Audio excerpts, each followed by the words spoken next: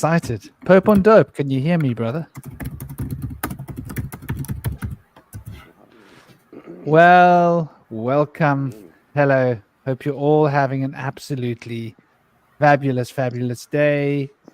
And we are in the beautiful world at the moment, smiling and thriving and jiving the way we know that we need to be doing. And it sure beats just surviving.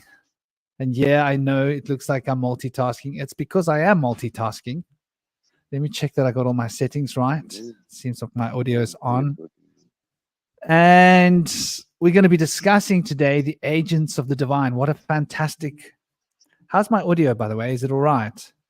Your audio's fine.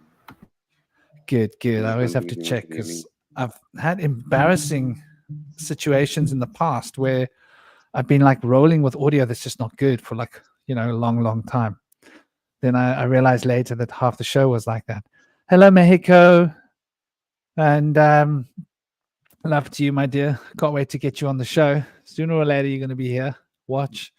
So let's get cranking. Let's get started. We are slightly late, but that is the usual. We are usually about 4 or 5 minutes late, so we are on track.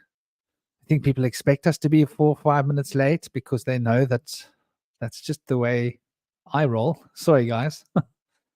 And somebody's waiting in the waiting room. We got Indy Sage. Oh, what a pleasure to have Indy Sage back. So I'm going to start clockwise from on the screen, which is, I'm guessing, I'm going to go the way that people have arrived, which I think is clockwise. I'm going to introduce the people that are here for now. We're going to have a couple of other people arriving as well. So it's an exciting discussion. We've got Cosmic Prankster. Cosmic Prankster is a channeler. He channeled the elemental beings. He's got a close relationship with the Fae. They've been teaching him and revealing to him an entire system of cosmology and spiritual evolution, development, magical practice, and law. Fascinating journey he's on. Fascinating character. You guys are going to love what he has to say. We've got Pope on Dope. Pope on Dope is a wonderful researcher. He's been Google Earthing the whole planet to the point that Google Earth is trying to ban him. That says a lot. You know you're nailing it. He's going to be sharing some wonderful imagery with us while we're talking as well of the world. He has this way of just, I don't know, he must spend hours on Google Earth, but he finds all these fascinating little places that we don't know about, that don't exist in the middle of nowhere in the deserts, or even just showing us what's going on in cities with the way that they're built and the symbolism that they're revealing, which are going to be quite telling because we're going to be having quite a symbolic conversation. So we've also got with us, we've also got Kevin. Kevin is a lovely brother. I haven't known him for a long, long time, but I've met him on a couple of groups. He's in our Telegram space as well. He's a beautiful brother. He's got a lot of experience. He's been around the world doing a lot of interesting things. He's got a lot of interesting ideas to share with us. And he's on his own spiritual path, very much an ascension path as far as I can tell. And very wide open heart. And that's really what we're looking for here on the round table, because open hearts is really how we intuit. That's how the guru is revealed to us. And then we've got Indy Sage. Indy Sage is a beautiful brother as well. He's a anthropologist originally, so he comes from anthropological leanings. Though he works with shadow work, he helps to reveal the depths of the shadow to the human condition, helps people to come to terms with their feelings and their emotions in order to recapture the parts of themselves that they have left behind in the past. And it seems like Kevin has dropped off, but I'm sure he will be back. And he's a beautiful brother. Unfortunately, he wasn't with us last week because he's had technical issues. Hopefully we'll be able to see him with his shirt off again. Eye candy for the girls. Do you know what I mean? We've got to have something for the girls to get them entertained. But beautiful brother, very intelligent as well. Got a lot of interesting research to share with us, and a lot of interesting experiences, and he's been through a fascinating life path, as have most of the people here. So without any further ado, I'd love to give you all an opportunity to introduce yourselves, and please go around the screen clockwise while I see what's going on with Kevin, if he's all good.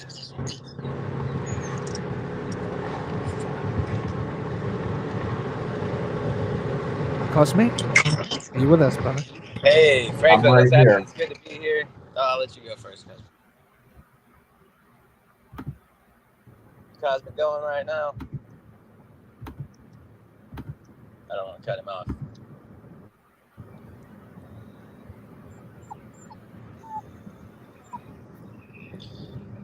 right, well, I guess I'll go. This is Indy Sage. I'm glad to be here today for the discussion. And I don't see... Can't see what the topic is here. But I'm sure I'll get filled in early in a little bit. But I'm excited to be here today, and glad to have Pope on Dope with us again. I was excited to have him with us for the first time a couple weeks ago, and it was a great show. So I'm excited to see some of his comments today. Also, it'd be good to meet Kevin. I haven't had a show with him yet, so it'd be great to see what he's going to bring to the table. And Cosmic Pranksters, always great to have you with us. Thanks, Excited man. to hear more about the Fae. So I'm going to be going into some spotty internet service for a minute, but then I'm going to get into my Wi-Fi, and I should be all set for the show in about 20 minutes.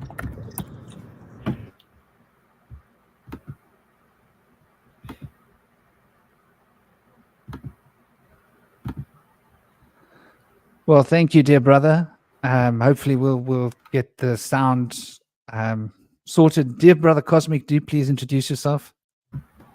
Hey, everybody. It's this is Cosmic Prankster here, and like Bush Whisperer mentioned, I do channel the Fae. Have a lot of interesting work on that, and putting together a whole magical system based on that. I think the most recent thing I've been working on is figuring out how different laws of physics work in different universes, and it has to do with, because it's kind of like a panpsychist sort of thing. It's based on that the laws of physics are determined based on the ratio of how conscious the matter of that particular universe is. And so the more conscious that universe is, then different types of laws of physics, more complex or more simple ones, emerge. So that's kind of like what I've been sort of exploring with that. But all right, I'm ready to jump into this discussion, I guess.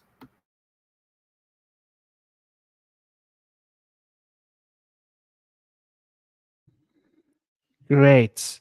And are you with us? Can you hear us, dear brother Pope on Dope? I can hear you. Can you hear me? Yeah, brother. If you could speak into the mic a bit, do introduce yourself. you're Tell us a little bit about you. Okay, sorry, let me just put the settings up quickly. Basically, I just track most of the basilicas and, how could you say, basilicas, cathedrals, old churches that we would call temples that are also basically basilicas in some form, other than some old school buildings that are just built in the middle of nowhere that weren't really a power source of some sort.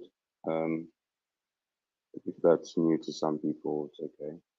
We can explain all of that as well.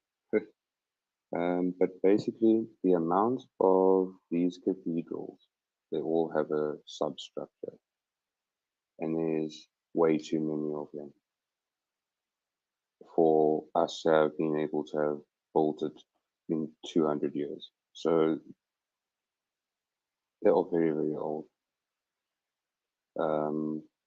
Basically, I just show the beauty of them, but there is a deeper point that I can keep going into from show to show. I don't want to show all my cards, but I have a video here quickly. They have taken this off of Google Earth, basically.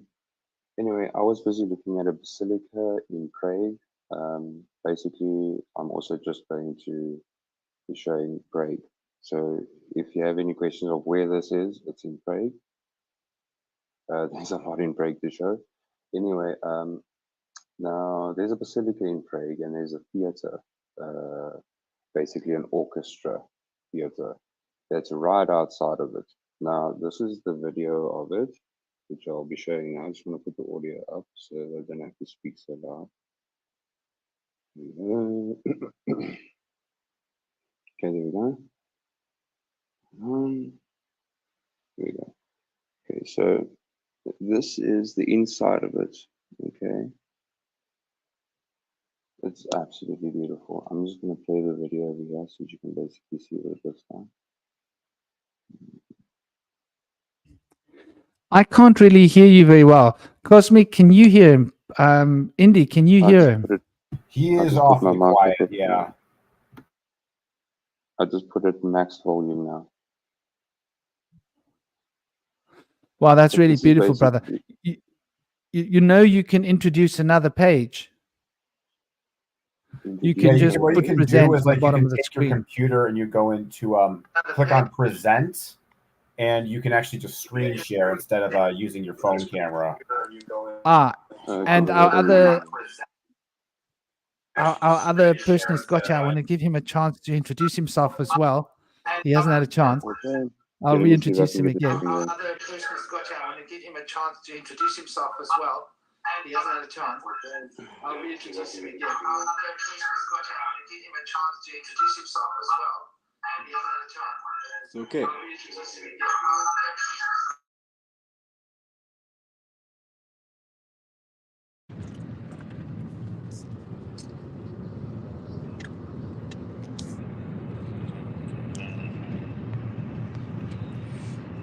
Hey, you're muted, Shaman. Yeah, you're muted. Can you please introduce yourself, dear Kevin? I know I was muted.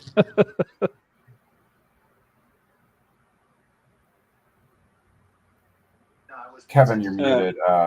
Okay, I'm here now. There you go. Okay, hello everyone. Okay, I'm here now. There you go.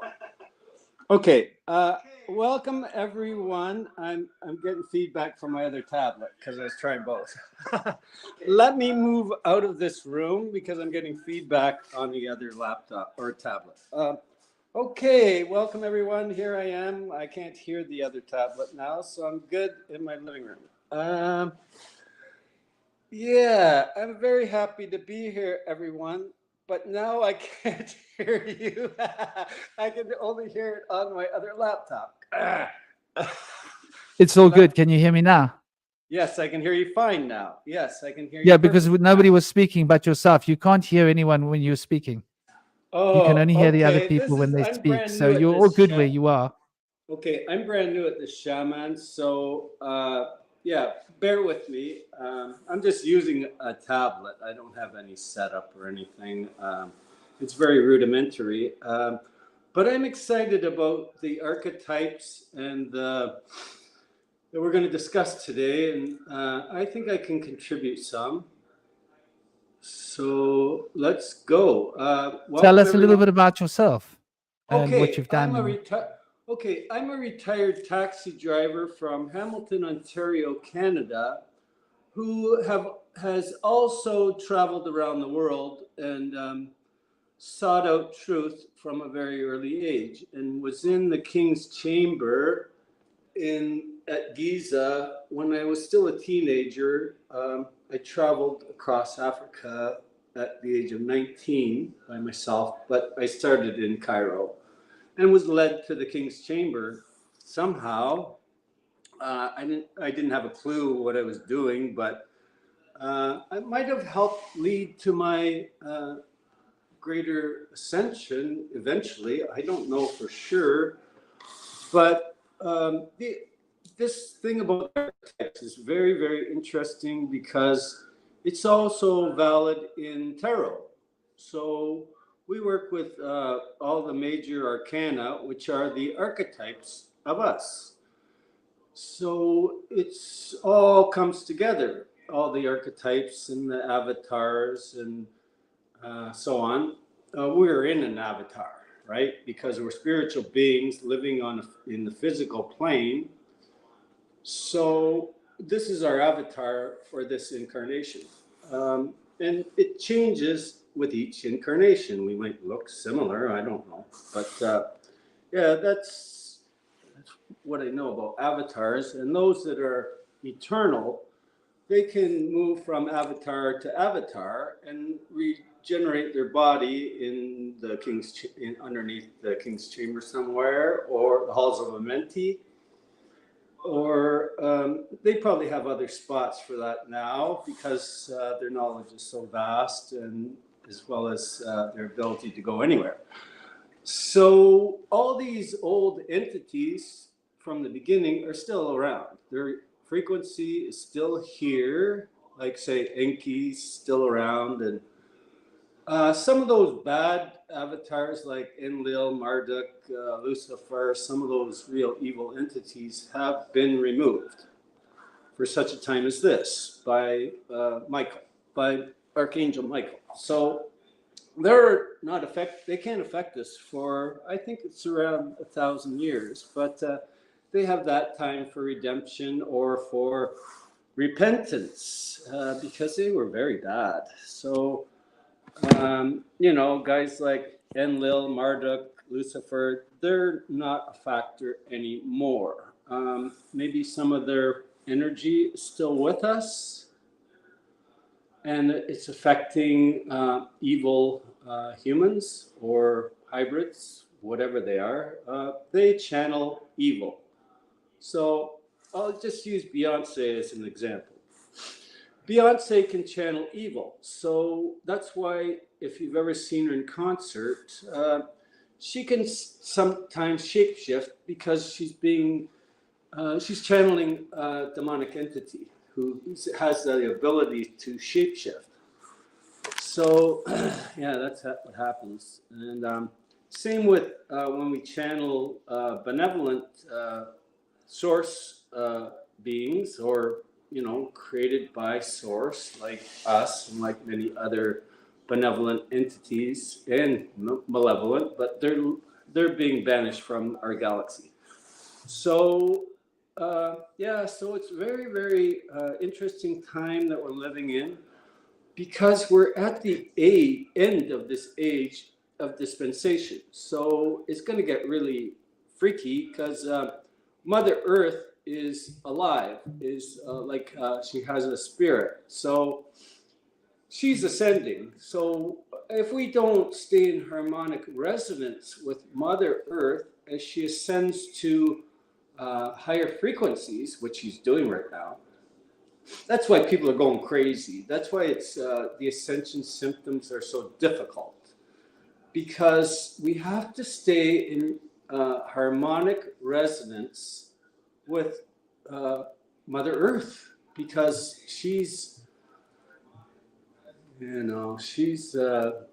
where we live. So, of course, through the Schumann and everything, if we're not in resonance with the Schumann, which is us and Mother Earth, all our frequencies together, creating that. If we don't stay in resonance with Mother Earth, there's dissonance. We know that dissonance doesn't sound right together. Well, it's the same when we meet people. If there's a dissonance in our frequency, we say, that guy or that girl doesn't seem right, because she doesn't resonate, or he doesn't resonate with where we are, like where our frequencies are. Because each of us have an individualized frequency that never changes. So at the higher realms, people, I guess we call them people, they can sense us by our frequency, so we don't need bodies per se, although I've also heard we have bodies at the higher dimensions as well. And like the Pleiadians, which may be 11th dimension, or who knows for sure, but they still have bodies. They're not light beings. I think maybe at the next octave up or something, we might turn into light beings, but in this octave up to the 12th dimension or whatever, which is limited for benevolence only, 12 and above, the rest of the evil matrix is stuck. They cannot get out. They cannot create their own heaven, because Creator in his wisdom put safeguards in there in case the experiment failed. In case, But dear brother, pardon? I was just going to say, before we get into the whole conversation, can I just introduce the topics? Sure. I go off on these tangents, everything so to give them an idea of where we're going to be going. So basically, we're going to be looking at the fundamental roles and the archetypes of the guru. And the guru is the center within us, which is like intuition, the ability to teach, and how we can manifest a teacher in the physical plane. And the avatar, or the Messiah. The Messiah is a Hebrew word which means the same as avatar in Sanskrit, which is basically somebody that is like sacrificing themselves for as a sacrificing themselves in karma yoga to become a agent for the people.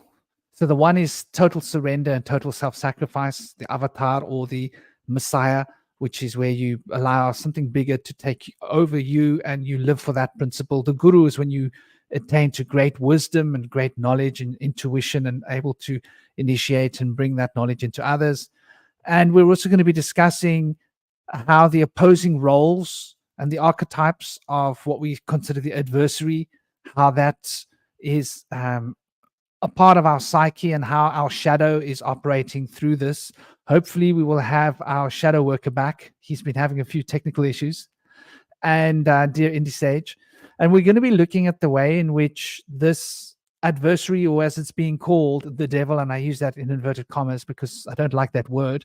It seems like the Sanskrit diva was demonized by the Christian church at some point, probably the Catholic movement back in the old days when they were all weird and doing crusades and, you know, burnings and all of that. So we're going to be looking at these different roles, and then the roles of what we call angels, what angels are, deities, and what they represent to our psyche, how they fit into the cosmological wheel, as it were. And then the klipoth, as they are known in the Kabbalah, or the demons, which is the dark side of this, for there's this balance and harmony that needs to be maintained in life. We're going to be looking at these different archetypes and what they represent, how they are manifestational aspects of ourselves, and how we are manifesting these different principles here on earth. And we're going to be looking at possibly the origins of these cosmologies, why this came to be, where it came from, how we found ourselves in this world, looking at this perspective in this polarized view, worldview, which we generally tend to hold of good and evil. And from then on, we're going to sort of branch it out into various different aspects of this. Now, I've noticed the YouTube, I hope, is going well. I hope everybody's audios is working well. Pope and Dope is back. And Pope and Dope, don't forget, if you go to the bottom, there's a little arrow there at the bottom. It's the fourth from the left. And it says present.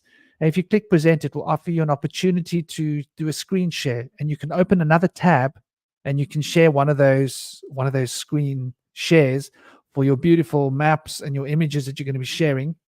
And yeah, so that's basically the discussion roundabout, and how we're also going to look at how these aspects are within us and how we are manifesting these aspects in our lives and in the day-to-day, and what it sort of represents to us.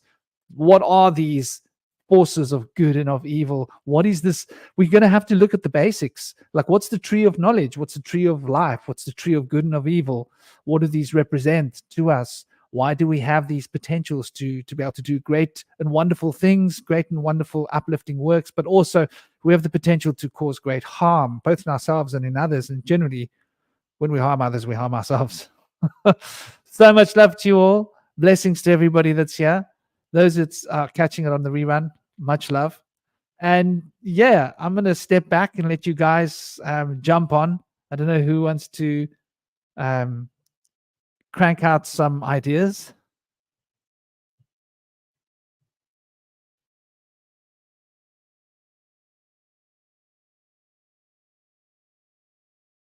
The floor is open, folks. The floor is open. I'll talk. Let's see. This, yeah, it's very complicated at the highest levels, right? Because especially with avatars, because we don't know, sometimes they can come into an existing avatar, right? So some claim that they've allowed past entities into their bodies now. Like one guy claims JFK's in him now for this time. His name's Pascal Najati. He's a member of Space Force. He's really a member of Space Force, but he's claiming, which is really insane, I don't know why he's doing it, it defeats his message with Space Force, but it's part of a psyop, I guess, a white hat psyop. He's, I don't know this for sure.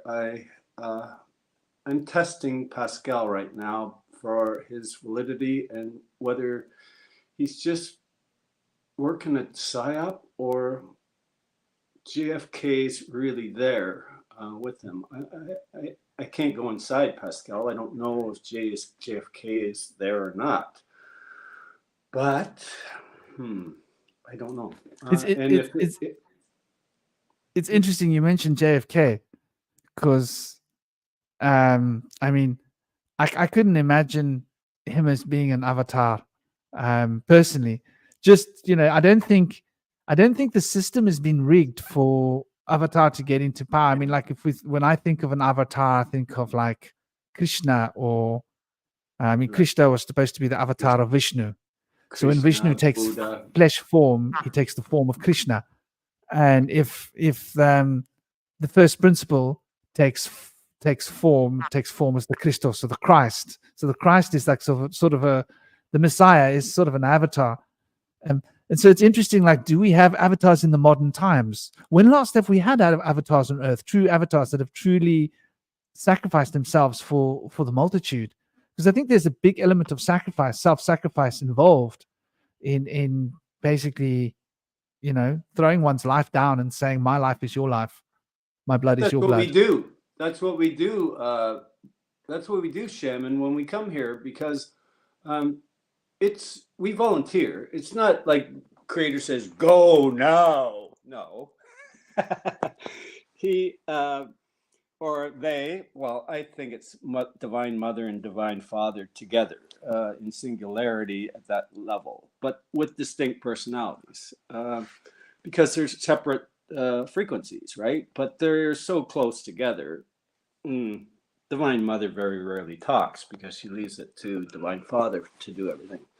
But she will talk, and I've talked with her and Mother Earth, and even the sun. But let's not get into that. That's very deep. But we're all basically unique energy toroidal fields, and our heart is our plane of inertia, just like the surface of the Earth is the plane of inertia of Gaia. So Gaia is energetic toroidal shape. Well, it's more complicated than that because there's a infinity sign the other way. So we got the toroidal field with the hole at North Pole, South Pole, and the magnetic energy flowing around the Earth, just like it flows around us in the micro. It's the same in the macro, all throughout the galaxies. So so our plane of inertia is our heart, because that's where we meet up with Creator. That's where Creator dwells within us. He dwells in every cell, every atom, but we can meet with him in our hearts because this is where he dwells, so to speak. And it's the same with all his creation. He is there, so they are there. I will use he instead of they many times because they, when we call God they, people say, huh? What are you talking about? Yeah, that's very interesting. Like you mentioned the sun, and I really liked when you went to the sun. You said it's too deep. I don't think it's too deep at all. Like when I look at the avatar, I look as the embodiment of the sun. When I think of the sun, I think of the astral field. I think of the etheric field as being like encapsulating the earth field, which is our higher mental function. Then I think of the emotional field, which is the astral field encapsulating the etheric field and the physical field. And the emotional field is one which is basically the conduit of love. And the conduit of love, I believe, is the currency of the avatar or of the Messiah. It's all about becoming an actual example for other people. And it's about living your life as an example. I mean, this seems to be the principles that we've gotten, where Krishna is speaking about, like, pick up your weapon and fight the good fight. And Christ is like, pick up your cross and carry your cross and be an example to your brothers. And then we look at the guru principle, which is the etheric field, which is more about understanding the sacred geometry, the sacred sounds, the nature of the stars, the nature of knowledge as it pertains to the physical field of consciousness manifesting. And sort of when we think of magic and the magical abilities and magical arts, I always think of that as being related to Shiva. Shiva is the guru. And the guru of Shiva is what is bringing that transcendental intellectual potential that can understand the nature of consciousness in an intuitive way and be able to sublimate the powers of the moon and bring them into consciousness so that we can intuitively grasp the mechanics of the universe, the wheels that turn. And then we look at Vishnu, and Vishnu wields the chakra. And so I'm always speaking about the chakras being related to the hormonal system, and the hormonal system being related to the pituitary gland, and the pituitary gland working through the hypothalamus, which is basically governing all of our moods and our emotions. So the avatar seems to be the pituitary gland driven. And the guru seems to be pineal gland driven. Pineal gland is rationalizing through the central nervous system and figuring things out from an intellectual perspective, that able to engage the mental intuitive functions of consciousness, as opposed to just opening the heart and flowing with becoming an example and generating that life path. And then we've got, I think we've got something over and beyond that. We've got beyond the astral field, we have the causal field, and the causal field is what survives from one body to another. And that's like another level of evolution. Sort of, if you want to go I see this reality as being like 4D, because the 3D is moving within 4D, and we're experiencing time in 4D as a multiplicity of 3Ds within our 4D existence. And then the etheric field around us, the mental field, is like 5D, and we're existing in this etheric field of 5D, which is a different octave of time. And then around that greater sphere of activity is the 6D, and the 6D is that fundamental emotional field of spiritual consciousness, and around that, which is love. And then beyond the love, there is that fundamental 7D, which is that structure that holds the 6D, the 5D, the 4D, encapsulating all the different versions of 3D, all the parallel universes that are moving and shaping through time's wheels of turning, this path of life of confluence that we can experience as a journey. And everything's within that matrix, which is essentially the part of the soul that moves from incarnation to incarnation to incarnation to incarnation. And that, I believe, is the domain of the Bodhisattva. The Bodhisattva is the one that says, you know what, I don't need to get enlightened. I don't need to transcend. I don't need to go to heaven. I'm happy to sacrifice myself here, and I want to be the last one free. No. We don't want to be put in that position of being the last one. I'd rather be the first one than the last one, because we'll get to, help lead the others into that area that they need to go, because we eventually all go together, or hopefully with the ones in the prison planet, they will repent so they can come. Hopefully. We don't know for sure, because they're just newly there in that spot where they can no longer influence us. It's like they're there, but there's like a shield from where they are to away from us, so they have no influence anymore. So Yahweh, also known as Enlil, who was instrumental with Zeus, they're, even though those guys are gone, their energy, or how they influenced others throughout all our incarnations till now, or till close its recent past, the effects of that are still with us. So this is what the final battle of this age of dispensation between good and evil is about. That in order to go into the new earth, or that higher dimension, and we might, I think we're going to be interdimensional beings for a short time, because if we're anchored in 5D and we're going through 4D, we can still come back to 3D. Well, and we won't be triggered as much, because in 4D, or they say 4D, 5D, it's not quite like that. But once we are able to go from, or through 4, and it's still difficult going back and forth. because we've outgrown 3D, and because we're now focused on 4D and being anchored up above even, and with helpers leading us there. But it doesn't affect us as much. It becomes more like water off a duck's back. Let's put it that way. The triggers that really affected us in 3D, you recognize them. Your discernment increases, so you can say, oh, what's this guy doing? This guy's an energy vampire. I'm admin on a couple different chats on Telegram. And I've gotten to the point, because I've dealt with the most evil entity there is, my discernment level about evil is great. I know I can recognize evil in someone, or that they're an energy vampire. That type, I guess it's a type of archetype, because they're such good grifters or con men or demons that they think they get people to believe they are good. I've dealt with one recently, and someone overruled me. He's back on 144 again. But he's an energy vampire, and that's why I got rid of him in the first place. Some bleeding heart women or people that want to control have got him back.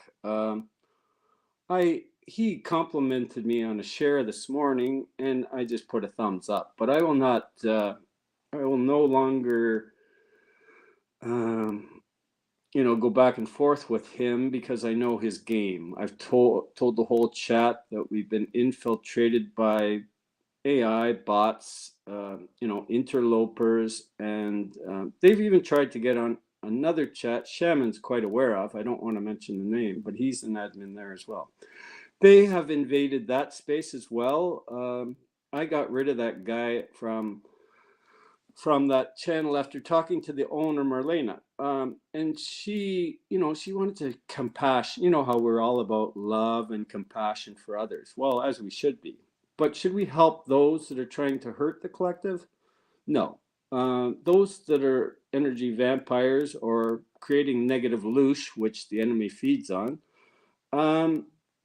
they must go, or I must go, because I have an ally, another admin on 144, and we're both ready to walk away, because the chat has become something it wasn't when we first joined there for our enlightening and ascension purposes. Now, it's not like that anymore. Now they're thrown in politics. They're thrown in, poor me. Oh, these ascension symptoms are killing me. Oh, I've got wine. And another thing, So, I don't like that kind of nonsense, because it brings down my high vibration. So I just leave the chat, go to another chat that I love with lovely women, and some really great men on that chat as well, that Shaman's involved with. I don't want to mention names, but they're so lovely and kind, and they're really determined for their ascension. And I love that, because I'm all for it, because it's important for all of us, because we have to remember our roles in this for this time. We all have specific roles that from our higher selves we figured out long or in the future or way in the past. So we wrote our scripts. We direct it, we write it, we produce it, but it was all backed by Source. He approved it. So even though how difficult it is presently, it's for our highest good, serving others as well. No matter how tough the things we go through, once we overcome or go through them, and always forgive. Once we forgive the toughest thing we've ever forgiven, well, God sees that, or Creator sees that, so He'll say, "Come a little closer, your child," and then He'll go, "Whoa, far enough.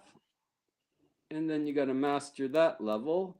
And then as God observes us, because he's omnipresent, he'll say once again, come a little closer to a little higher level of glory, and I will reveal this to you a little more. So that's when our awareness increases a bit, because God knows our heart, and that it's not just about self-glorification and ego, it's about serving others.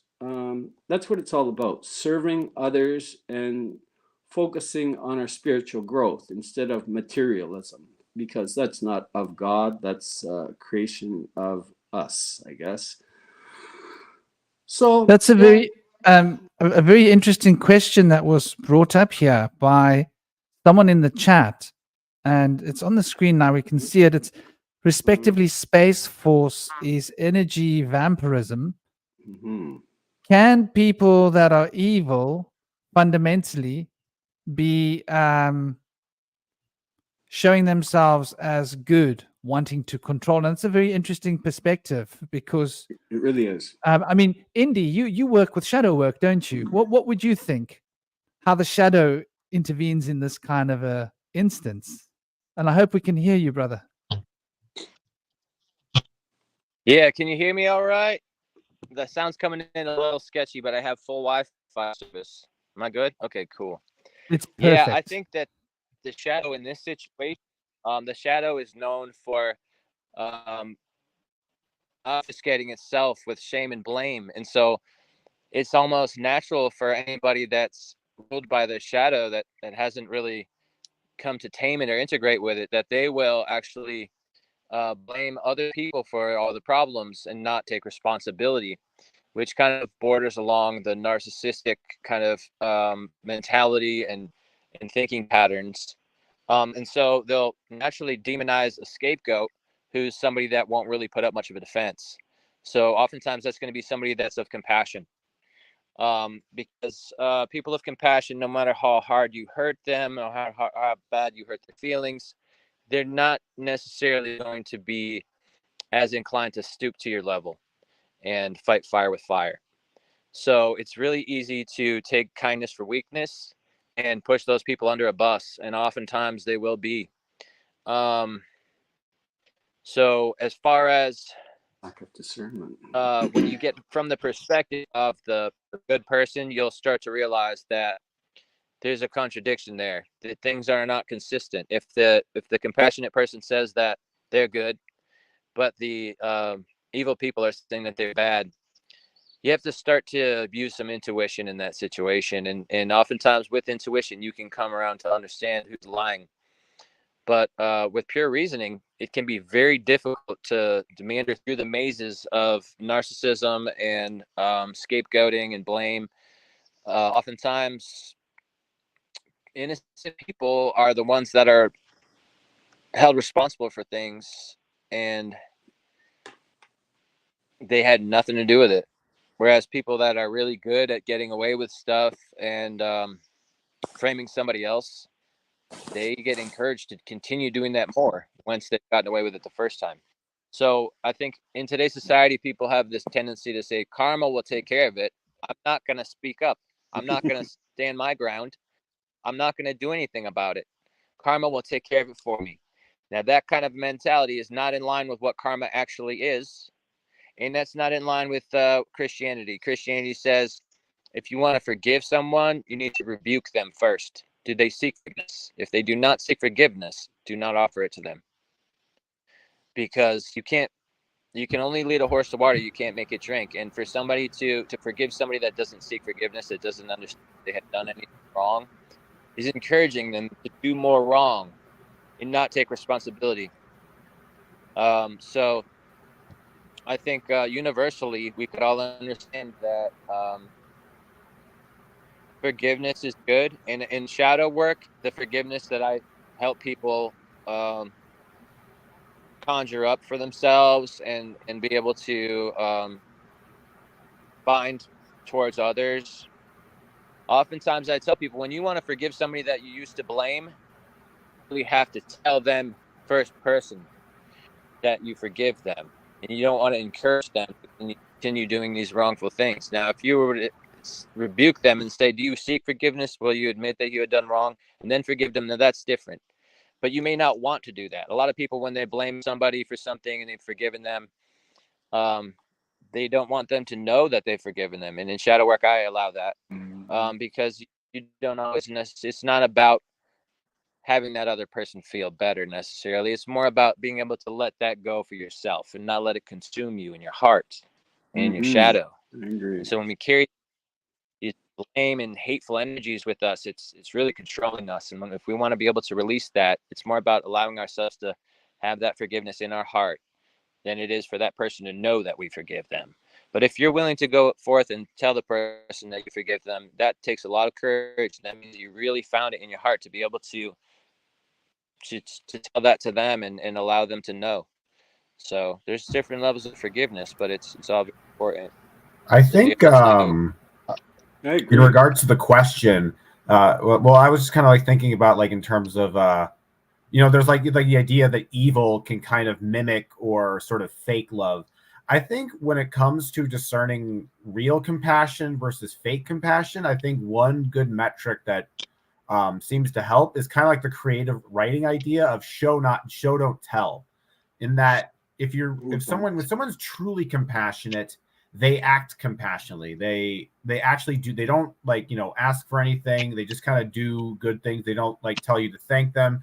Whereas fake compassion is more like you're telling people you're compassionate. Oh, look at all the wonderful things I did. Look at all the people I've helped out. Look at all the charities I've donated to. You're putting on like ego, a display of compassion. So I think that if you kind of go by the rule of show don't tell, I think that can be a helpful metric in sort of navigating those different channels. Mm-hmm. Yes, because once we try to force our opinion upon them, we're crossing their boundaries, right? Because we all have our unique hero's journey that we have to complete, that it's on us. It's not, sure, we can guide others behind us on the path like it's always done in the higher dimensions. There's someone to guide us to that dimension, a helper, so to speak. So yeah, I get that part. I totally agree with what the previous gentleman, not looking at the screen, said. You're right. There's different levels of forgiveness, and it's why we're commanded to forgive if we want to be forgiven. So yeah, there's that. So we have to forgive ourselves and the one that hurts us. So then, yes, if we have courage, and the last person, it took me 3 weeks, but something was happening, deceiving towards her that I knew was a lie. So I contacted her after burning it down 3 weeks previously. And there's healing happening now between us because some other fair weather friends turned against this woman without reason. They were under deception about my friend, and they accused her of many bad things to me personally, and they called me. I didn't contact them. They called me and apologized for their actions during my time with this person because it destroyed it eventually. It just destroyed it. So they apologized to me because they just kept interfering when I was there in the physical with this person. They kept calling, texting, demanding her time. And she, as an empath, overgave her time to our detriment and to her own detriment because I burned it down and caused her great harm and myself for my actions. But that's been resolved now. But that's the type of warrior I am. I try to live in love, peace, energy. But and this is all throughout the galaxy, including the Pleiadians. If push comes to shove, and you're threatening their collective in any way, you're space dust. There's no trial or there's no anything. They just destroy you, but you go back to source as space dust because they just obliterate your consciousness, and it goes back. So even though what levels, even we know God, we've heard God is a vengeful God. Oh, well, maybe that's Yahweh. But we all have a breaking point, including source. And he can make changes. For instance, getting rid of the Elohim, because they made a crucial error way back. And so I think the Elohim has been changed or doesn't exist anymore because of their failure with the Anunnaki, allowing them in. Well, they had valid reasons to come in because their planet was being destroyed, and they needed gold to keep their atmosphere and themselves intact because they're eternal. Somehow they need gold to stay eternal.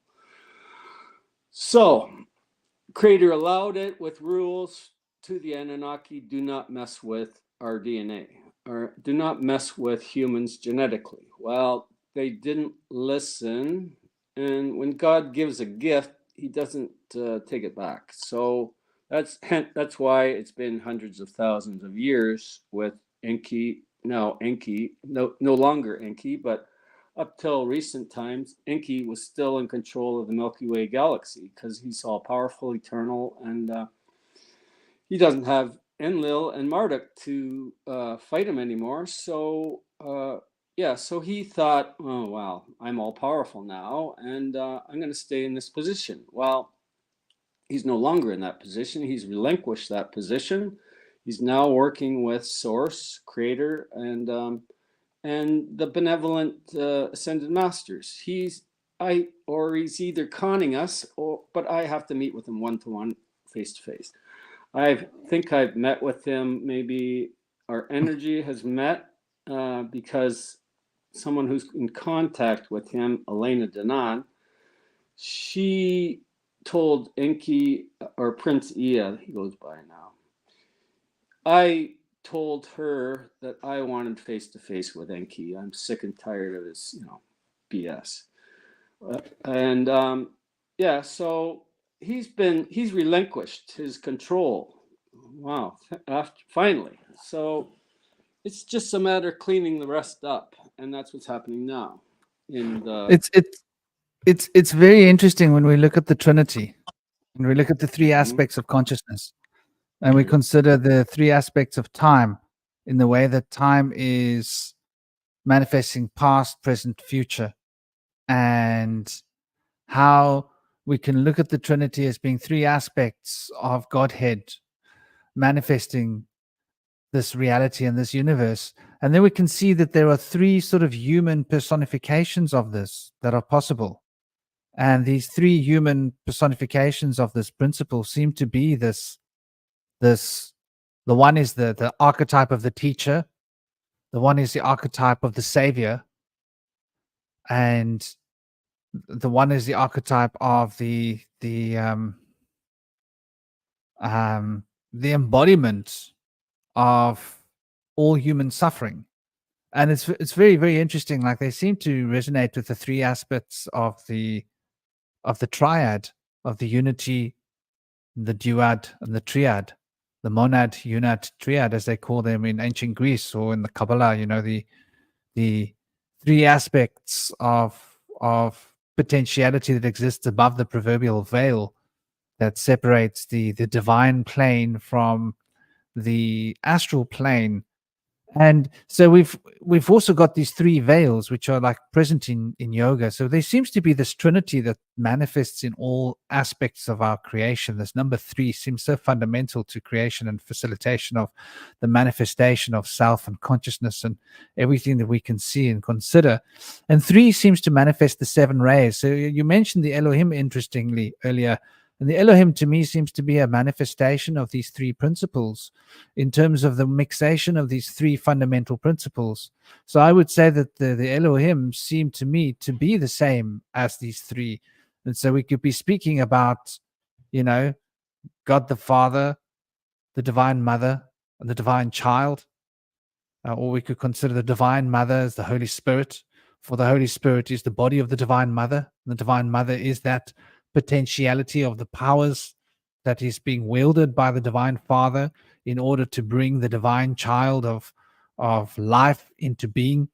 And so these three principles, whether we're looking at it as the triple goddess, that youthful potential as a princess coming into the fruit bearing motherly role of the queen, where she's actually manifesting that potential of being abundant, and then the wise old crone having all the sacred secret knowledge of the divine proverbial dark that surrounds the earth, those mysteries that seem to us scary, of life and of death and of all of these sacred things that we tend to find it hard to look at, because this world is so fast paced, and one has to be very conscientious when looking into the mysteries of life and death. And so these three principles seem to be fundamental. And when we look at how these three principles react and manifest, I mean, what would the Fae say about this? What specifically? Sorry, I kind of lost my train of thought there.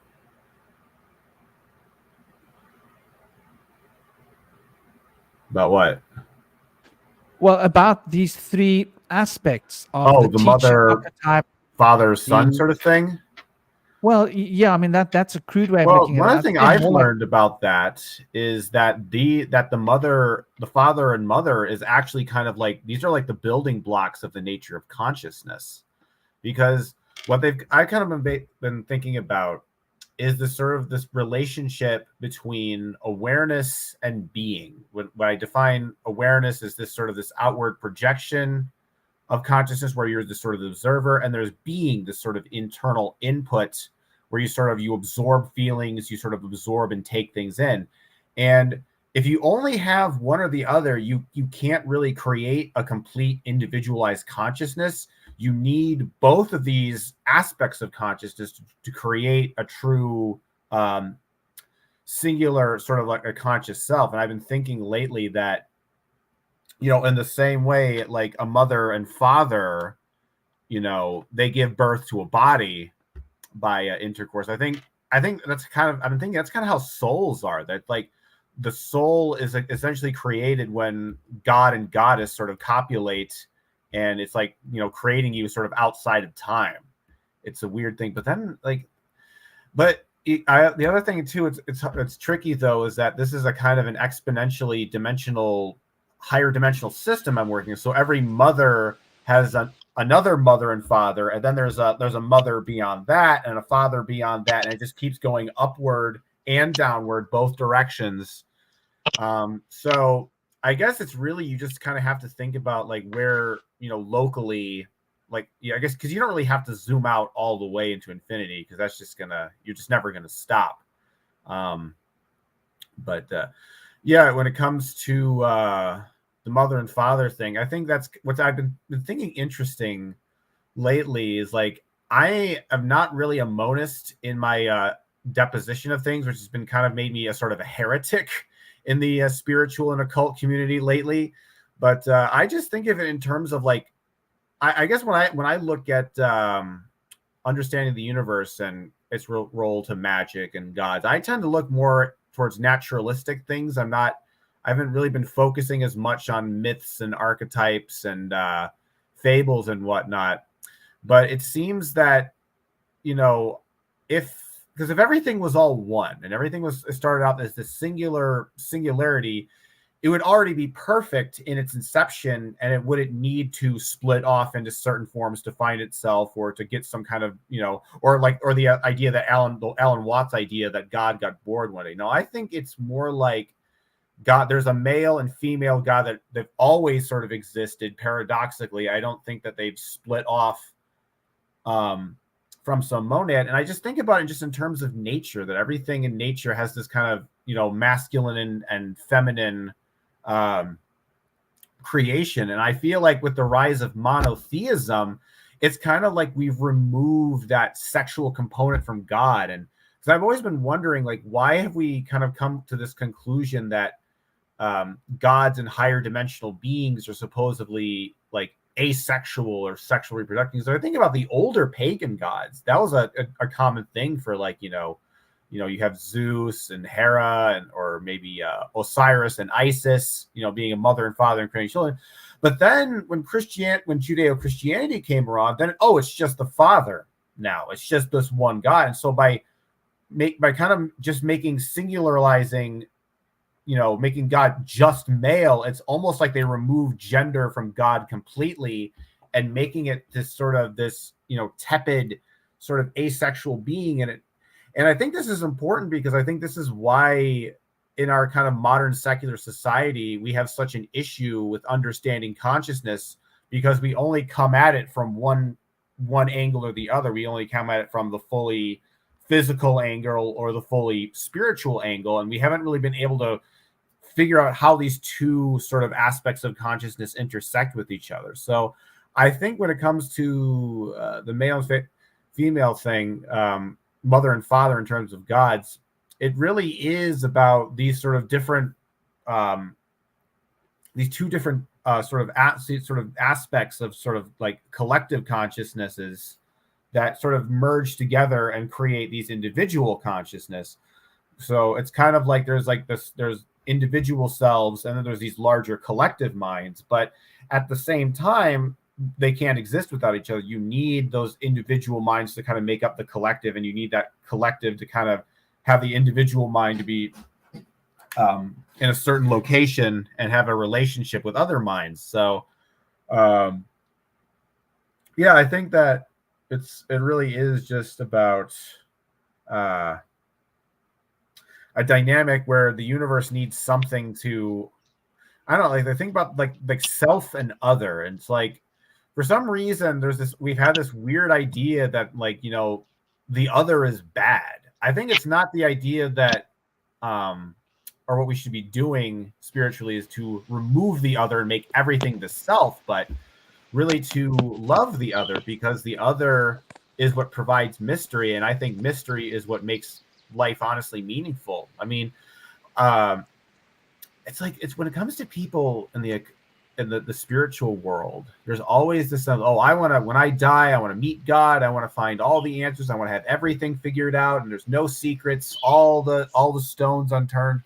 And I'm kind of weird, and I'm like, I don't really want that. I want I think that the mystery has to keep on continuing. It has to keep growing and expanding, and that's because that desire to uncover the mystery and seek it out, to me, is what makes not only life meaningful, but gives us the drive and the purpose in order to move forward. That's my thoughts on that.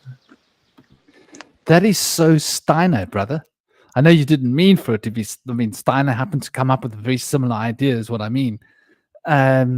Because he introduced that the Aramic and the Luciferian. And the Luciferian is when you become so spiritual that you lose touch with the physical plane.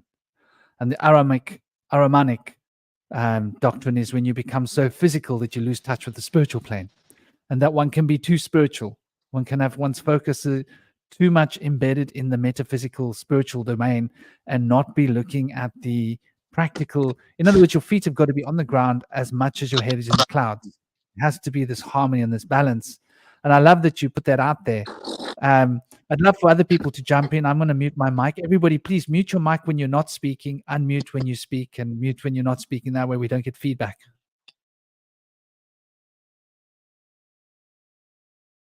To this. Okay. Yeah, it's pretty good how he developed that thought train. It's not exact. Well, I disagree on some parts, but you got lots right. Yeah, I agree with maybe 99% of what you said. But there is a little something that's different, I think. I consider mother and father God as, God's balance of the divine masculine, feminine as well, but he's masculine. Divine mother, she's the same. Where, well, she's all love, and but she, when push comes to shove, but it never does with her because Father takes over. But yeah, she's the embodiment of love, peace, Holy Spirit energy. I agree with you about the Divine Mother possibly being the Holy Spirit, and we're the, Father's son, that's us, or daughter, and the Holy Spirit's Divine Mother. So it's Divine Father, and then the Son or the daughter, which is us, and then the Holy Spirit, who's Divine Mother. So the Trinity for me is Father, me, and the Mother, or Father, you, and Mother, or Father, you, and Mother. But we have to remember that as divine children of the Most High God, and He, just like all parents, there's always a favorite or two compared to others. So, but we are all equal. It's kind of a contradiction of a sort, but the higher levels we bring our consciousness, the closer we are to God consciousness, or Christ consciousness. It's I think it could be the same I think it could be the same. But Yeshua or Jesus or whatever we call him, Isa, Sananda, whatever, it's still the same guy. Just like I'm Canuck, I'm this and that. It's still the same guy. So the name is not important, but the frequency is, because Jesus is still with us. Yeshua is still with us. He just a frequency away, but he's still guiding us, and he's here for this time as well. God is aware of what's going, and Thoth is, and all the ascended masters are aware of what's going on. Some choose to participate actively, some choose to remain behind the scenes. Thoth is one of those who remains behind the scenes, and he chooses this, and I respect his choice because we're all one. So once we know the frequencies of all the others, ascended masters, Krishna, Buddha, who might have been just different embodiments of the energy of Christ consciousness throughout the millennia. So Jesus could have been Krishna, could have been Buddha, could have been other avatars throughout existence. But he could even have been Plato or Socrates or Hermes Trismegistus, or it could just go on and on beyond our comprehension, because it's just like John the Baptist said was the embodiment of Elijah. Well, perhaps he was the incarnation of Elijah as John the Baptist. It's very possible. So these kind of really strong avatars for benevolence, and these really strong avatars that are for the opposite. And then also there's also avatars that sit in the place of balance between the yin and the yang. How the line goes between the yin and the yang. Well, that's the place of balance, the line. So we're still with the yin and the yang, and we're still the embodiment of that, but we choose not to go and live in the yin or the yang, because if we live in either area too much, it's problematic for us, because we're ignoring the other. So if we live in the yin and ignore the yang, well, there's going to be consequences, and vice versa. We have to accept that there's darkness in us originally from the garden. Before that, it wasn't relevant, but during the time of the Garden of Eden, when the Anunnaki screwed with our DNA, that put I really want to introduce Soraya We've Go got ahead, Soraya who's joined us, and it's such a pleasure to have Soraya back. We haven't had her with us for a while. Soraya's been going Soraya. through a lot of personal Soraya, I know changes her. in her life, and Right. it welcome, Soraya. Do say a few words. Say hello, my dear. I'm going to mute myself. Hi, everyone. Hi. I'm back in the game. Soraya is a poetic princess that has come to share her beautiful heart and soul with us. And I'd love to have Soraya's take on the guru and the avatar, the teacher and the world savior as two different polarities. Well, for me, yeah, I'm a newly Christian again, so for me, that's easy. That's Jesus. That's like the most important being there is, because there's every other one is kind of a little less than.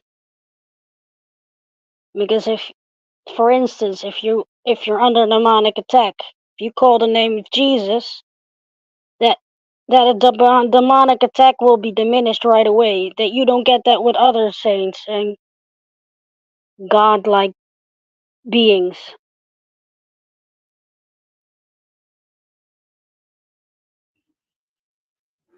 Yeah, that's very interesting because when you look at the word Messiah, right? Because that's the Hebrew which comes from Yeah, Paleo Hebrew, Messiah. You've got the four aspects of creation, which is the Atzilut, which is the fundamental. How can I use the word to describe that? That's the causal field of consciousness. Then you've got the Bria, which is the astral field of consciousness, and then you've got the Yetzirah, and the Yetzirah is the etheric field of consciousness, and then you've got the Isya. And so the Asya is the word Asia comes from it, is the fundamental earth plane. So Messiah is and is bringing the nurturing presence of the mother, and the literally looks like two mountain peaks. It's like a mother laying on her back with her breasts pointing up at the sky, sort of representing the bounty and the abundance of life and love and what brings life into being. So you add that M onto Asiya, and you get Messiah, which basically means the sacrifice which comes from the mother, because the mother makes the fundamental sacrifice when she brings a child into the world. The father does a deposit. He's like, right, I've done my job. Nice one, mum. See you in 9 months. Good luck with the baby, sweetheart. And she's got to carry this, and she's got to pee for 2, eat for 2, ache for 2, get sore feet for 2, and then she's got to stretch for 2. She's got to. It's like I've often thought to myself, I would not like to be a woman. At the thought of that much stretching and pain and physical suffering, and so it's a very avatar role to play woman. I think the avatar role is much more in the divine feminine zone, and the teacher role is more to do with the masculine. What do you all think? I'll mute myself.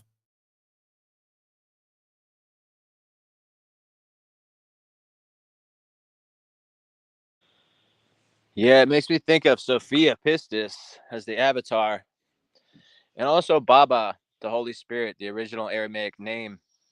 They're very mysterious, and it's almost as if through them you channel goodness and compassion. They may also offer wisdom, but it's a bit different than the teacher's role, where there's lessons and you have to practice and remember with rote memory. But I feel like there's an aspect of mystery to the sacred feminine avatar that's embodied by the yin, or the what I would refer to as the subtle feminine aspects of the sacred feminine. which include things like precaution, preparation, indirectness, things of the sort, things that we don't really have values for. I feel like what's going on in Christianity is that there's a lot of things that were reneged to the Christians from Judaism, because it was a religion that was created by many Jews, but many Gentiles also were brought in as their audiences, their demographic.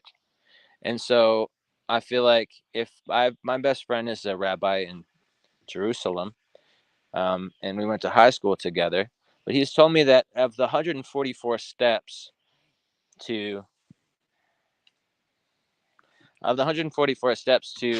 self-purification, to be able to learn the root language of the Kabbalah, the Gentiles are only allowed to learn maybe one, maybe two or three out of the 144.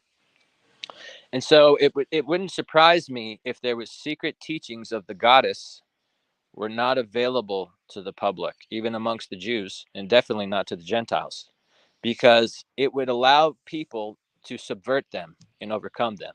Those are their secret teachings. And so I feel like we can all access these secret teachings. And in Christianity, we know of this goddess and her secret teachings as Asherat, which is the Jewish name that has been hidden. Her name in the Bible is now translated from Asherat to the sacred tree of life, or the rock or foundation, sometimes Jerusalem. And so we do know that the sacred tree of life is an embodiment of a sacred feminine goddess that has been obfuscated. Her teachings are still there in the mystical teachings, very strong. And we know that the sacred union is very much an aspect of mystical teachings. But when we look at teachings of Christianity and the overt teachings to the public of the Torah, we see what we mentioned earlier, a very masculine, patriarchal view that's very misogynistic. And it makes sense to me that that's the case, because to me, Yahweh, since the Elohim were taken out of the picture, what really happened when, according to my research, Marduk was supposed to inherit the crown of the Anunnaki. When he found that he was not going to inherit the crown, he then began to rebel against them and then killed the great matriarch Tiamat. After having killed Tiamat, the gods then retreated to the sanctuary of the inner earth, telling the people of earth that they had gone to another place so that they would not be able to follow them there. Then Marduk and his legions, the slaves of the human race that they created, were then exiled from their sanctuary. We've been led by a misogynistic warmonger that does not value high priestesses, that does not value matriarchal leaders. And so the high priestess from the beginning was turned by the secret cult of Amun-Ra into the temple prostitute. And then it was at that time that they began to use gold as a currency to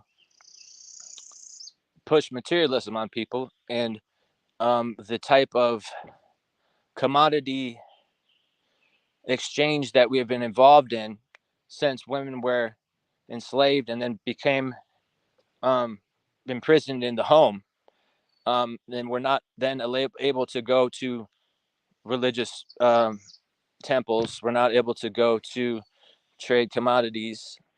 We're only allowed to stay at the home. During that, when that happened, we see that mankind has fallen into transgressions of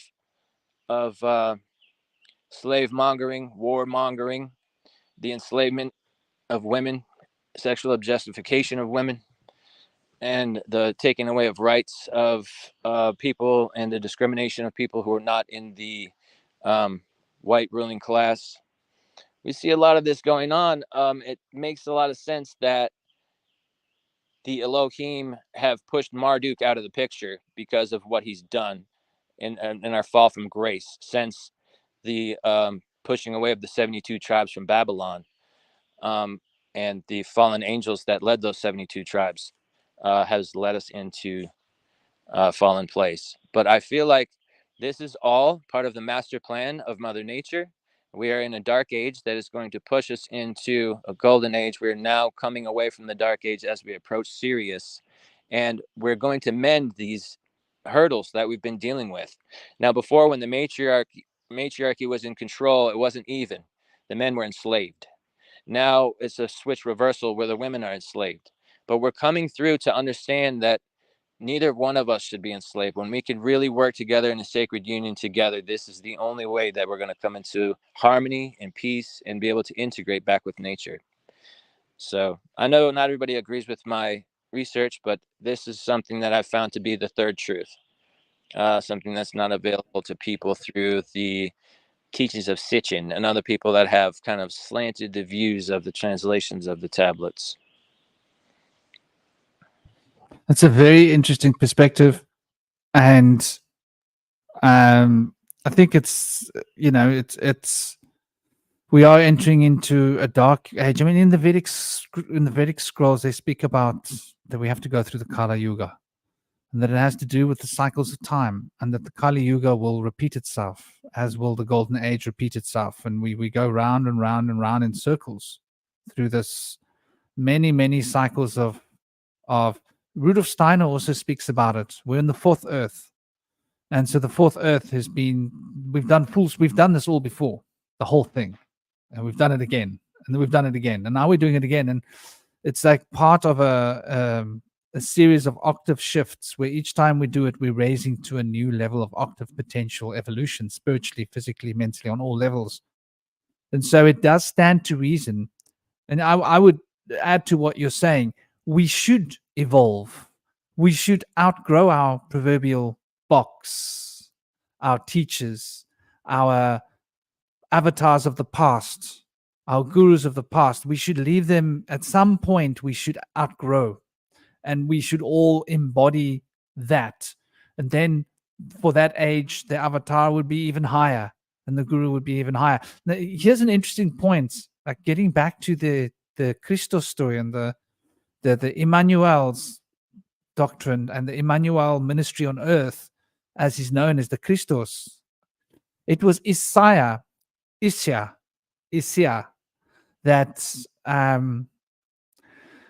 I believe it's the text of Isaiah that basically tells us that the Messiah will come. And so the Isaiah and the Messiah, the linking of the words here, very interesting. Now in India, they have the grave of who they called Isha. Sounds very much like Isaiah. I think in India they never acknowledged any new name. In India, they looked at this incarnation and said, "You're the same Isaiah. You're Isha." And so they called him Isha.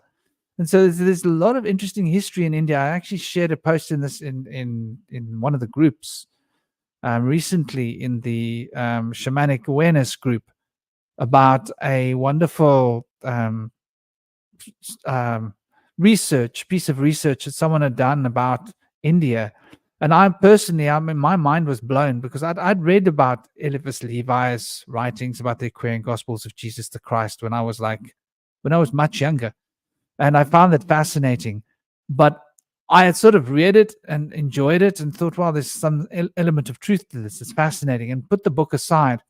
And it was like about 20, 30 years later, no, maybe I'm exaggerating, maybe about 15, 20 years later, that I went and I found myself in Ladakh, in the northern part of Ladakh. And I arrived in Srinagar, having totally forgotten these ancient stories, only to have people say, "Aren't you going to go to the grave of Isha?" And I was like, "Isha?" They said, yes, Isha. You call him Jesus. I was like, wow, this has got to be done. And it was interesting to find that there was a whole historical narrative in that state about how this being had arrived 2,000 years before. So I think that like possibly the evolution of our messiahs reaching some higher plane of evolution as relative to us as a cosmic oversoul reaching a higher path to evolution. I think evolution is something to be brought into account here because it sort of ties in with the idea of the adversary.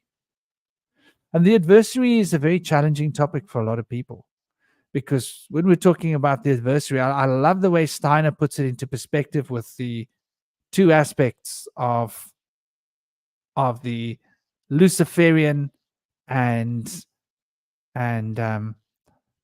Haramanic poles of the eighth sphere that is basically tying us to this physical incarnation through one way or another, either through the desire to escape from physicality or the desire to be so engaged with physicality that we don't have the ability to, can I add this Pope and dope? No, I can't add this.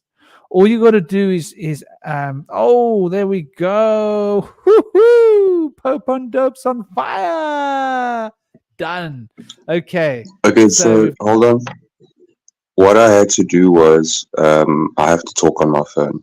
Okay, but this is now working nice and crystal clear on my computer now. Okay, so basically what happened was the video I showed you of that ceiling was inside of here. Okay, now over here where you see my mouse is, just at the bottom there you can see this basically shows you a live view.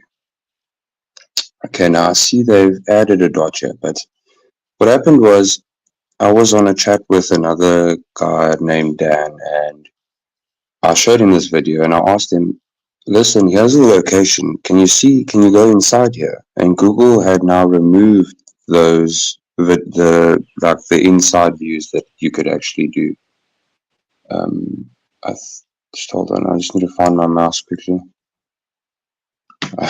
I think it's frozen. So what you're saying is that Google is onto you. Yeah, hold on. Let's just see here quick. Okay, I'm gonna try not to do the street view and just refresh the page.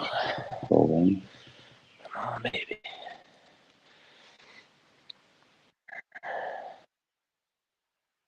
This is very interesting because these depictions on these walls are very much a part of the story that we're telling here.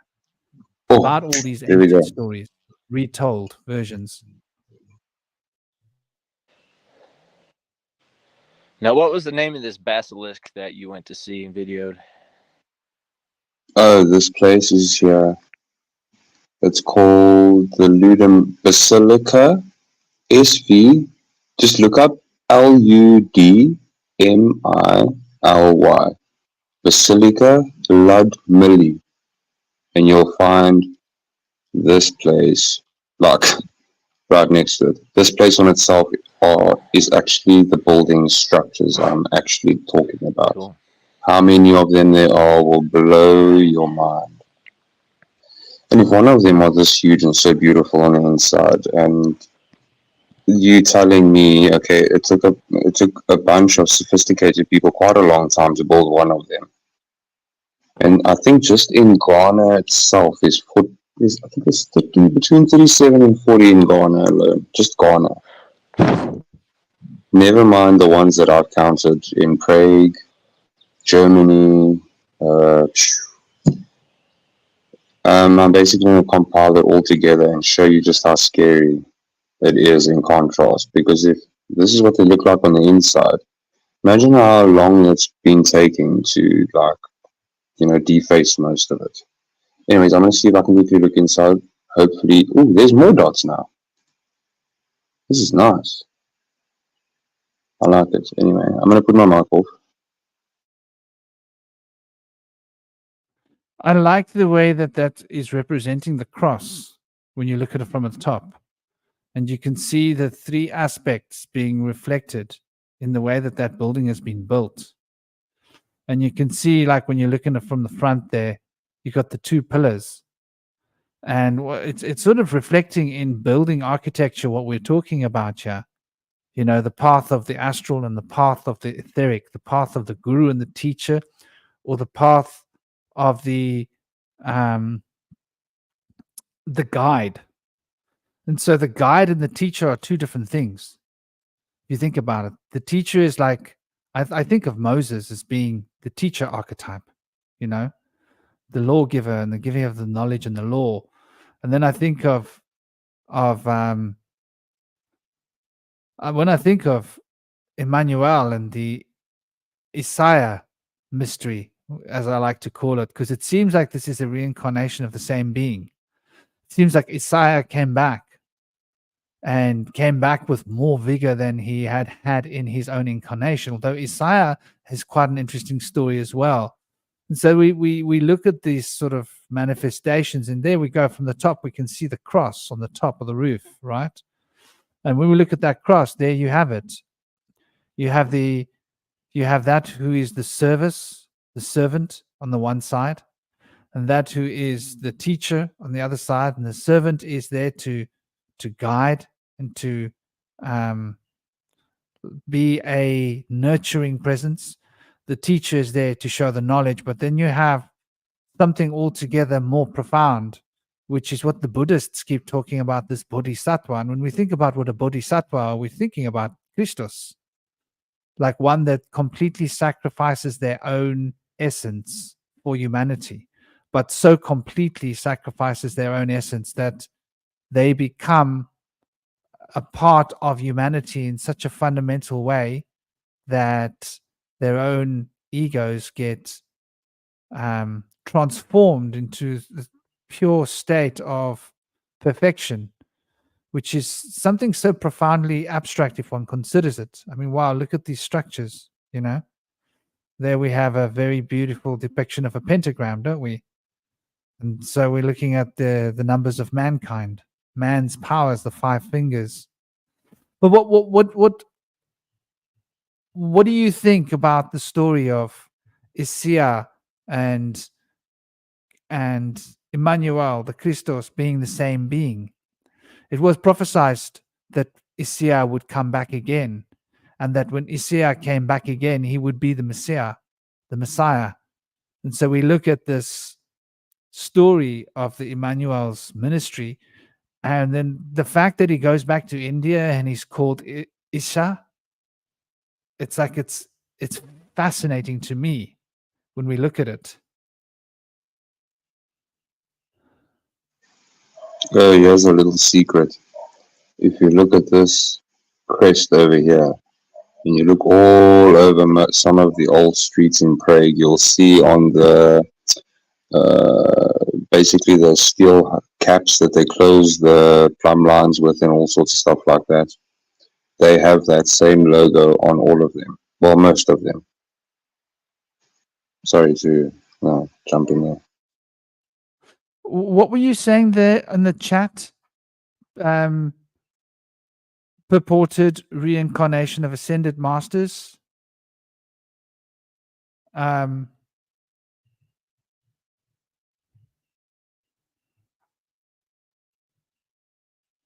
don't know if you can hear us, Indy. That's you, yes? That's Indy Sage. Or am I wrong?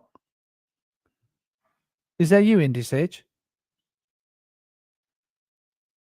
Purported the masters convenient for writers of history, prophecies, duping the masses with phony fulfillments.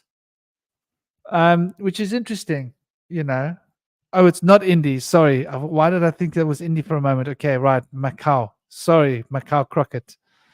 I'm not paying attention yet. The image looked almost the same as the image. But that is a very interesting notion, because I think it has been used. I think these prophecies have always been a source of contention. What do you think about prophecies? I'll throw that at the table. Some prophecies are good and true, and some prophecies are false. We have true prophets, and then we have, in America, we have Julie Green, who claims to be a prophet but is a false prophet, being used in this war game, this psyop, end time psyop. And there's psyops from both sides presently, because we're in it's war. We're in war, a covert worldwide war that's being fought differently than any other war through psyops and different things. So entities such as Julie Green, who claims she's speaking for God, is a false prophet working for the Alliance in a psyop. She's part of a psyop, like Tucker, like many other entities. They're all part of this end time psyop because we're in wartime. So it's not only to wake up the sleepers, and force them to look at themselves to wake up. Because this is not real. It's a simulation. It's a simulation to a certain extent because of wartime. So we can't really believe anything Trump says or what's happening with Trump or what we're hearing from the PSYOP players like, well, I don't want to, I've already mentioned some names, but they're all PSYOP players. So they're here for a specific role.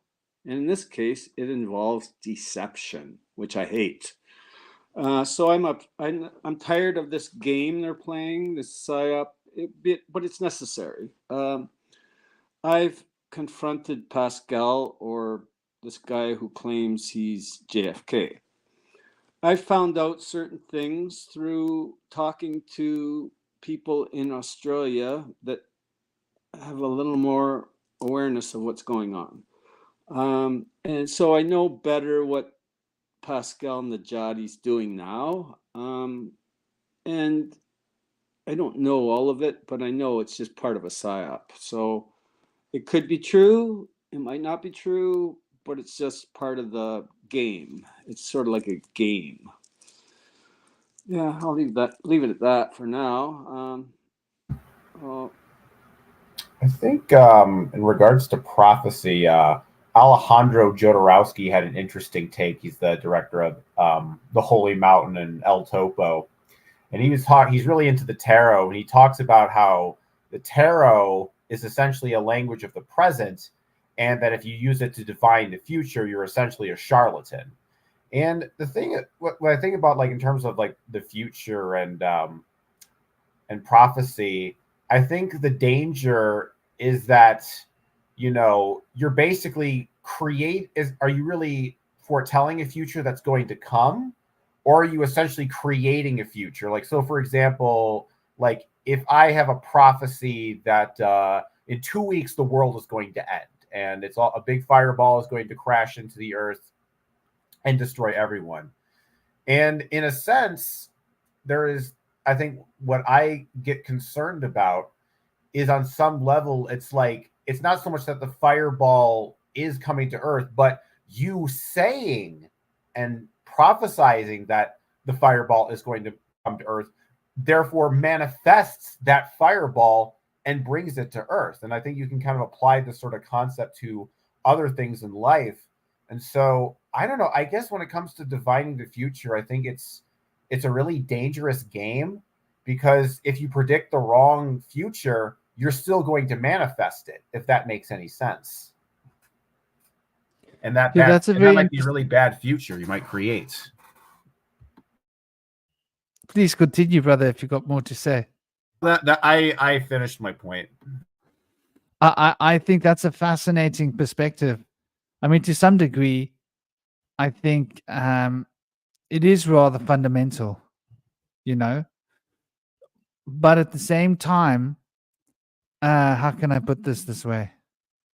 I think on another level, we are sort of going to manifest what we're going to manifest based upon who we are, regardless of what we say, because what we say will be an expression of who we are, and who we are is going to manifest what it's going to manifest, and who we are is going to attract into our sphere those that will help to manifest what needs to be manifested based upon who we are, based upon the harmonic resonance of who we attract into our sphere and what kind of ideas, feelings, and notions we sort of invite into our sphere of manifestation. So on some level, I think what you're saying is fundamentally true, but I think on another level, there are these, like from a shamanic perspective, we speak about the omen. And the omen are like when you are stopping and you are watching nature, and you are watching when there is a change, some change, and you're noticing that there is a rhythm to the way in which these changes follow suit. And so we, even in our language, we say things follow suit. The tarot, things follow suit. And suit, soothsayer. The word sooth, the word suit, what suits the situation, how it follows suit, are all sort of etymologically linked as well. And I think the reason is because we've noticed that there is this pattern of rhythm that is sort of cycling reality around us. And so we will go through the same patterns again and again in different ways, in different octaves. And so we can sort of gain an intuition, an instinct of what the future will hold by looking at the present, if we can understand the past. Because the past multiplied by the present becomes the future. So in a sense, I think both things are interestingly sort of almost speaking the same language, as if they are in opposition, but they're not. And I do agree that there's a severe danger, like Macau Crockett was saying about prophecies duping the masses with phony fulfillments. Because once a prophecy is made, it can be used. Like, we can look at the way in which the powers that are, that should not be, are utilizing certain prophetic ideas in order to engineer the reality that they want to live in, by helping us to become engines of manifestation through the expectation, and through them pronouncing prophecies to us as a pattern, and manifesting aspects of those prophecies through whatever means they can, in order for us to believe. And the more deeply we become embedded within the belief of this particular ideology, which leads through a prophecy, the more in tune and in rhythm we are with particular manifestational potentials that we can pull into this universe and pull through ourselves. So there is this revolving doors. I don't know, does that make sense to what you're saying, Cosmic? I believe it does. Because it's interesting. I think both sides of the story are extremely valid here. Oh, Indy has popped off and popped back on. Can you hear us, dear brother? Yes, I'm here. Good. You've popped off a few times.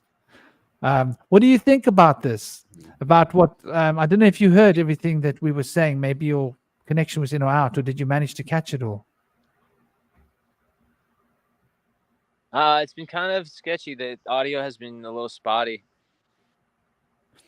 Well, to summarize and paraphrase, basically, Cosmic was saying that the issue with prophecies is that once one starts to pronounce a prophecy, one is part of the manifestation of bringing that prophecy into being on one level. So, in a sense, there's a profound danger in pronouncing prophecies, because one is then by nature going to start the process that leads towards that end. And somebody else had mentioned, Macau had mentioned earlier, that incarnation of ascended masters convenient for writers and historians, prophecies duping the masses with phony fulfillments. And that's sort of what we see the powers that be, that should not be doing, sort of trying to lead us down this road of Armageddon, right? They're trying to show us, like, look, it's Armageddon. We've created a financial crash. Look, we've poisoned the seas. It's going to turn to blood. Look, we've poisoned the air. It's going to turn to this. We've got a harp, and we're playing our harps that angels don't play, and it's creating reverberations all around the planet, and there's earthquakes, and there's all sorts of things going on. It's definitely end times, and so obviously these prophecies are being utilized and used by those people that have their own interests. But then on the other side of it, I was contemplating that prophecies also are about harmonic resonance, and we can only attract towards our sphere what we're in resonance with, harmony wise, in terms of the vibrational field. So even those prophecies that we're attracting towards ourselves are something that we are manifesting in order to manifest those prophecies, because we're attracting them. Otherwise they wouldn't be getting born. What do you think?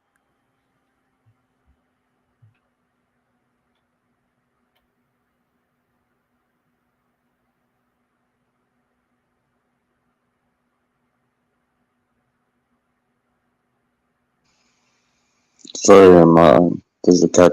What happened to the cat's tongue? Just kidding.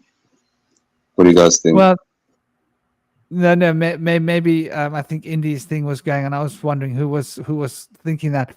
But we can move on from the prophecy story because it's a fascinating discussion. And what I was curious to look at was the story of the angels and what they represent to us, not the history of the angels, not the physical manifestations, but what they've become as icons to us on the psychological plane in terms of archetypes.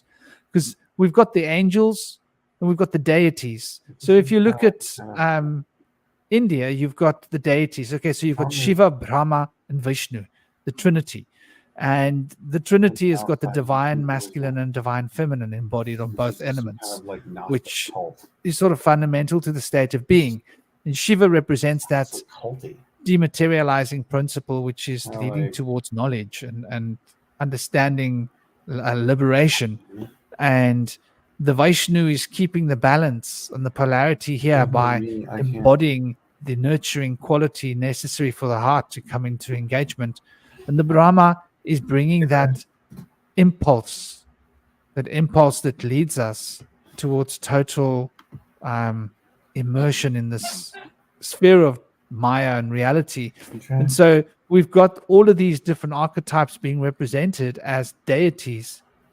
Wow, that's interesting. Speaking of deities, something going on here. Okay. Do you know what it makes me think of? This one that you've just shown us. It makes me think of the Statue of Liberty. It's not just with the rays coming out of the head.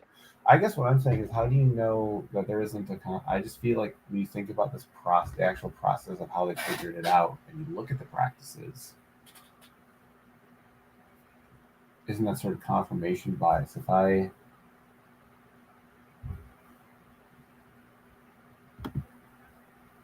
Is that you, Cosmos? Oh, I guess it is. I accidentally turned my mute button off.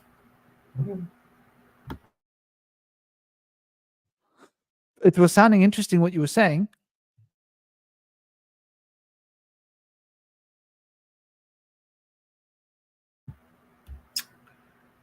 Yeah. So what are we looking at here? I'm just these church images, like. This is actually a train station. Oh. In Prague. Yes. What I'm trying to tell everybody is you basically get the same kind of stuff, just a lot less all over the world. And if you're lucky, you jump into a city where they still have all of this. I mean, they've removed this everywhere this year. Not from this London. Painting as well. Yes, not from London. They try and not show it off for some reason. Anyway, but to some it's probably boring. To me, it's not, because it basically shows how much has been changed right in front of our eyes, and then we blatantly lied to and told, no, we built this. This guy and his son built it. Not only did he build it, but he did, like, I don't know, there's quite a few. I think there's a lunchtime show or something like that. I can't remember who made that content, but he was talking about this, about how a lot of them just conveniently catch on fire, and that one guy is basically building 53 of them at the same time, and it's always him and some dude's son, or it's always some guy and his son. I don't understand how that works, and I don't understand how they can build them so fast. But you shut me down just now on a video I was busy with halfway, where you could actually see scaffolding on the side of the roof. Now I'm trying to find the spot here without boring people. It was right next to that blue building. Now basically there I could show you a finished building, the yellow, that beautiful blue one with, it almost looks as if you took two people and you told them to pose, don't smile, or prick them or something so they can look like the way you want them to look, and you know, the right composure and all of that, and then instantly turn them into marble. That's the only way I can explain it. And it's just conveniently hanging on top of a door. I mean, it's not like a doorway to a king or a queen. You know what I'm saying here? It's just a building with a door, and it's got marble statues, human-sized marble statues over the top of it. How is that? Please explain why you would do that. Okay, I know this is a very old building. I would like to look in there, but I'm not going to bore you guys. I conveniently found that train station, by the way. I didn't mark it. I do this often. I kind of go off the way. But as soon as I hear people getting bored, then yeah, I try and step up the game a bit. I would really like to find that place now. Okay, I know it was very close to this place, but you must look inside. I think it's this one here. This place here is also very interesting on the inside. I think it's over here. This is like a connection to another museum. I just hope it doesn't crash on me. Come on, go in. There you go. Okay, now we're looking at some interesting image here. This is looking very much like backwards. It's as if they've taken everything that they've been hiding away and put it all in this museum. Can we go back a bit? Can we reverse a little and look at more of this floor in front of me? I'm very interested in this floor.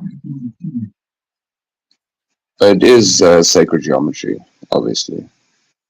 Yeah, but what's with the numbers? 1, 2, 3, 4, 5, 6, 7, 8, 9, 10, 11, 12, 13, 14, 15, 16. Hold on. 1, 2, 3, 4, 5, 6, 7, 8, 9, 10, 11, 12, 13, 14, 15, 16, 17. Whoops, 17. Or is it 19? Doesn't add up that it's 17. It should be 19 if it's the sun. Very, very interesting. Very interesting. Doesn't add up the cosmological principles, but it does, because it looks like an inverted flower of life. I don't know if that makes sense to you. Like an inside out flower of life, the masculine version of it. Which is rather. There's one old building that they're busy redoing. Check, you can see it's definitely a basilica. They're actually basilicas. And then they basically mold the basilica depending on what they want to use it for. It was generally used to create power and harmonic resonance to soothe and, you know, help you with dis-ease. And it would do it basically instantly. He has also an old one that hasn't been done up.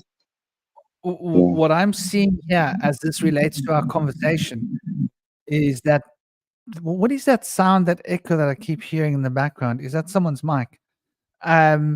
Is that we used to find the avatar for ourselves in a form of gnosis, and we had these huge buildings that would represent all these sacred principles, and we would go into these buildings and we would sing and we would make music, and the music itself would change our resonant vibrational field so that we each would have access to this vibrational field of consciousness, which is represented by the avatar or the guru.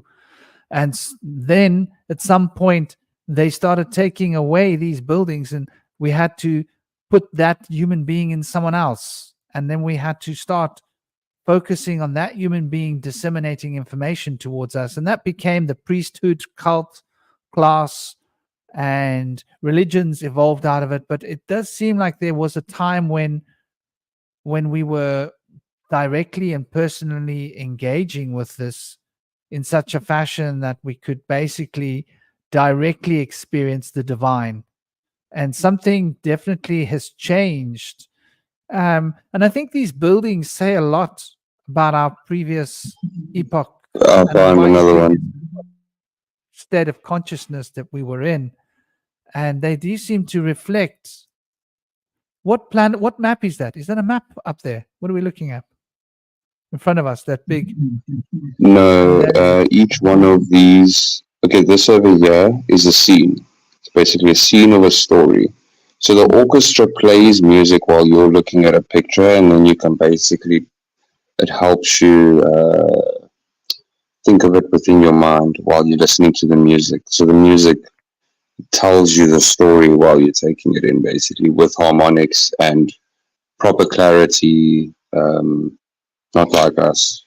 We listen to it generally through our phones and stuff, and that we do. The A has been changed. The note's been changed, so we don't get the right harmonics from anything that's being played from our devices.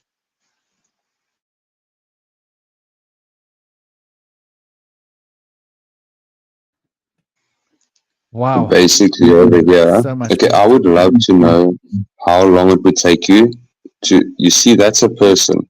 Okay, a person can stand here, right? You know, like right in that one balcony, first balcony there at the bottom. Now look how big one of these paintings are. Look at, and just do me a favor. In contrast, look at the border compared to the painting. The border has probably been repainted, but not the painting. And they are absolutely huge. The ceiling makes it look small. Look at how many there are. This is what happens when I start looking at things. And there's like, it's as if this whole ceiling has a walkway where you can, sorry? Why does that look like the biblical earth with the 4 rivers? Because that's basically how they project each one. In the basilicas, that's how they do it. Because it's looking suspiciously like a flat earth map to me.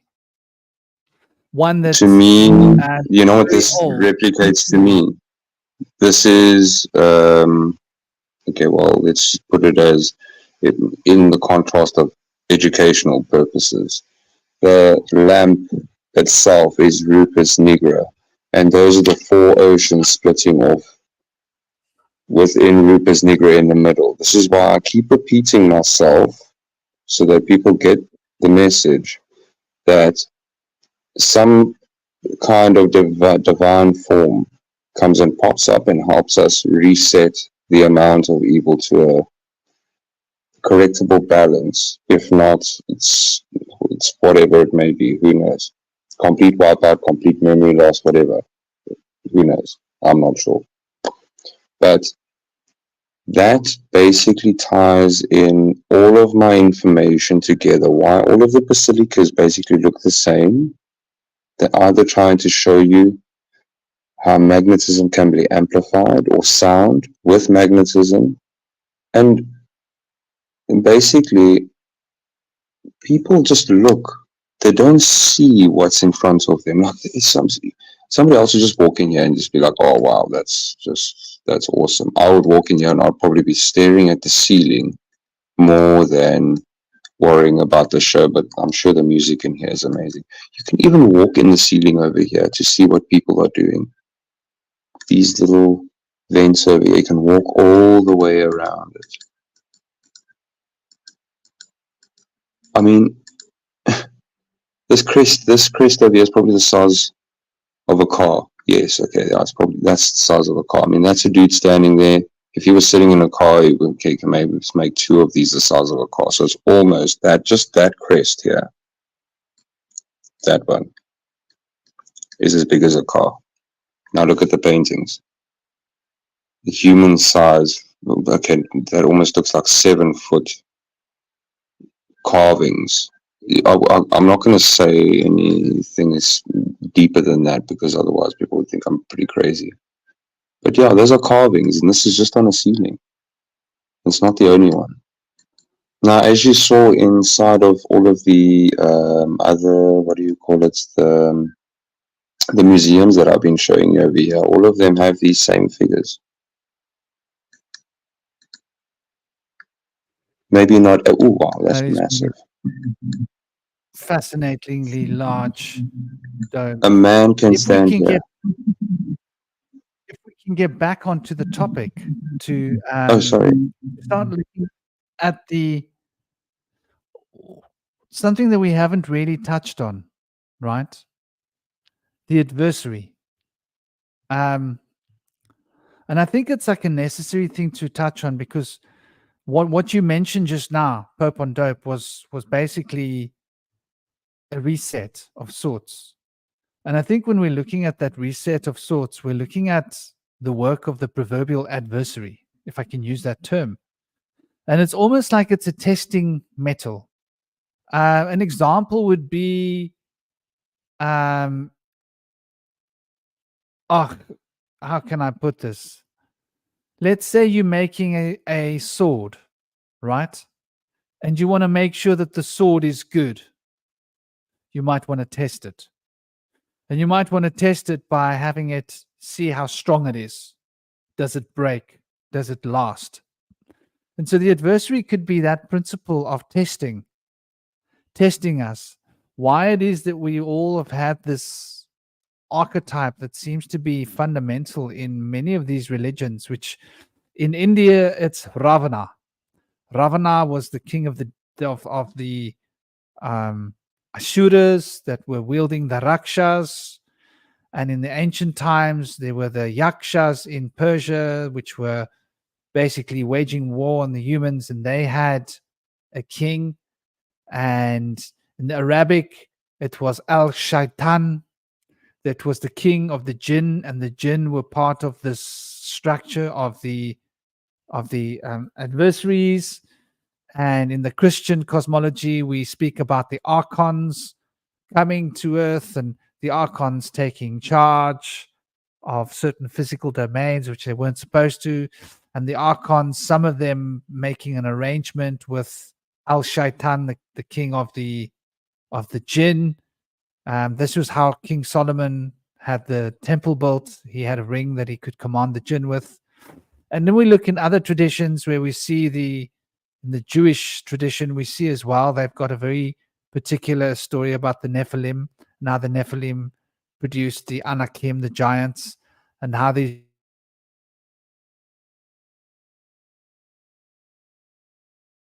was his name, Galiot. But there were 4 brothers, and there were 3 different generations of these kings, the giants. And so these wars waged for a long time. And so we see that the archetypes of these challenges have been both as physical beings, both as circumstances, and both as inner. Like you hear the story of Emmanuel sitting on the mountains, facing the tempter, the taunter, the adversary, as is called in Jewish law, and he was being tempted while he was fasting for 40 days, like throw yourself off these mountains. And we see similar ideas. We hear the story of Set with Osiris, and Set, the setting of the sun and the rising of the sun. And now we can see a slightly more archetypal structure as it relates to rise sun, setting sun, darkness, light, coming into its own as like a fundamental structure. And we can see that there seems to be a big part of our cosmological review, these polarities of light and dark.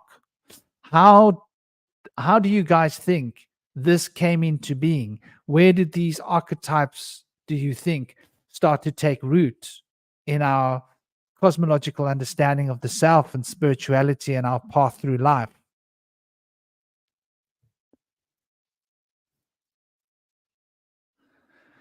Because as I look at this, it seems to me that we're definitely stuck in a paradigm of belief, which has become a little bit of a sore finger, if I can put it in such terms.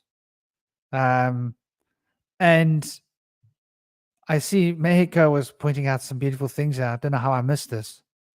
The I Ching, getting back to fortune telling. The stellar realms, the medicine sand paintings, those in charge with the sentinels. Those paintings are powerful. They were definitely revealing a lot of these archetypal structures that we're talking about here. These fundamental stories, these myths that are really a part of our deep psychological, spiritual being. But where did they originate from on a psychological level? What is this fall of mankind that we often refer to? And I find it curious, you know. I find it curious as a concept to understand, like, why did we start to become disconnected from ourselves? Why did we choose to fall deeply into this Aramanic dream of money and become obsessed with work and obtaining material goods? And it's been used against us in such a powerful way, as if to like condition us, um, like a carrot on a stick to make a donkey move faster. That's how I see it. What do you guys think? And I'll mute myself.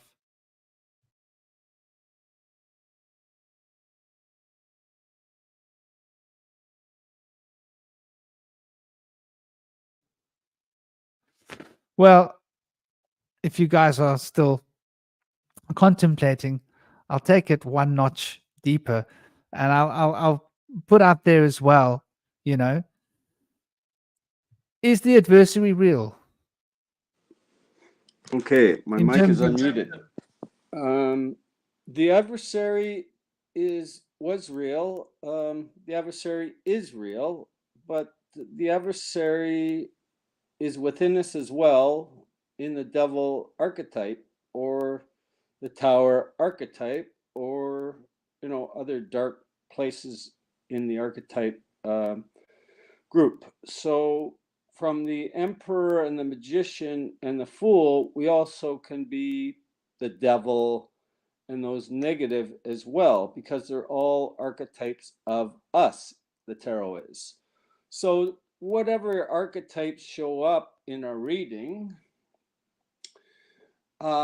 leads us to a story which the minor arcana weaves. Now, if we get a reading and it's all archetypes, it's hard to do a reading because that doesn't happen often. It's happened to me recently and blew Paul away from Dove and Serpent Tarot. But this, well, I don't think he said he'd ever seen it. But how do you weave a story if you're all the major archetypes are involved within us, but there's no story? It's just, we're here. What do we do next? So they all work together and sometimes apart to weave a story in the tarot. So there's involvement from positive and negative energy, so depending on the cards. So we can see if some negative energy from the past is coming in to affect the present, which can then affect our future if we allow it. So it's very enlightening to use the I Ching or the tarot, because some of the readers are so intuitive that they can, it's like they're talking to me directly, a lot of the readings. So, and they all are common reading, like they're for general readings, but they might as Paul and Christy and Jamie Lee, they're all weaving the same story and telling me that. Oh, they know I'm there because the story stays the same when I'm there. Now, if I'm away, they might still talk of just me, or some other entity, but it's like they're reading to one entity or one energy and weaving a story that's similar. So it brings confirmation to the story. So that's very interesting when you use the I Chi or the heavens. That also weaves our story depending on the moment we were born and where the heavenlies were situated at that moment. So it all weaves a story and continues to weave a story in the heavenlies, because things that are happening now in the present moment, it's beyond what the astrological or the Vedic charts show, because there's been some major changes that they weren't aware of when they made the Vedic astrological chart or the modern day that we use, the Western astrological chart of the, you know, the stars and everything. So it will have to be redone because there's more influence that they weren't aware of. And things among the signs have, especially with Pisces, have changed. They're the 12th house, but something major happened with Pisces. And they're the almost the embodiment of all the astrological signs. So it's really deep. Like it, and then we can bring in Sumeria or the ancient emerald tablets or the ancient hieroglyphics or structures all around the world, the pyramids all around the world, you know, places like Lake Titicaca or Lake Van in Turkey, where there's structures on, or even in the Bermuda Triangle, there are structures under the water. So, and the sinking of Atlantis, that's for a specific reason. They did something wrong that almost destroyed the Earth on Atlantis, which was create dark matter, which threw off the whole magnetic field of Gaia. And we were almost destroyed back then when Atlantis went down. And then the flood came very shortly after that, or immediately after the sinking of Atlantis. And Lemuria was a different case, but it went down too. It was a different scenario on Lemuria compared to Atlantis, because one was controlled by one entity from one area of the galaxies, and then Atlantis was controlled mainly by Thoth and the Anunnaki. Thoth, I don't know if Thoth is Anunnaki, but he's eternal, just like, and he was a priest for Anu and Enki and a master. He's like the guardian of all wisdom from the beginning to the end, and he's guarding it, so to speak, in the Akashic. You cannot get access to the Akashic if you're not ready to go there. And I'm pretty sure it's Thoth, he controls the access. So he allows it or disallows it. So if you know, we all want to know our full history, of course. We want to know our full Akashic and the history of the galaxies, okay? We all want that because that's what we knew originally when we were connected to Creator before the Anunnaki. So this has gone, we've been around for probably millions of years in one form or another, but we don't remember. And that's what will happen after the solar flash. We'll get original 12 strands of DNA, but they'll probably be increased in power because they'll be crystallized. And as far as the 24th chromosome that seems absent in humans, where there's 24 in all other primates. Oh, surprise, surprise, what happened? Well, what happened was when the Anunnaki changed our DNA to reduce it from 12 to 2 for enslavement purposes, and fear. They were afraid. The Anunnaki were afraid because they know eternity from the past, because time is spontaneous. So because they knew that, the Anunnaki did, we were probably aware of it, but they stole it away from us.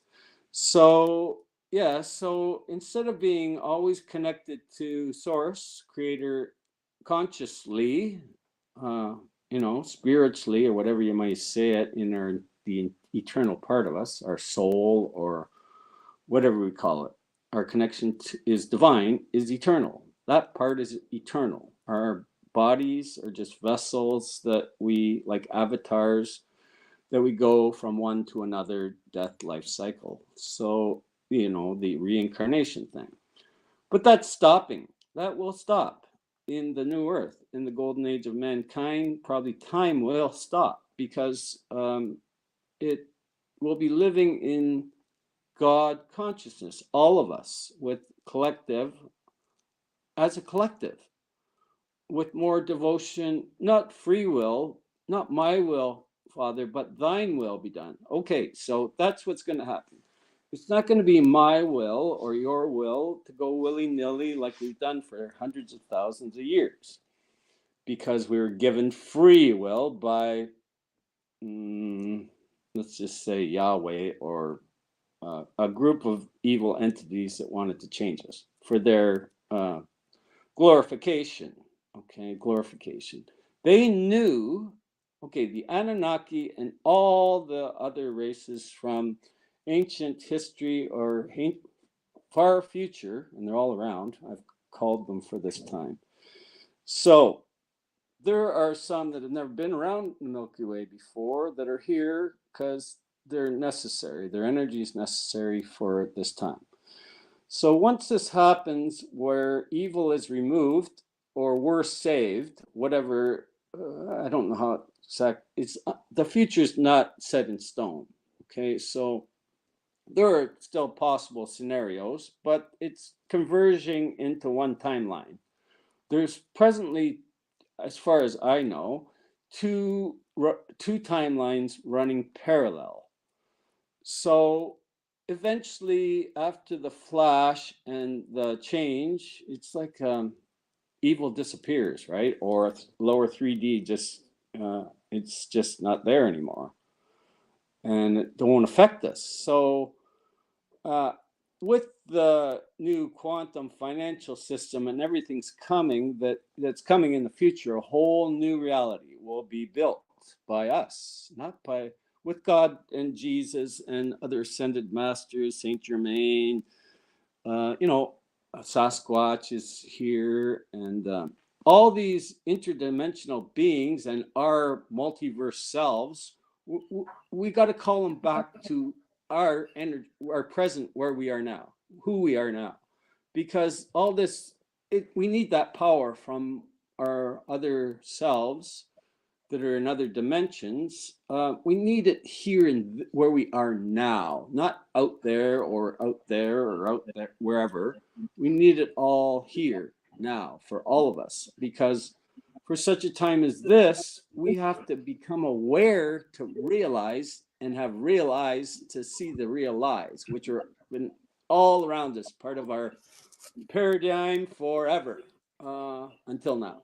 So that gives you some insight what we're dealing with. It's not simple, it's not easy, and it's not focused on one area, but it's pervasive all throughout us. So I think it's interesting when we look at without looking at what will be or the outcomes of it, because I think when we look at the outcomes, we can extrapolate endlessly, and there's endless extensions and possibilities. But when we look at the fundamental, Mexico said something rather interesting here, and I think this is sort of on point in the focus of the conversation, which is really fascinating.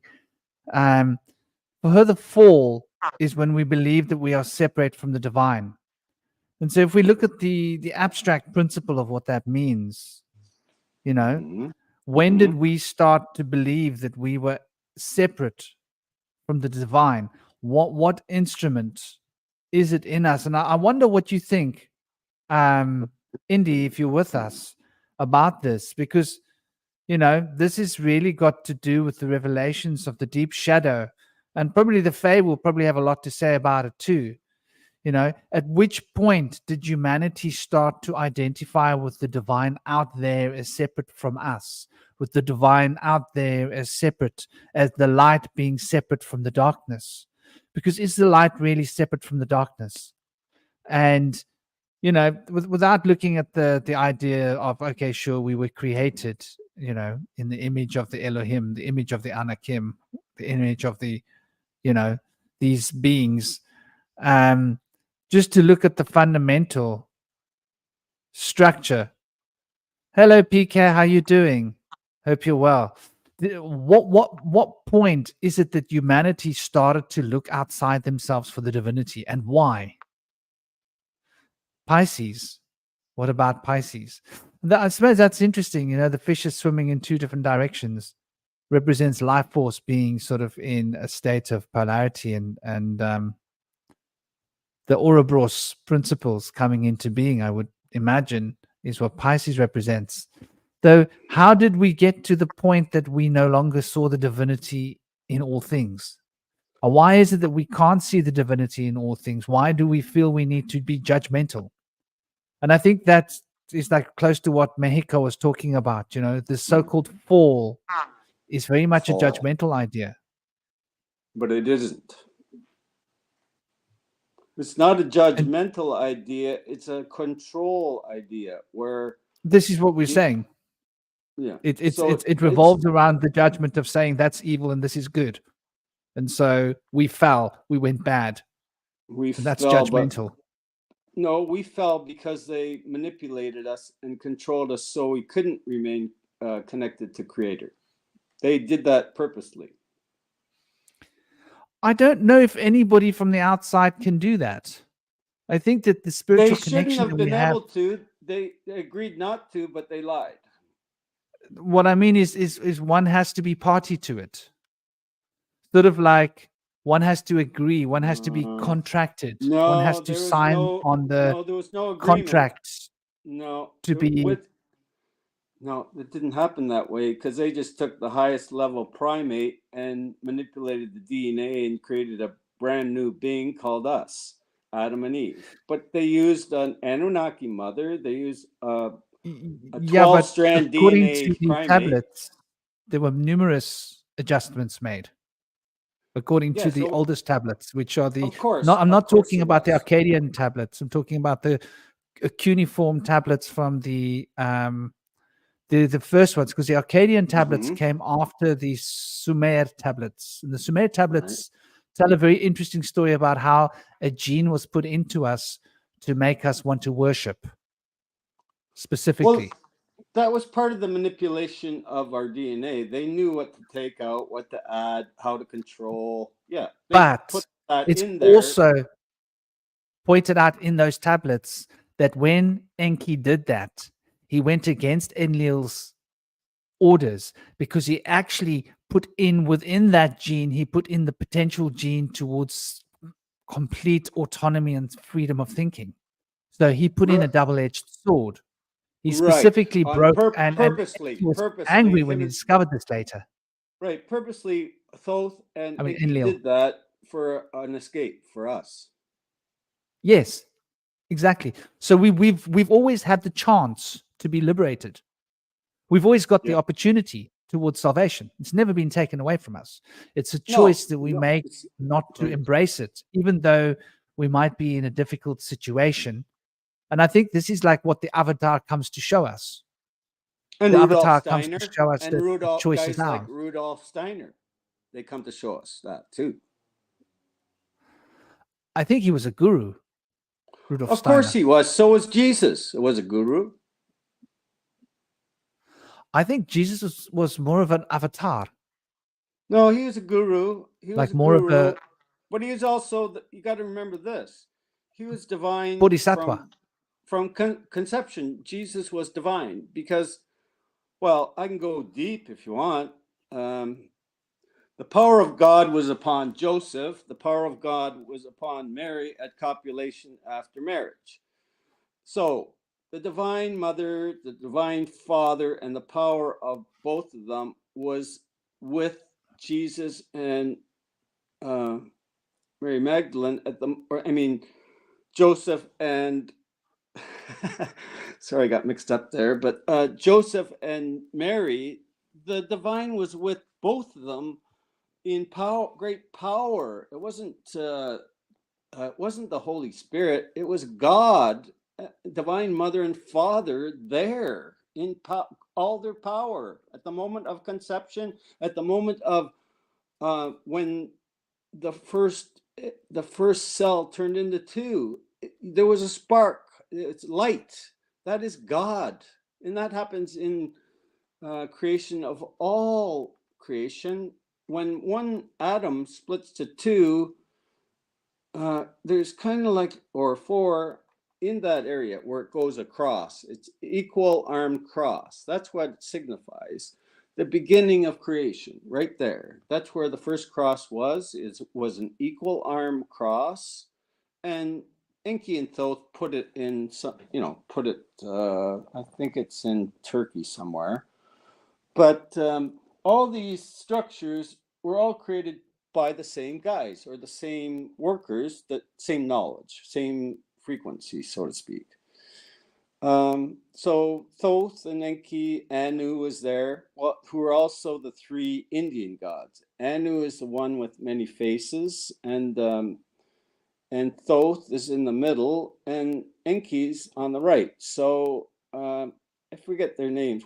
Brahma is Anu. Krishna, is it Krishna? He's Thoth, and there's one other one. He's Enki, or vice versa. I forget. But when that was revealed to me. That's how far back these guys go. Enki, Enlil, Anu, Marduk, and the whole. This is way back. Like our Adam and the garden was not 6,000 years ago, and the flood wasn't 6,000 or 7,000 years ago. It's way older. We're way older. Garden is way back there, further than we realize. And this whole Sumerians, and whatever manuscripts you find, they all have origins in either three people: Thoth, Enki, or Enlil. Those three are behind it all, and all the structures, all the hieroglyphics. And you say some white guys in the hieroglyphics. Well, one might be me. So, and I know the other white guy that kind of disappears. Well, I know I disappeared. He's still the same today. But anyways, I'm not close with him, but I know who he is. So I tried to get him because I saw his mug on the hieroglyphics with, Thoth, Enki, me, blah, blah, blah. So, and I said, "Come on, Al, you got to come down here. I found a guy that's got your profile, and I think I know the story behind it." But he's wishy-washy like he always has been, and he never came. So, and continued attempts to get him to come here failed. So now, because of those continued attempts, we're no longer friends, or I want nothing to do with them like back then. But so this Who are you talking about? A friend of mine in present life. Okay, I knew him as a young man, and we were friends, partied together, ate together, and so on. But then we went our separate ways over time. But then when I started investigating everything, the ancient manuscripts, the teachings of Jesus and his time in India, how he left writings behind in the Himalayas and so on, I discovered more and more about what really Jesus was about and other things. But he invented Kriya Yoga, the breathing yoga. That's Jesus. He invented that and passed it down to the gurus like Babaji and eventually Paramahansa Yogananda. It's just from Jesus. All of it. So that's how much of a guru he was, that all these modern day gurus, they love Jesus because he's the way shower. He's the guru man that matched Krishna, Buddha, Muhammad, whatever. He's the guy, and it's just gone through like Thoth. Hermes Trismegistus. Oh, guess what? Same guy. Or Noah. Guess what? Same guy. Or, it just it's so interrelated because some are good, want to educate man, like John Dee, and then like Rudolf Steiner, he came in. Neville Goddard, he came in, and they all kind of tried to, or Dr. Joseph Murphy, or even Dr. Joe Dispenza. All these men come in, and we're become aware of them when we're at an awareness level that we can comprehend what they're saying. And John Dee is present with us now in the incarnation of Dan, what's his name? Dan, not Willis, Dan Wills, or Dan Winter? Dan Winter, I think his name is, but he's the embodiment of John Dee. So this guy, he knows how to do everything, including create scalar waves and send them. I know how to do that, and I can send my energy instantaneously, instantaneously from here to the west coast of America. I've done it, and the person I was talking to her on the phone while I was doing it, and she could feel the energy I sent. But that's the first time I ever did that. But once I know a person's energy and can focus on that frequency, I can do that, and you'll start feeling the love bliss that I'm sending out, because you'll just feel the vibration.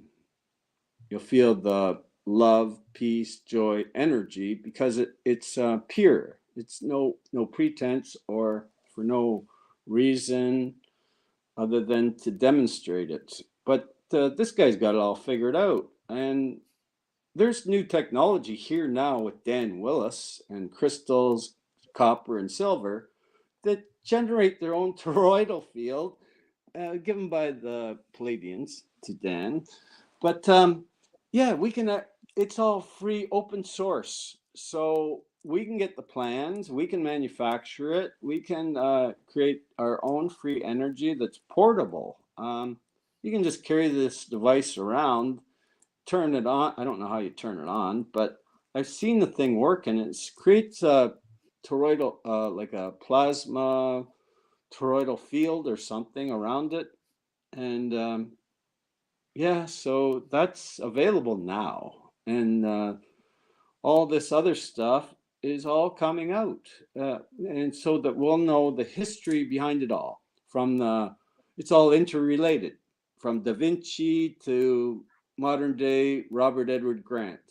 These guys are, he's creating patents and giving Da Vinci credit for part of the patent, because he reached a level of awareness. He could see it in the paintings or in the King's Chamber.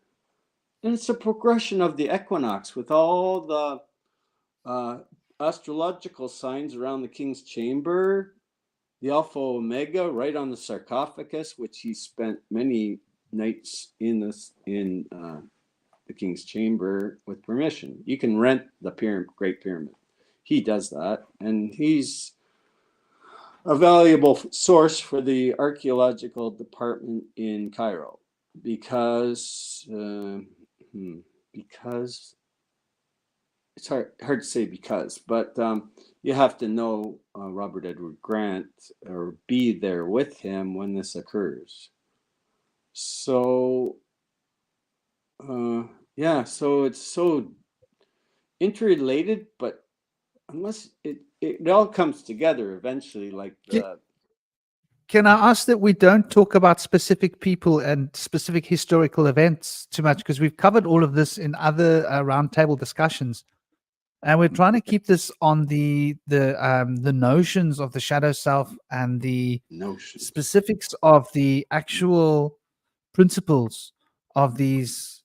So we really want to understand the psychology of it as it applies to us today, because it's I think we did actually discuss. We did a whole 6-hour segment on the Anunnaki, and we did many like 48 different segments of roundtable, much of it on these ancient beings. So as not to cover too much ground that we've covered in the past, I think it's fascinating though to look at all of these principles and to try and understand like what was it within our soul. Indy Sage, what do you think about the shadow?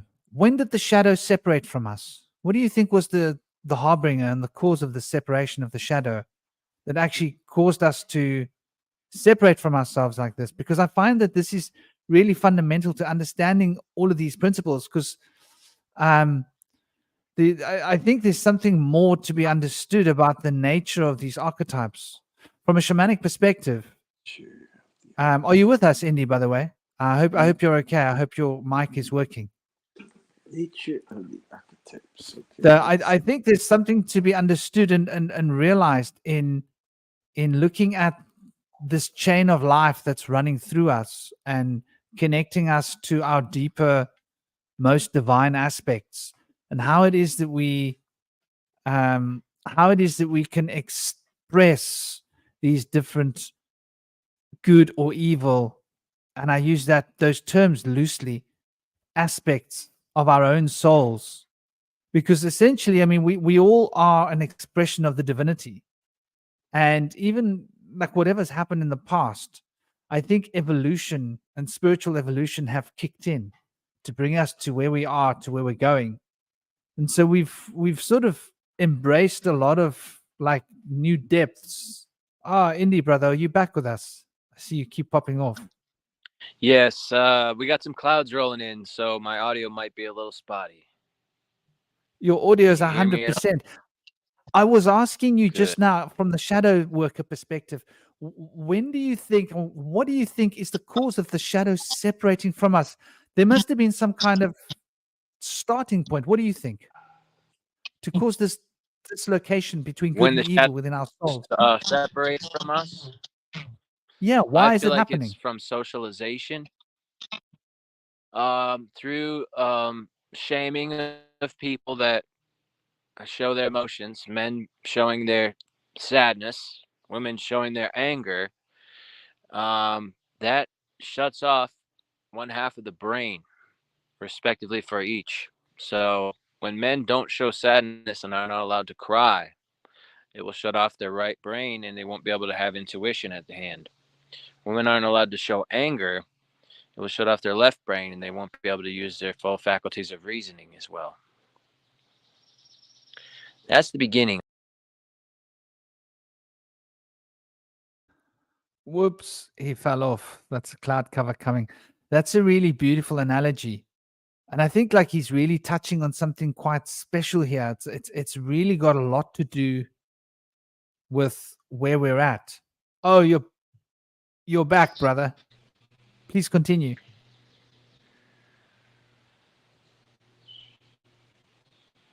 So I don't know how much of that you guys got, but I got kicked off again. I'll tell But you this what we seems to be heard getting better. last. Yeah.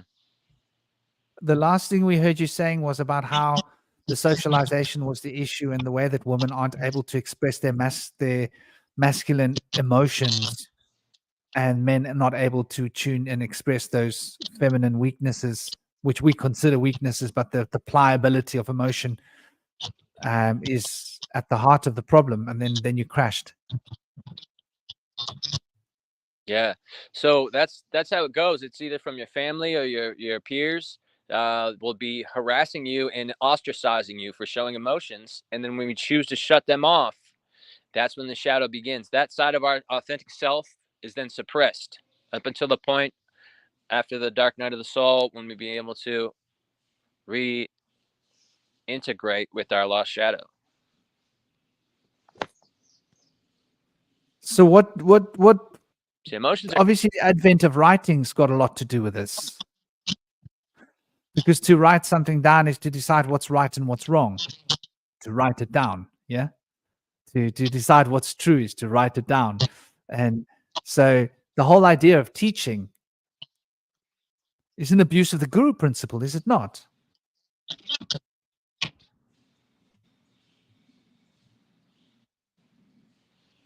Yeah, this stuff is taught just through socialization. It's kind of been pushed on the children in their schools, and it just gets passed down through each generation. It's probably been going on for millennia. They may be adding more psyops as time go on, but it's a process that's been going on for a long time, and they've figured out how to divide us from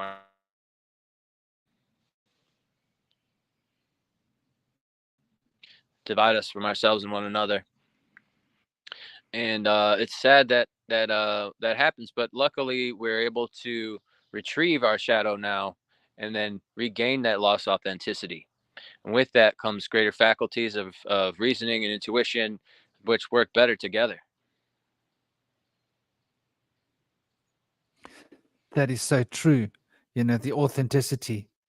And it's interesting how this is sort of breaking us down step by step, like from the process of becoming adults. It's like we start off with this great big consciousness of a child, and then we get broken down step by step to become an adult. And in the process of becoming an adult, we get broken down to be smaller and smaller and smaller and smaller and smaller until the point that we just about phase out of existence.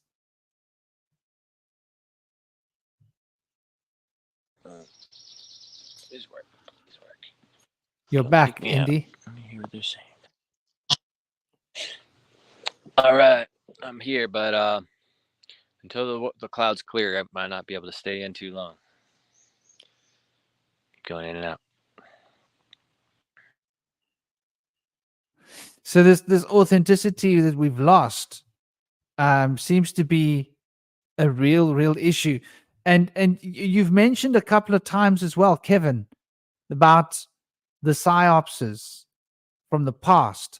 But what about the psyopses that are happening right now? What about what's happening right now that's conditioning our society in the present? Okay, I can talk to that. It's all part of some weird plan at the end time that kind of forces us to use our discernment, what is truth and what is not truth. That's why I question Pascal Najati so deeply through others, through asking questions of others, and came to a reason why he was doing that. Well, it's just a psyop, but it's by the good guys. So there's lots of fake stuff, fake news, even the fake patriots, fake Telegram, fake wisdom, fake everything, because it's you can just say the devil's dancing his last dance and it's almost over. But it's that energy, it's not the devil, it's the low 3D energies dancing its last dance, because it will be separated from us for our betterment by divine will, by divine or collective consciousness has decided this, not one, well, and creator agrees. So yeah, that we are all one, where we go one, we go all and all that. Well, at the highest levels, that's how it is, because we all work together, fulfilling the will of God, of Creator. It's not our will anymore. We don't want our will. It led us down the garden path, so to speak. And it was created there down the garden path by evil, by controllers, by deceivers, and like prison wardens, prison warden Yahweh and Marduk. Basically, they're the main henchmen with other fallen, with all of their buddies. So like Lucifer or whomever, they all work together for enslavement purposes. So Enlil was not one of the three gods of India, but it was Anu, the father, it was Thoth, and it was Enki. Those three, Anu's different now. He's gone. He's far away, but he's not any influence because he's more a little bit like Enlil. So he's staying out of it at Enki and Thoth's request for this time. And all creation, benevolent creations, they're in agreement with this. So Anu's far away. He's doing his own thing, but way out there somewhere. So he's not a factor. So so the rest that are here now, we have control of the major portal of the Milky Way galaxy. So no foreign entities or beings can come into the Milky Way unless they're approved to come. So there's great control now for us, for our survival. And there's arcs, major, humongous spaceships one in the Atlantic and one in the Pacific presently. So in the case of an emergency, either all evil will be removed, and lower 3D will just be removed very quickly, or will be rescued. The ones that are chosen or ascended leaders, way showers like Yeshua in the present day, will be rescued and taken off planet, off Gaia. And if something like, for instance, Yellowstone blows up, or a meteor hits the Earth, or there's a pole flip, or whatever the case may be, that might be very serious, or something about like Edgar Cayce speaks of, or, so if that happens and there's great threat to our existence as a human race, we will be saved. Some will be saved to continue our genetics, because our genetics are so important for saving other races, that's why they manipulated our DNA, because we were going to surpass them in power than what they had. So they knew that. That's why another reason why they did what they did to us, because they knew we would become their slave masters if we so chose, because our growth in our evolution in our consciousness would have surpassed theirs. What do you think, Cosmic? What would the Fae say about the idea of these very popular ideas about that there are these two crafts on the planet at the moment, big, city motherships, whatever you want to call them, and that the Milky Way is closed? I mean, surely the Fae would have some extensive experience. Oh, is Cosmic with us? Yes, you are. I'm here. Here. They don't really. This? Here's the thing about the Fae I work with, because I should probably mention for some of the new people here, they're not of this world or this dimension. They live at what they call the outer Zarfexes, is where they're from. So they look at it from more that perspective. They're not thinking of things in terms of space and galaxies and so forth. These are this is a totally different kind of continuum of existence. However, what they have been telling me about in terms of the idea is to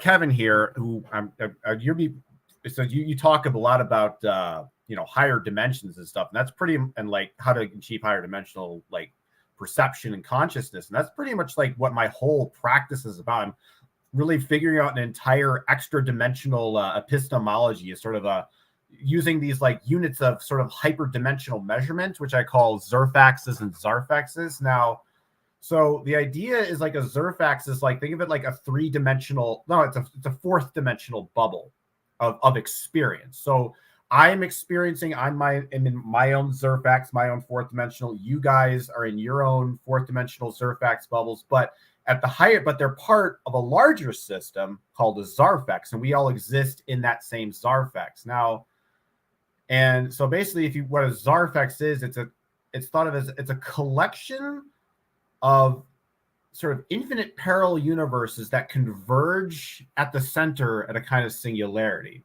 And there's four main different types of Zarfex. There's solid, fluid, gaseous, and plasma. And solid is the lowest Zarfex we live in. It's actually, I think I might do a little bit of a screen share here.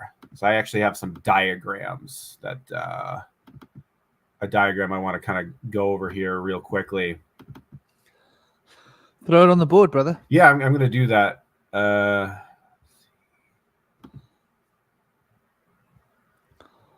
You know how to present, yeah? Yeah, I know how to present. Let me just do that.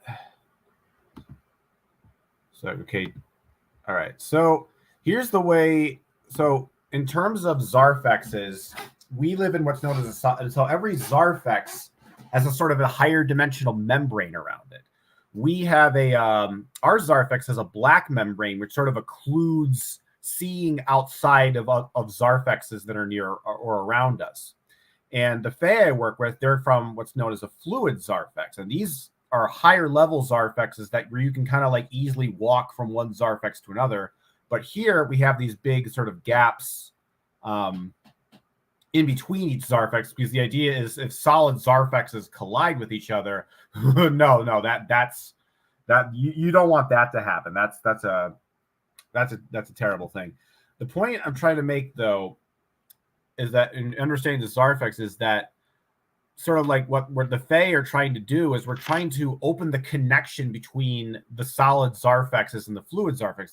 There's a symbiotic relationship. The higher Zarfexes are dependent on these lower Zarfexes as a foundation. So if you think about like a rabbit, for example, if you don't have a physical version of that rabbit in astral and sort of this pure consciousness space, it's just going to sort of dissolve and split into a bunch of different little things until it doesn't really exist. So by having solid physical rabbits in this realm, it allows for fluid beings to also have some semblance of solidity so that they can have a sort of existence.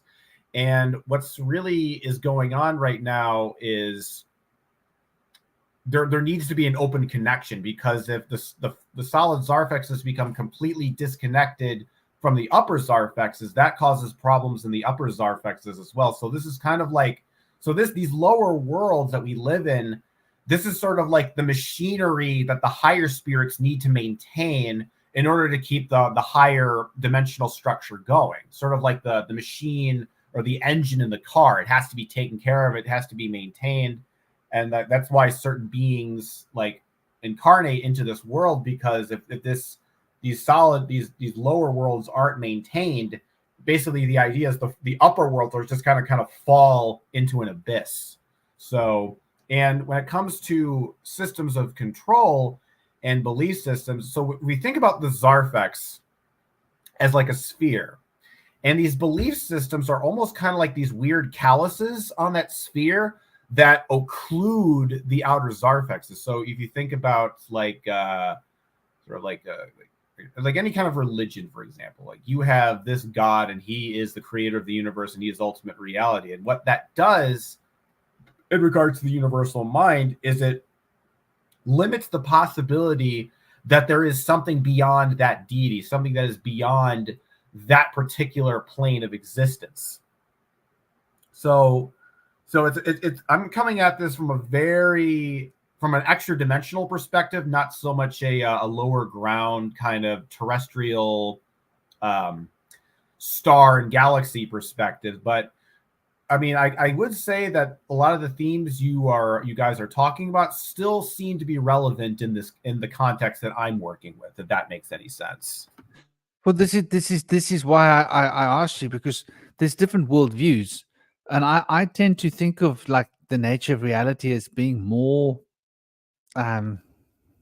it's not all one thing. Like in the way that you describe the Zarfex, it makes a lot of sense to me, because like when I look at space, I don't look at the space that Newton told us about. I'm looking at a very different thing. I'm looking at a range of extra dimensional expression, and that what we're seeing, when we're looking up at the heavens, to me seems to be a lot more profound than just a void with things floating around in it. If that makes sense to you, I'm seeing a very fluid universe that you're talking about with all these different aspects. So when it is said that that it's locked and no one can get in, my consciousness says to me, I can't see that as being relevant with the scale of what we're looking at, because there are so many ways that these different fluid systems can be used. There's not just a direct way in, if that makes sense. I mean, literally, like you can jump from one thing's Zarfex to another and end up here, right? Yeah. And that's kind of like how you basically, they tell me too, that if you want to go to a solid Zarfex, you can't go from one solid Zarfex to another, because in between them are these massive voids, like these massive higher dimension voids. So you kind of have to kind of go up into the fluid Zarfexes, then work your way back down, sort of like going up into the second floor to, you know, access another stairwell. And I guess the way to think about about our Zarfex and how you contextualize in space. So I talked about the idea of the fact that our Zarfex is surrounded by a black void. Well, space is black. So if the three-dimensional point of view looks at that black void of space, and it sees it as this infinite continuum of never-ending black space. But from a higher dimensional point of view, from the outer Zarfex point of view, it's actually just a thin black dome, a black sheet of paper covering our world, our astral plane, our physical plane.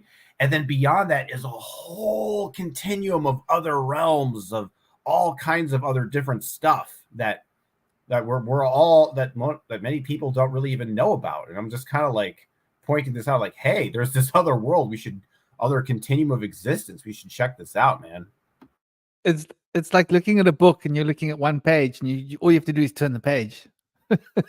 turn the page, and it's like, but I thought that was the whole book, you know? Yeah, exactly. But like there's a whole new world after the next page and after the next one. And I think to me, it's the creative impulse. And I think if you think of like if you think of the universal mind as having a kind of psychology, the reason I never think that there's really an endpoint to the universe, because if God has any kind of semblance of personality or desire or just any kind of creativity or curiosity, every time it sees that void, it's going to think, I wonder if there's something on the other side of that. And just by thinking about that possibility, you bring that into existence.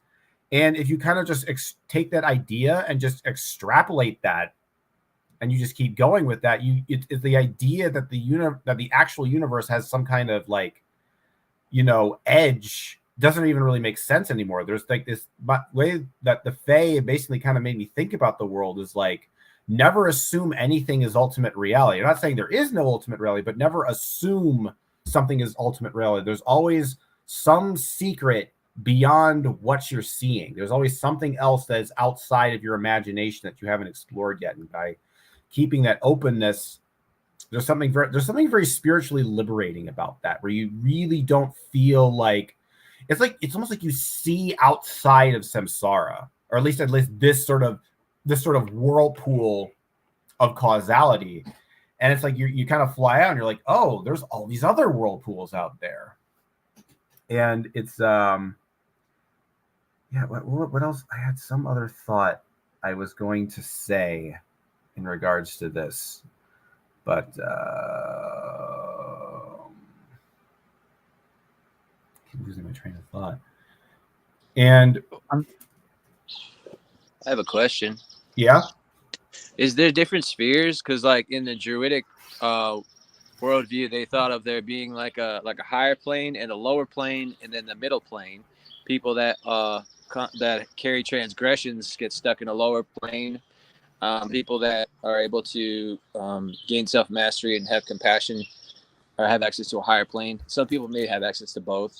Is there something like that in the Zarfex at all? The thing with the system I'm working on, it's not really focused on that, the kind of the moral dimension of it. It doesn't occlude it. It just I just don't think it's sort of I'm looking at it purely like an astronomer, like studying space. I'm not trying to put any kind of value judgment of is it good or is it bad. I just kind of want to see it for what it is. But in regards to that, I think the way I look at it, it's not so much that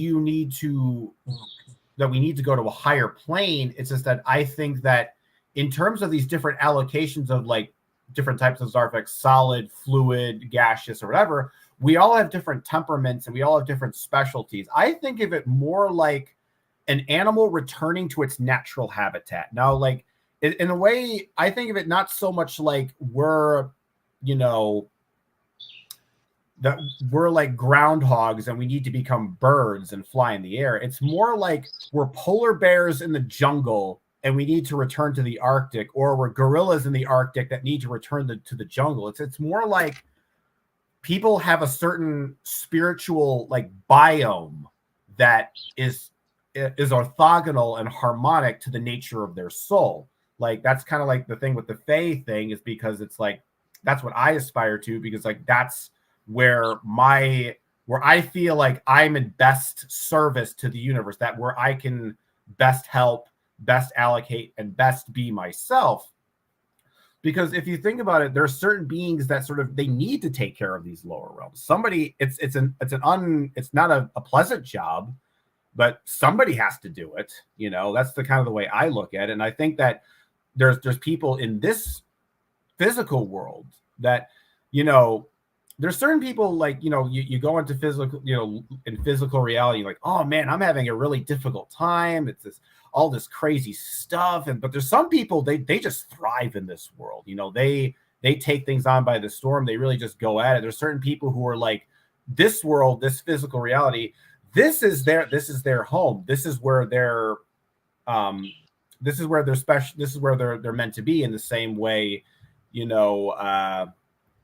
like a camel is meant to be in the desert, or maybe like a squirrel is supposed to be in the forest. So in terms of it being higher or lower, but it might be that you are, needing to be in a higher dimensional plane, as that's where you're best at, because you are a more spiritual, you are a more astral being in nature.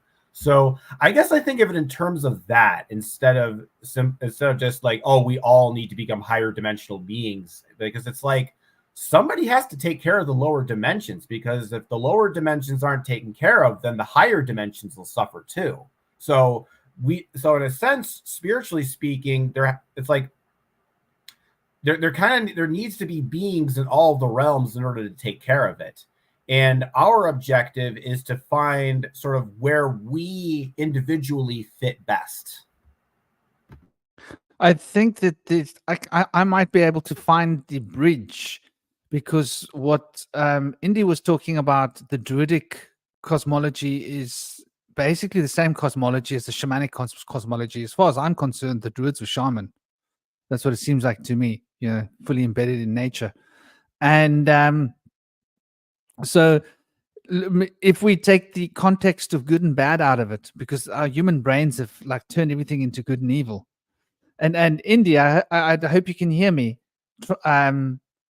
Bringing this bridge here between these two ideas is possibly when you become engrossed in the gross density of most dense reality, you become unliberated, as in choices become less. And as you move out of that, you get more sphere of choice. And possibly what we're speaking about is when you make choices that lock you in, then you aren't as liberated. And so those choices you've made have caused you to become a proverbial prisoner of your own choices. And that's when you become engrossed in the density. But I think that if you look at it, Cosmic, would you say that there's different grades of choice potential, and that as you become less stuck in choices that you've made, you're able to have a broader perspective of choice, and that broader perspective of choice could be considered state consciousness? How would that sit in terms of the terminology, Cosmic?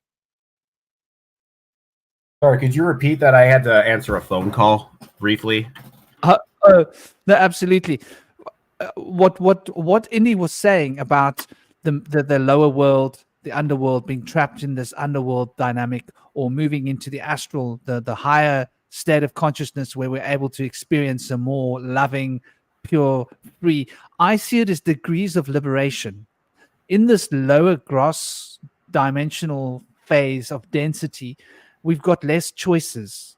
And as we become less engrossed by our choices and less trapped by our decisions and choices. In other words, we make a kind of choices that liberate us. We gain access to a more broader perspective, which gives us access to greater choice, which increases our sphere of free will.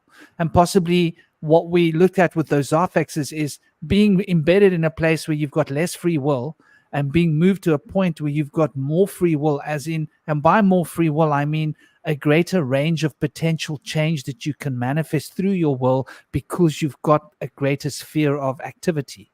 Does that make sense? Yeah, it makes perfect sense. So the druidic idea does fit into the Zophix idea when we consider it in terms of liberation. How engrossed, how trapped you are by your previous choices, or how free you are by the way you live. I guess what's interesting about the Zarfexology thing is I think the way the liberation seems to work is it's really about liberating the imagination itself. I think that one of the things that we're really imprisoned by in this world is not so much physicality, but just beliefs in general. You know, it's amazing. Like, one of the things that's been interesting about Zarfexology is that it's almost like I'm starting to see the world in terms of it's like each belief system is there's different types of belief systems, and they act as sort of planes of existence. Like, you have more of the believing sort of like paradigm, you have the more believing dimensions, your religions, your mystical, but then you also have the more skeptical, sort of nihilistic lower world. And the idea is you learn to kind of be able to enter all of those dimensions whenever you want, and you're not. But when you're stuck in one of those paradigms, you can't really access, these other worlds. So if you're basically, the idea is if you've got some kind of, paranormal entity that's attacking you, you can just kind of hide in the skeptical dimension where they don't exist in order to gain some stealth.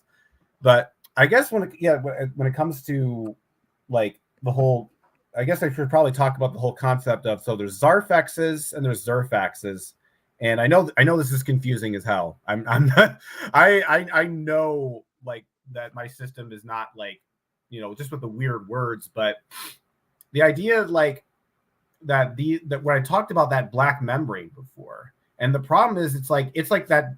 The other thing you have to think about this black membrane is it's reflective. It's like a mirror.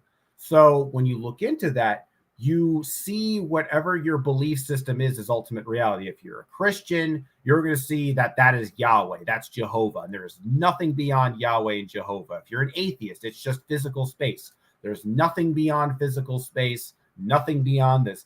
And it's that belief of nothing beyond belief X that I think really limits our imagination.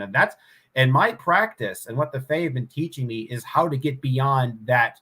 There is nothing beyond this mindset. And the reality, there's always something beyond. There is always a beyond. And whether that's true or not, there's it allows your imagination to sort of be open to its fullest potential.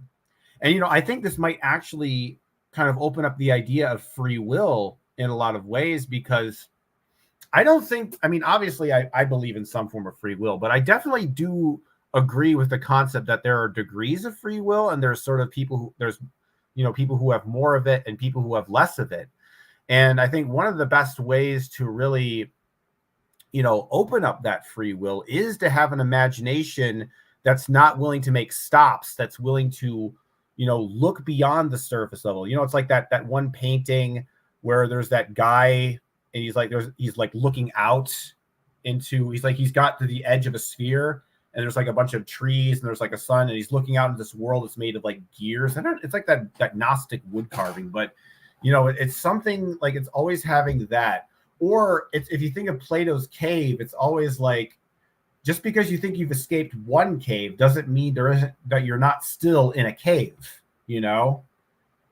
And the assumption that, well, I figured it out. I found ultimate reality. There's nothing beyond this. That to me is what really, I believe, really limits us and limits our imagination. The idea, when we get ourselves to a state of mind, when we no longer have the capacity to conceptualize and speculate on alternate possibilities. You know, when you think about like when you're a little kid and you look at a tree and you think like, ooh, maybe there's like gnomes that live in there. Maybe there's a city. And you have that open-mindedness. Then you kind of learn later than they tell you, oh, you know, these gnomes don't exist. And then it's like, you don't, but whether they exist or not is besides the point. The point being is that once you have that belief, you stop speculating as to whether or not there are things living inside this tree. So having an open imagination is really important. But I think one of the enemies of that is definitely fear, because when you think about any kind of controlling belief system, any kind of controlling paradigm, one of the common elements that I've always found is truth in absence of mystery. It calls it, a lot of these belief systems will say, I have the truth, but they fail to acknowledge the mystery, and they try to come up with some kind of paradigm where they think they have every single detail figured out. Or even if there is something that they don't figure out, well, they say, oh, then that's just going to be, you know, what this belief system ultimately is. They don't really think, well, maybe it's something else. So I think that, yeah, just to kind of summarize my point, I think having an open imagination that's open to different possibilities and doesn't let belief systems control and dictate what kind of things you're allowed to dream and manifest, that to me is when you find true spiritual freedom, at least from my perspective. I think you're so on point there, brother, because people often ask me why it is that I can't, if they say, so what do you think? Is the world round? Is it flat? Is it inside out? Is it concave? Is it hollow earth? And I'm like, you know, to be honest with you, I don't know. And I'm happy not knowing. I'm happy not pretending to know what the earth is, because it gives me more of a perspective of what consciousness is an ironic sense. And I've always agreed, like, knowledge, the moment you think you know something, you're screwed. Yes, for sure. Because our knowledge evolves over time, right? So that's so right, Shaman, that once you say you know it all and think you're a know-it-all, you've lost. Because our wisdom, we're ever learning, right? So once we think we know it all, we've lost the game, so to speak, because certain parts are a simulation. But that's another topic. So I'll just leave it at there. Maybe it's not another topic. Let's not do this. It's another topic. This is exactly the topic. Like the nature of this consciousness. Okay. If it is a simulation, then what does that say about this ability to learn, this guru principle, this ability to learn, and this avatar principle, the ability to act and to do and to live the dream, and this bodhisattva ability to sacrifice the self to the extent that one becomes completely selfless. I mean, in a simulation. Well, it's like it's a combination. It's all balanced, but there's so many different factors involved in what's going on that only at the highest levels does it all come together so we can figure it all out. And that doesn't happen until we have much higher levels of consciousness. So, yeah, it's all dependent on that, right? So as we ascend in our frequency or our awareness or consciousness, whatever you call it, as we ascend, more things are revealed, right? So if we couldn't see it before, it's because our vibrations were too low to see it. But once we open our crown chakra and become connected to source or the higher octaves of reality,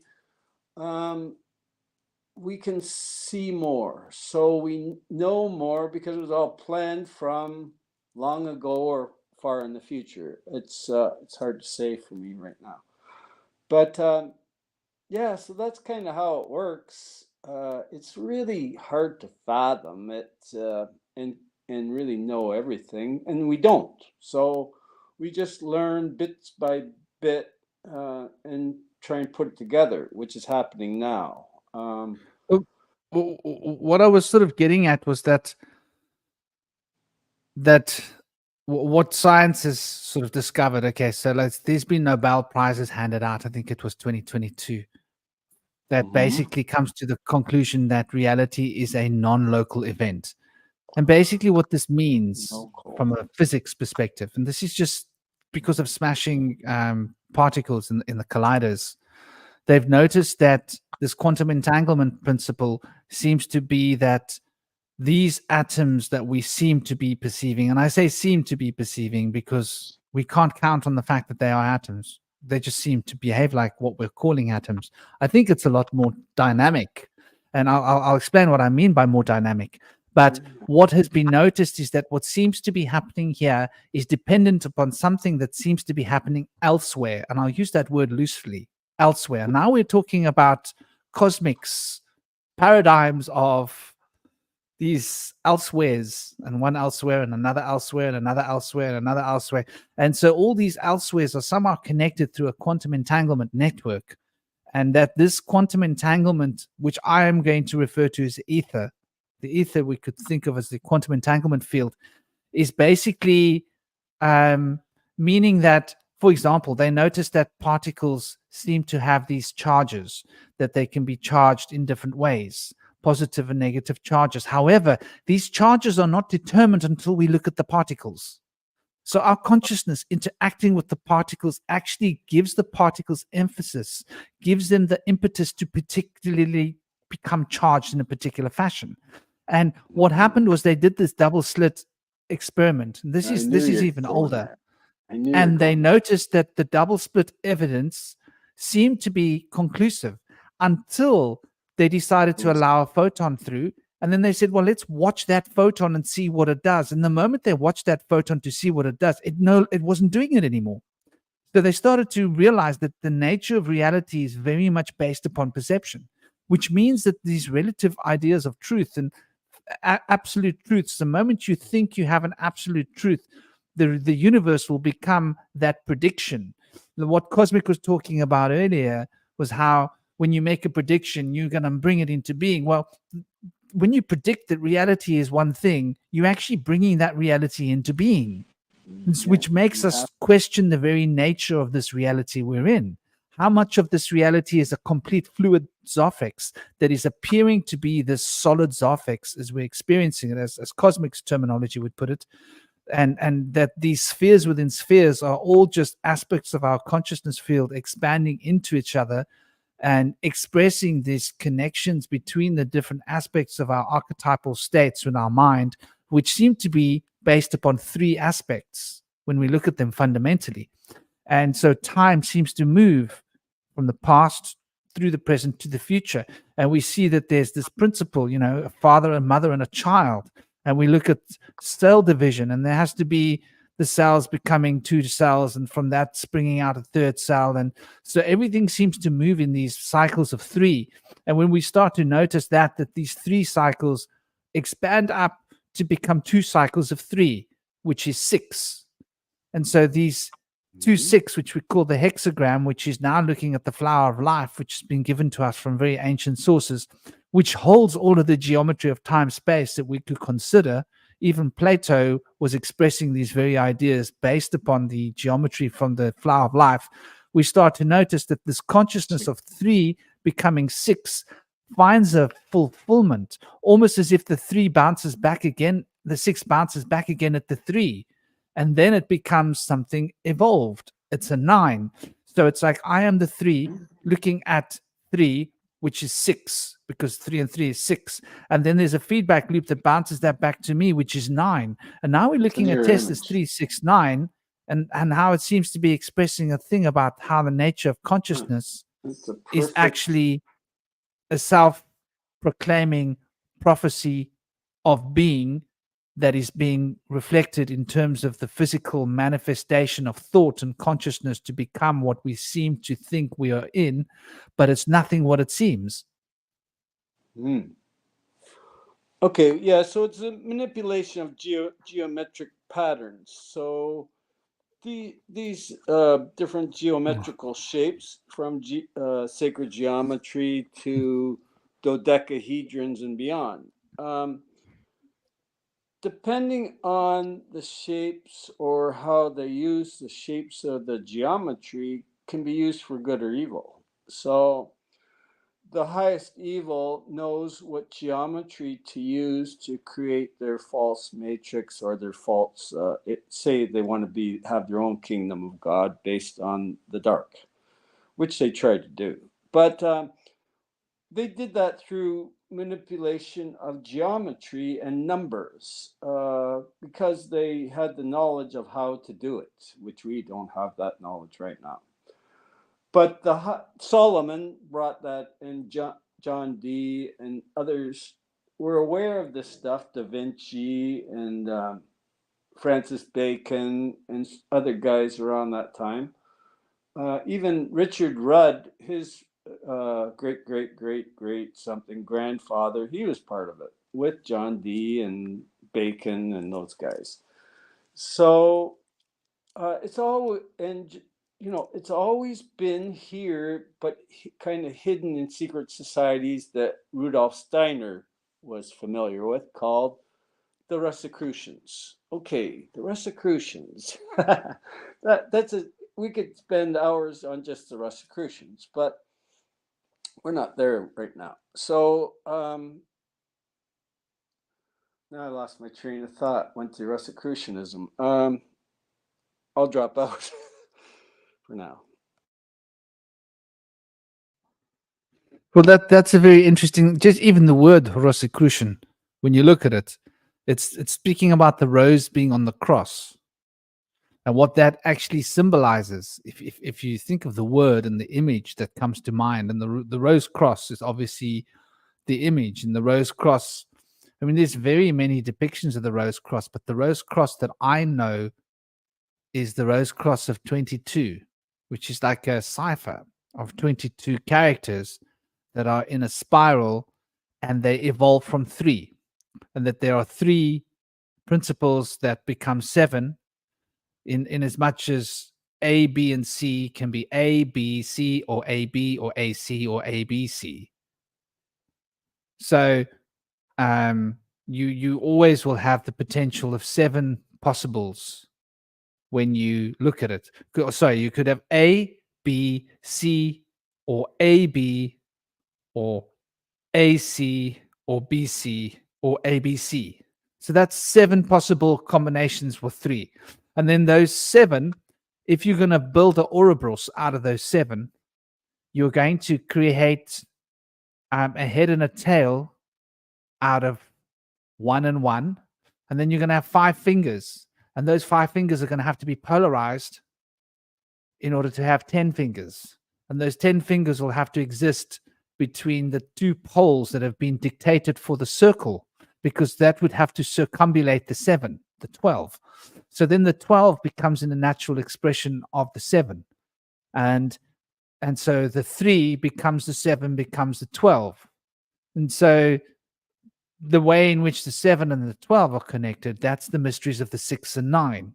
If that's like, now we're getting in. So the Rosicrucian is the other side of the pyramid, the other side of the coin, where the 3, 6, 9 are the manifestational keys of the universe.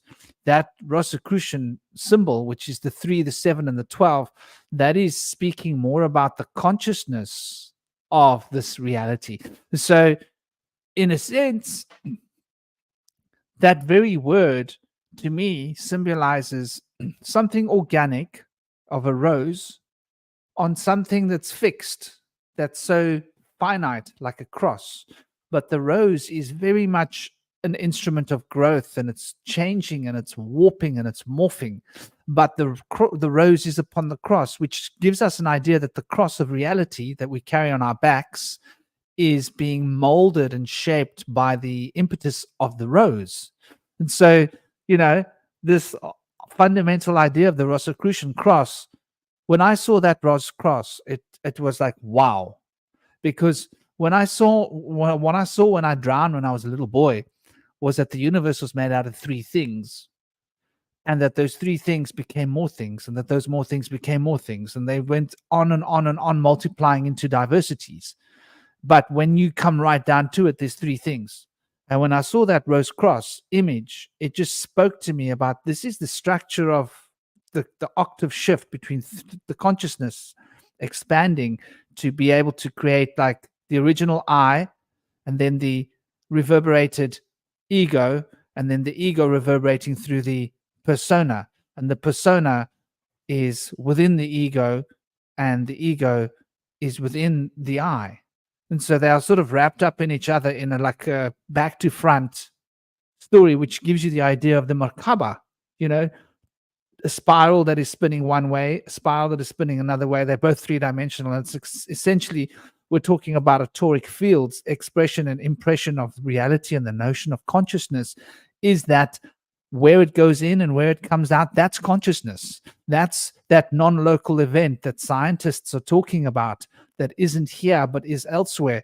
So even the Rosicrucians seem to be pointing in the same direction as what we're discovering. And this seems to be what we used to know in the ancient times about the aether, until people like Newton came along and carefully drove us away. And Newton, interestingly enough, did translate the Emerald Tablets. I have a translation of the Emerald Tablets by Newton. Interesting. I don't like his version the best. I prefer Blavatsky's version, although her version's a bit more verbose. It seems like it's got more of a creative potential in it. But it's very interesting, how this Rosicrucian ideas have become so hidden from us. And this, I think, is largely due to what Cosmic was talking about earlier, the socialization element. And obviously, we were socialized by religious ideas, were we not? Religious ideology. What do you think about that, Cosmic, about the nature of this expression of these three becoming seven, becoming 12? How does this fit into your Zophaxology? Well, I thought about something the other day. If God is one, then essentially when new beings are created, God is dividing himself. But if God is two, then God is multiplying himself.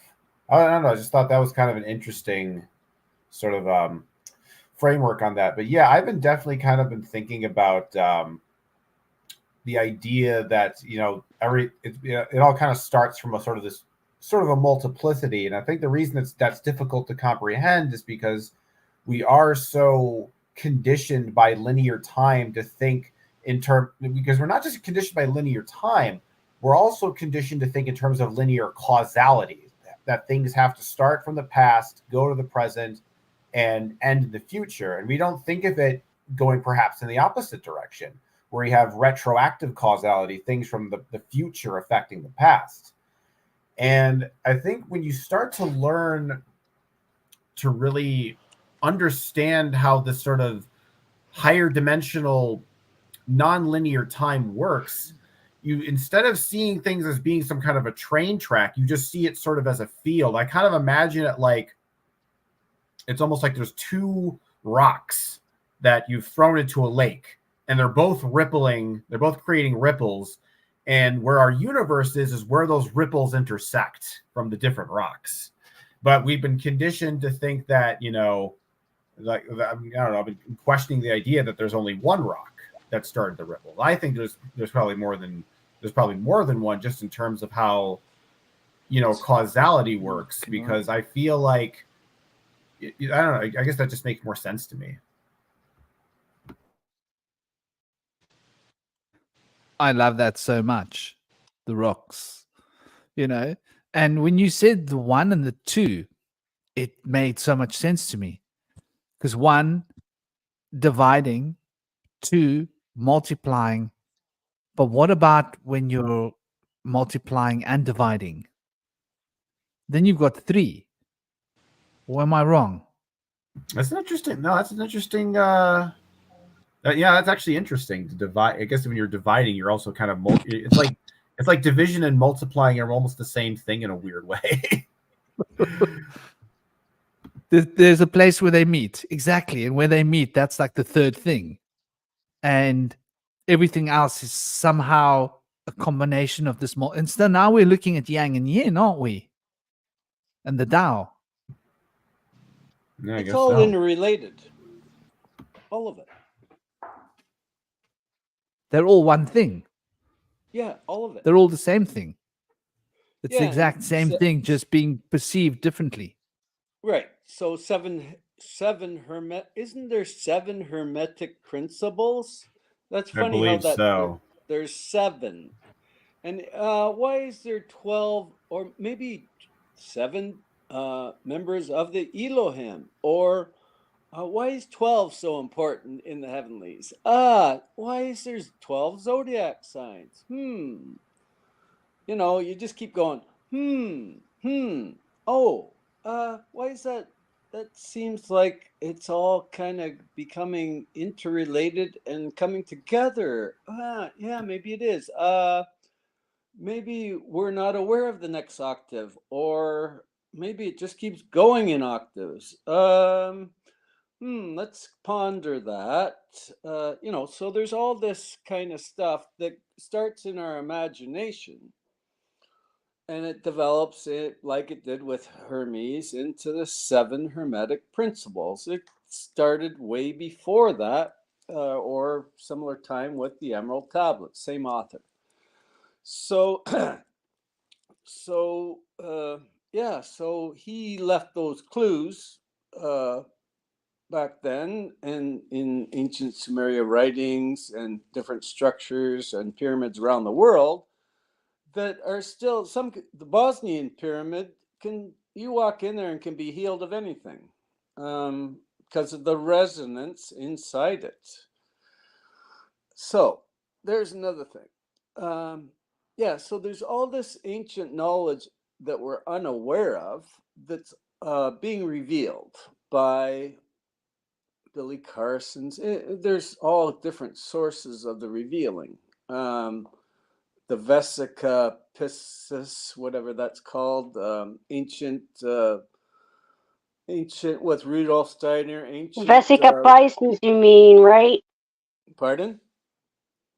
Vesica Pisces, right? Yeah. So it's like the part where 2 circles come together and interlap. It's like a space of. That's where the space that's connected to divinity lies, or, you know, it's an intersection point, or it's our goal to go to that balance point between the yin and the yang, or the divine feminine and the divine masculine. It's all about balancing between the two. So we have our intuition from our feminine side, but we also have that critical thinking from our masculine side. And that we rely as men and women probably too much, that living more in the masculine side, and that's turned women into like loving the authority of being like men, right? So they turned, you know, just very complicated. Before we get too far away from the conversation that we're on, Rob made a very interesting comment.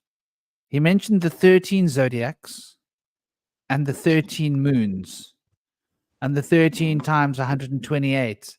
And I find that absolutely fascinating because there's definitely something very powerful there. For example, and I bet Soraya's going to chime in here, and I'd love to hear what Soraya has to think. I've got this little baby tortoise. I mean, this guy fits in my hand. We've got him in a crate, and we're sort of like. Yeah, I saw him, a little turtle. It was so cute. He's so cute. And I found him on the street. The fun thing is, on the road. The back of a turtle has exactly its pattern. It forms exactly the amount of moons there are in a year. And how many weeks there are in a year. It's fascinating. It's very fascinating. It's like we discovered our calendar on the back of a turtle, or the back of exactly. It's like a turtle is like a reminder of what the color is. Also, And the then we get, shape. If you look at it, it's each segment. It has a very unique shape. It's not really rectangle. It's not really it's not really like an octahedron. It's kind of, it has every shape in one. Well, the important thing is that it's not a straight line. Yeah. Hey, but with this, I'm going to go in a few minutes because my battery is running low. well, your energy has been beautiful, and I'm glad that you chimed in there, bringing some beautiful ideas through. Thank you, my dear. And I hope you're going to have an Welcome. absolutely fantastic evening and sleep well. I And if will. your battery's charged, we're going to be here for like another 45 minutes, probably. Or who knows? We've got probably 4 hours and 20 minutes of juice, 4 hours and something. I was going to take a look at how many minutes I've got that won't be. But yeah, that's fascinating. You know, this calendar on the back of a tortoise. Anything else you wanted to add into that while you've got battery, dear Soraya? What did you say? Was there anything you wanted to add to that? Because it makes me think about the story of the turtle and the hare and the way they run this proverbial race. And there's something being told to us there about time and how time always wins. Oh yeah, if you're racing against the clock, it always wins. But if you pretend the time doesn't exist, then you have no issue basically. And I find that totally interesting because we run on a clock of 12, and there are 12 relationships between 13 points. So we're Exactly. looking at the relationships between the there are 12 lines between 13 curves. Does that make sense? 12 angles between 13 spheres. So we're looking at one side of it, and like from an occult perspective, you would say that 12 is the mystic number of 13. So we deal with our astrology based upon the mystic number of 13, which is 12, which are the 12 relationships. In the same way that there are 21 principles that become 22, because if you look at the major arcana, you've got the 21, right? But you've actually got the 22 because the fool represents the whole story. But there are actually 21 relationships between 22 archetypes. And there are actually 22 relationships between 23 pairs of chromosomes. So you see how these numbers sort of phase in and phase out. So it's very interesting how our time, we're taking one-sided view of time, where I think 12 and 13 are both applicable in a weird way. But we've chosen that one because maybe that represents the 3, the 6, and the 9. But it doesn't represent the 5, the 7, and 3, if that makes sense. Yeah, and as you were speaking, you know when you see 1111, like 11 a semi or a colon and then 11.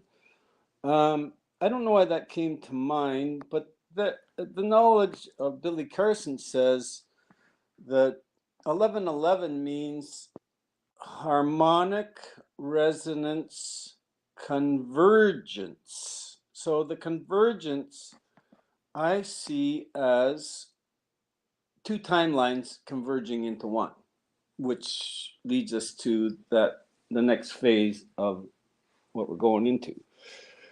So it becomes the one. The 2 becomes the 1, and just like the 11 becomes the 12, just like the 7's in there. 137 is a sacred number. So the 1, 3, and the 7 are even involved together. So that number 137 is kind of like has some relevance as a sacred number. like pi, or like there's other numbers, like what's that other one? Sigma? No, not sigma, but You're Planck. talking about phi. Planck. The Planck I number. call him a plonker. Well, he probably was like Isaac I call him Newton, sort Planck of the a plonker. plonker, right? There are always been these guys like Newton or whomever, where they're thrown in as plonkers to lead us down a garden path that isn't that is away from the truth, because there is no gravity per se, not the way he explained it. Let's put it that way. So he was he was just like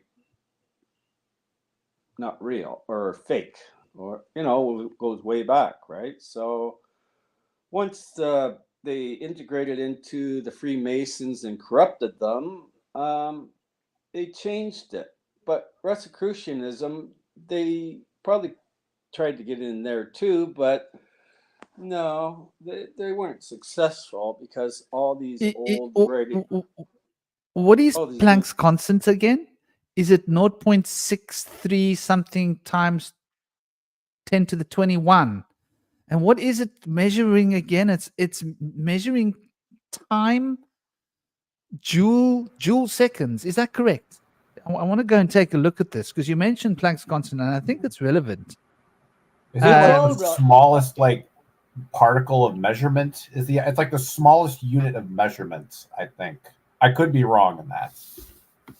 But the thing is, regardless of what it means, from pi or Planck or other, like number 137 or other numbers that are very relevant to creation, and we live inside a geometric system.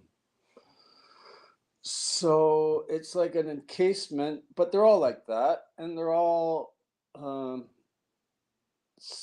of separate, but if we know how to get in and out of them, we can. So it's so deep and complicated that John Dee is here to reveal his knowledge once again through someone else, and this guy is amazing. So he has all kinds of different YouTube channels. Fractal U, I think, is one of them. But he knows everything John Dee knows and way more. He says, well, this is where Tesla got it wrong. Okay, so he even sees, or the Vogel cut crystal. Then Winter will say, yeah, well, Dan Willis is missing something there with his ideas, because the angles aren't quite that to have perfect plasma forming energy inside the crystal. So he's that deep that he knows that even some of the stuff that... Can we not stray too far from Planck's constant? I think there's something to be understood Planck's here. constant. Okay, well, let's look at it. We've got it on the screen here. So it's 6.626 times 10 to the minus 34 meters squared kilograms per second. Let's just take a look at what it's saying to us. It's quite a head trip. We're talking about surface area, we're talking about mass, and we're talking about time in one. So this is and it is used to correct all the Newtonian physics theory, because the Newtonian physics theory is basically calculated in a vacuum, but we're not in a vacuum. Right. So imagine like what noise cancellation is on a set of headphones. If you want to listen to something and there's a noise, you need noise cancellation, which means it needs to cancel out the noise. So this is like a proverbially canceling out the noise of background space, surface area, space, mass, and space, time.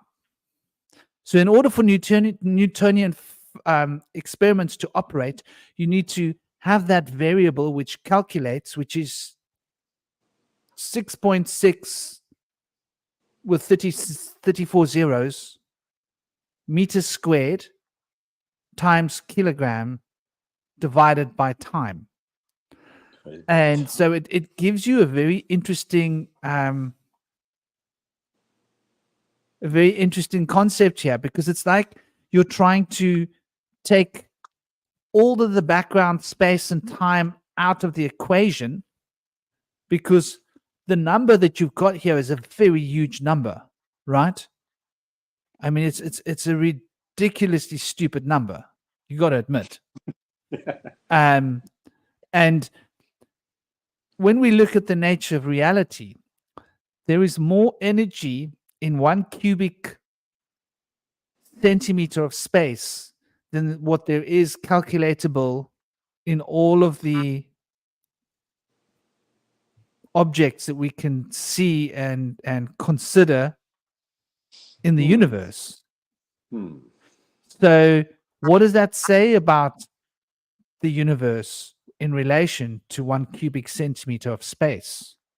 And what does that say about the nature of compression of energy and expression, and as it relates to the Zarfexology?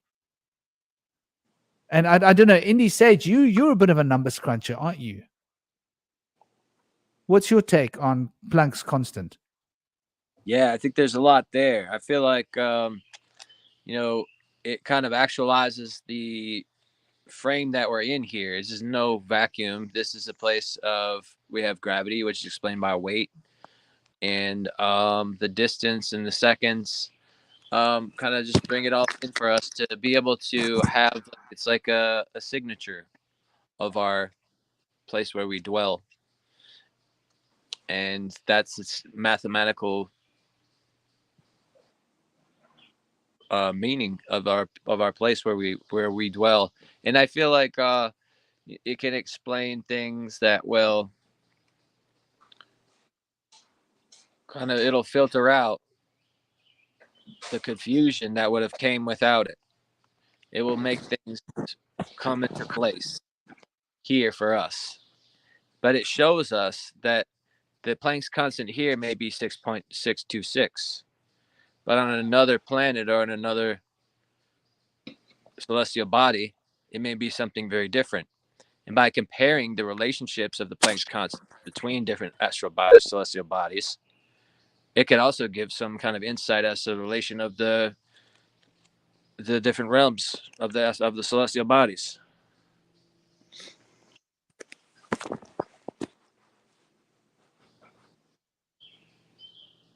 And then we compare that to the number 5, which is 6.16. Sorry, mistake. 1.618.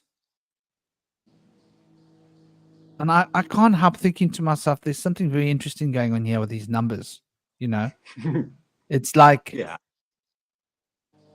there seems like there's some kind of a gearing ratio that's being expressed here.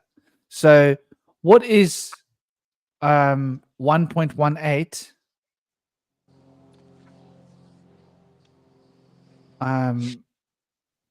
What would you have to multiply that by to get this kind of a ratio?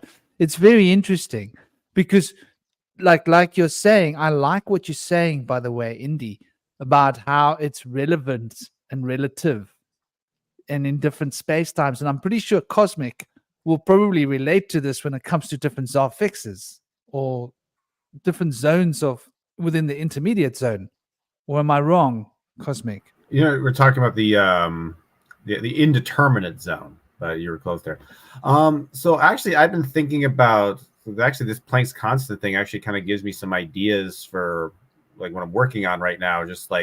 So the idea is, so I talked about solid Zarfexes before, but the idea is like, so a Zarfex, this is a kind of a difficult concept to kind of figure out, is made of an infinite number of Zarfexes, right? But it's like it's a limited infinity in the same way, like I can infinitely move left and I can infinitely move right, but I can't move up and down. So there's a limited sort of range of infinity. But the idea is, in order to keep it solid, there is these what's called the 16 phi Zarfexes. Now these are the Zarfexes of pure sort of. So the idea is each Zarfex, these experience spheres are like these. it's like basically sort of like a form of like a sphere of pure consciousness, a pure conscious experience. So in order to create solidity in the world, you take a sort of a Zerfax, but you kind of encase it in an even like thicker black membrane, so that basically consciousness can't penetrate it, because it's like, and inside it there's this quantum sort of core.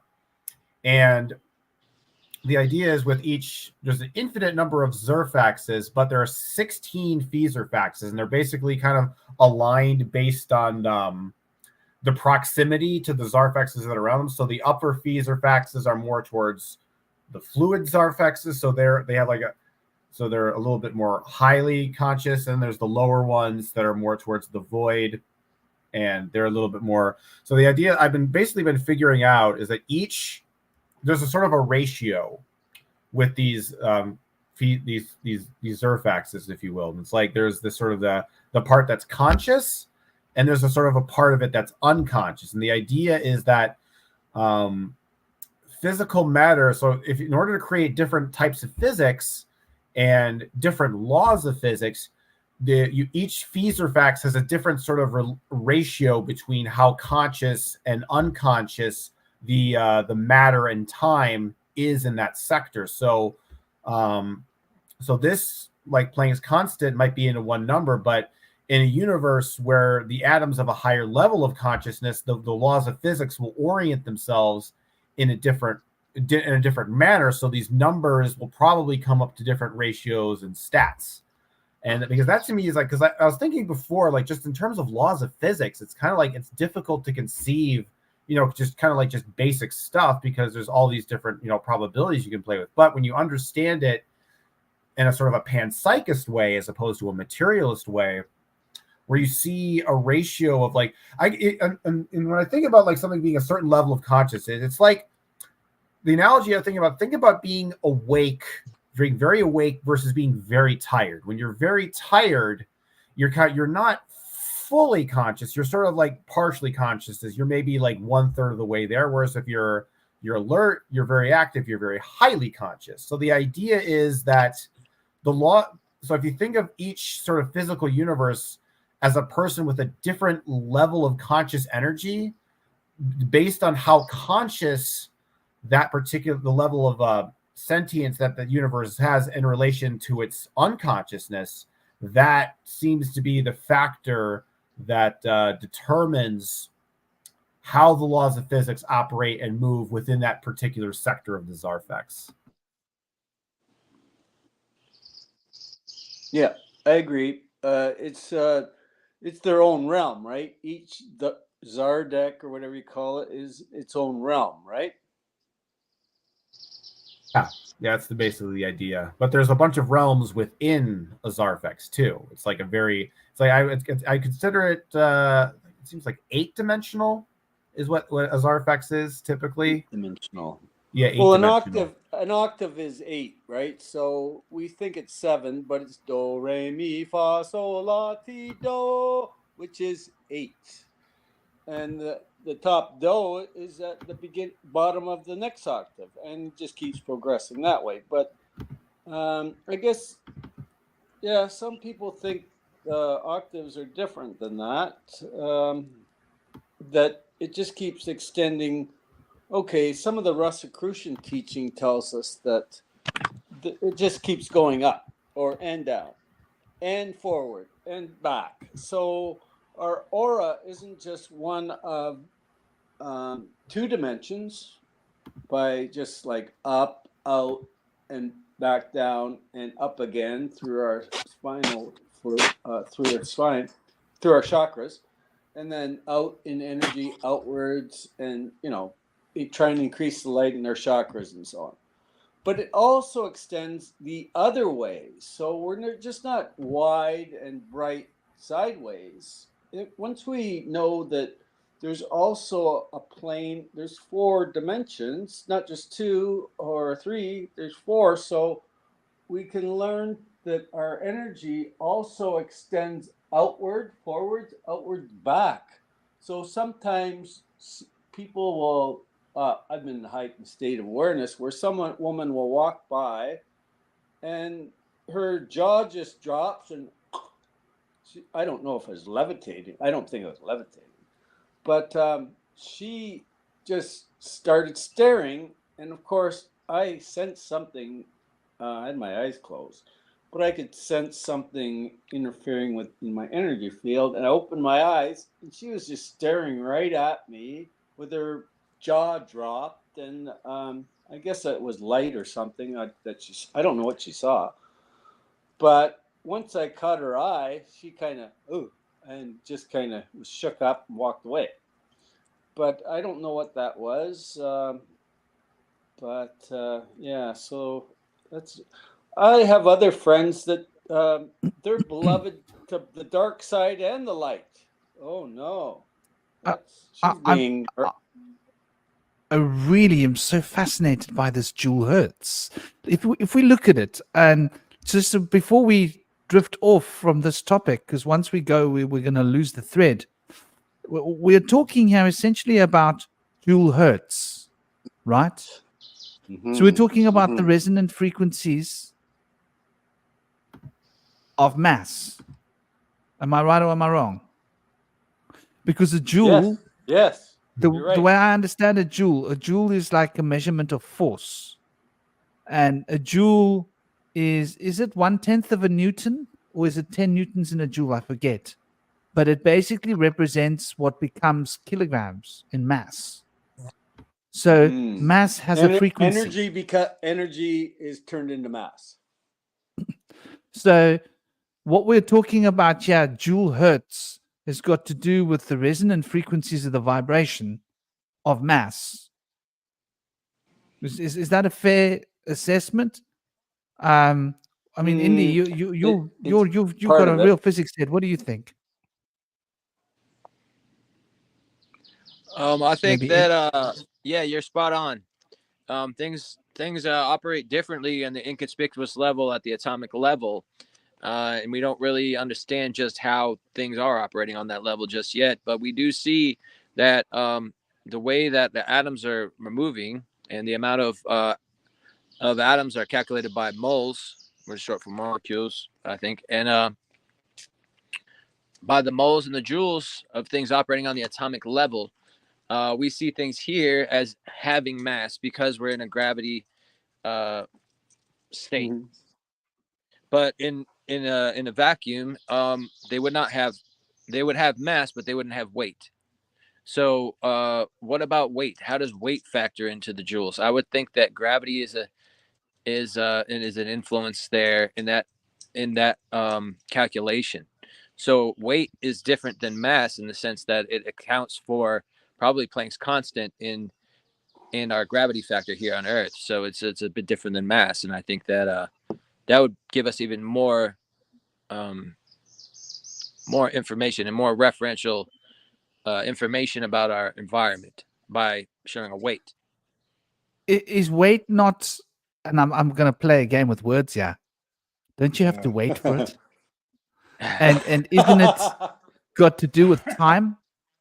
And doesn't that gravity that's not in a vacuum represent time? Indeed. So isn't weight mass in time? A particular time zone. And so if you're in a different density, time will move differently. Right? Oh, yes. Like if even our current physics models acknowledges even that, and we don't know how much of it is even like nonsense, acknowledges that if you go towards a higher, denser zone, a zone of greater density like a black hole, time slows down, right? Yes. Mm-hmm. Yes. So density, which is the opposite of a vacuum as we know it conceptually, affects the speed of time. Kind of yes. like in it does. Kind of like video games in a way. I'm thinking about. I don't know if you guys play a lot of video games, but sometimes in some of these modern games or older games, is that I guess this is probably just true with computers too. That when there's a lot of things running at once, there's a lot of sort of actors or characters at play, or a lot of like things happening once. The game actually starts to slow down and lag. And I kind of wonder that perhaps when, that when time slows down, when there's density of activity, that the more dense activity, information, it's almost like it's because it's a larger mass of information and experience to move, it takes more time to move something. So I think we're talking about gravity here, but I think the concept of gravity can also be thought of in a metaphysical sense. Just the idea of, like, if you think about like association, think about like colors being associated with certain objects, like a fire truck and an apple being associated with the color red. If you think about it, there's with that sort of like associative causality, there's a kind of it's a kind of intellectual it's like not just mass that has gravity, but ideas have a gravitational sort of field as well. I love that, because I do believe that thought has mass, and I think we can measure it, like literally.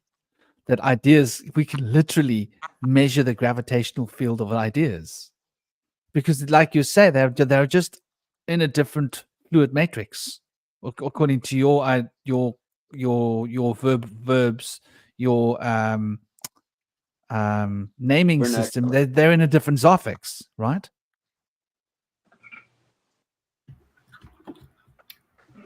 So I've always thought of ideas as living beings. Okay, yeah, in a certain sense, yeah. That have mass. They can be. And they go through different well, I think of an idea as it's a living thing, but it's like a being that's in sort of a larval or like sperm-like stage. It hasn't like fully developed and sort of like gained a body and sort of like made itself into the world, but it is definitely alive in a certain sense. It's kind of like a pre-life, like a larva would be a good analogy. I mean, between 28 and 56 grams is what leaves your body when you pass from this world, right? And between 28 and 56 grams of mass it's quite substantial. And the only thing that changes is, well, the plasma field stops. I'm supposing the plasma field is what's carrying the ideas, right? Because the plasma field through the blood is carrying the electromagnetic field, the charge. And that's based on ideas, emotions, or am I wrong? You're not wrong. Is my mic on? Yes. Okay. You're not wrong. But the water's more involved too, I think. Water is older than probably the sun. And so the memory in the water, even you ever feel inspired during a shower or having a bath, you just go to a level of where you just turn your thought off or whatever it is, and you just kind of go into a state and you might even feel some communion outside yourself. But you get inspired, you get ideas. You ever get that in the shower or in a bath or in the water? I find water highly, I mean, I live by the sea, so I'm by the sea every day. Yeah. So I'm very, yeah. Yes, it reminds me of the story of Euclid when he jumped into the tub and had that sudden realization of displacement to explain density. Mm-hmm. He was contemplating that for so long, and he was thinking so hard he couldn't figure it out because he was just thinking so hard. He wasn't sleeping, he wasn't resting, he wouldn't stop thinking. And his wife said, "You need to take a break." And when he did, and he stopped thinking, that water came into the picture, and bam, all of a sudden. And you know this, Franklin, water is information. Yes. Water carries information. So are photons. It's also life. Are photons. Okay, get this one. During the solar flash, that will not be light with shadow. That'll be directly from source, recreating our DNA. It won't have a shadow. It won't throw a shadow, because it's not going to be the same as sunlight, but it'll be coming through. The sun will act as a portal, so to speak. I love that. So when that flash happens, it's a portal of energy, restorative matter, and creating matter within us, and crystallizing and reforming our DNA and making us aware of our 24th chromosome that's there already, but it's interdimensional, so they can't screw with it. They couldn't see it. They thought it was, they did it, but no, they didn't. They didn't hurt our 24th chromosome. It was hidden. So that once we realize that our 24th chromosome is interdimensional or part of Source, we're quantumly entangled with Source, and it brings us to that realization more when we realize that we're all one, but we can find Source's frequency because we're quantumly entangled with everything, but directly with Source because he's creator. We're like children, but always quantumly entangled with Source. No matter where we are, we can just call out and he's there. He's there. Should we be thinking of a source as a place, or should we not just be thinking that that entire quantum entanglement is what we're looking at? Like source might not be somewhere, source might just be here, might not be elsewhere, it might be everywhere, and it is literally that quantum entanglement field, which is the substance between here and there, between everything that is and isn't, which, like when we look at source, and now you can say source as in source, right? Source, like saucy. And you can think of source as in saucy, as in saucers, as in there's a lot of ways to consider source. Source, when we think about sorcerer. Yeah, exactly. Oh yeah, someone who's on the source. Or her. Huh, that sounds like source or her. Yeah, exactly. She's the source. And it's relevant. She is the source. I never made that connection before. A sorcerer is taking things from the source. I never even thought about that. It seems so obvious, though. Okay, so alchemy is transmuting nothing into something, or something into something else. So that's what the magician is in the tarot. He can transmute anything from one element into another, and then he has the infinity symbol above his head. So, isn't he a master then? And the Fool's number 2, so he's very close in power to the magician, whether he looks like it or not, because he's not afraid. He doesn't know fear, the Fool. And, that's what it's all about, ultimately. Doubt not, fear not, but believe and receive all those good things Creator has in store for all of us. And that is wisdom. That is knowing we have a connection. Wow. Oh, really, Dad, Mom? Really? You're really there beyond Source or the Creator of Source?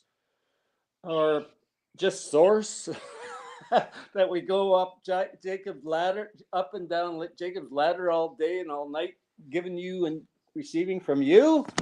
Yes, my son. Oh, gee, thanks, Dad, for that little tidbit. But so as we ascend or become more aware, all these things are revealed, and we can put together the architecture of all the basilicas and what they mean, or what the Freemasons have created in various churches in France or wherever, that it's all related.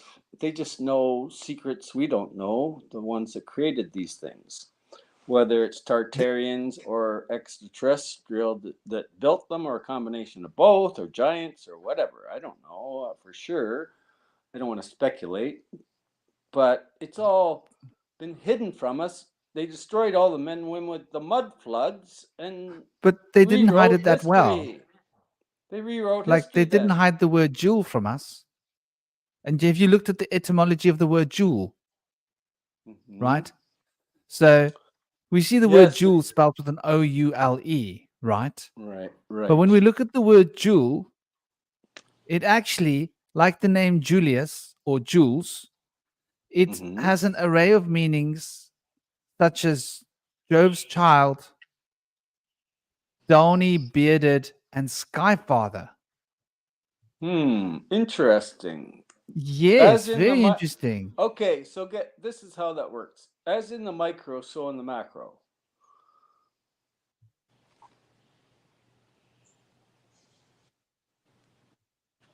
Know What what I just mean? happened? I don't know. I just lost. Can you hear me still? Yeah, I Yes. can hear you now. You just went quiet. Well, something, sometimes, well, I don't want to get into that right here, but that happens sometimes. We don't have that much time left. Okay. But let's not drift off topic and start another topic, because we won't be able to. But this I think there's something in this story here with the source, the sorcerers, the jewels, and now we're looking at the part of the conversation we haven't had, which relates to the giants, the deities, The giants, and the deities relate to those different aspects of the way in which source can interact with us. In each different form of interaction we can have with source, we can call a deity, we can call it an angel, we can call it a demon. Right. And there's positive ways of interacting with source and negative ways of interacting with source.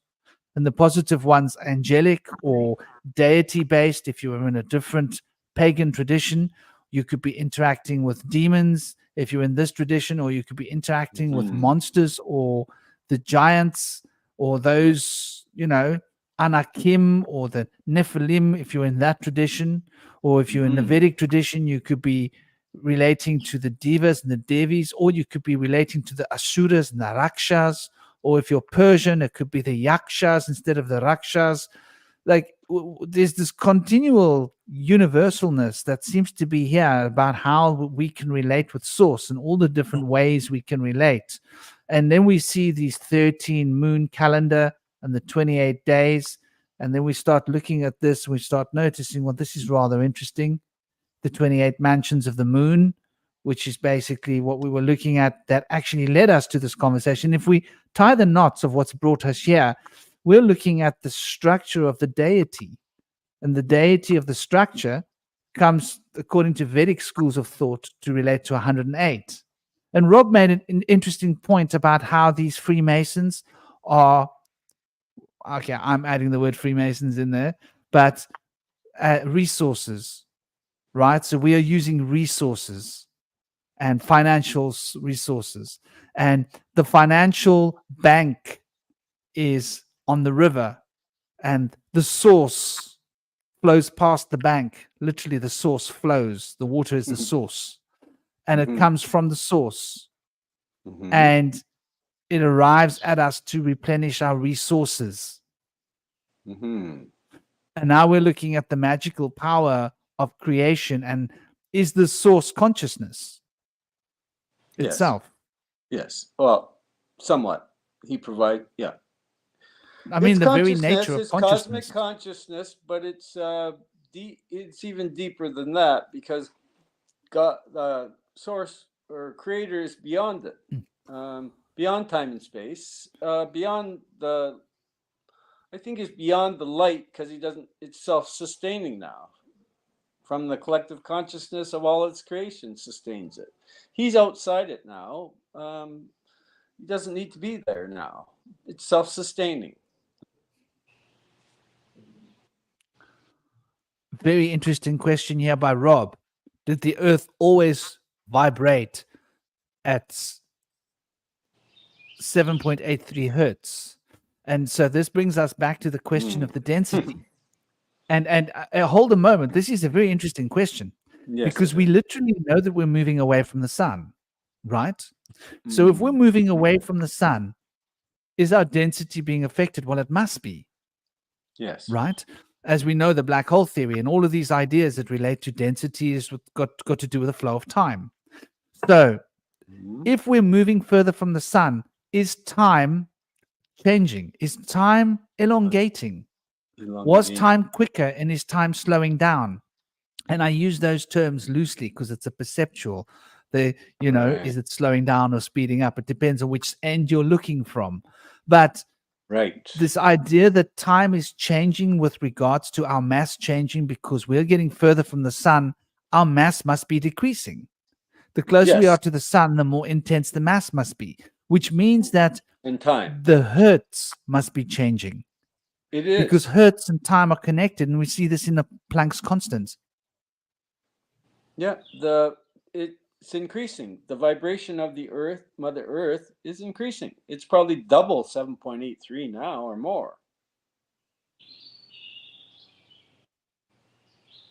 So, if that's the case, where the Earth is vibrating not at 7.3 anymore, but 15 or higher, you've seen the Schumann lately, right?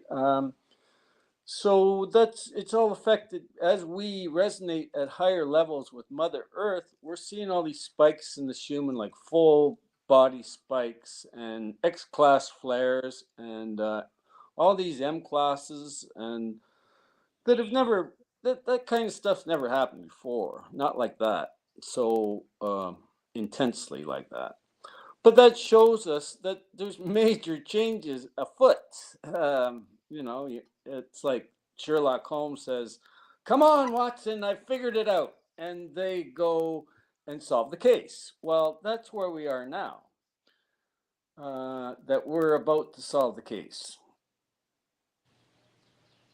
Because of the solar flash and having everything restored to us. Our memories are full akashic in the history of the universe.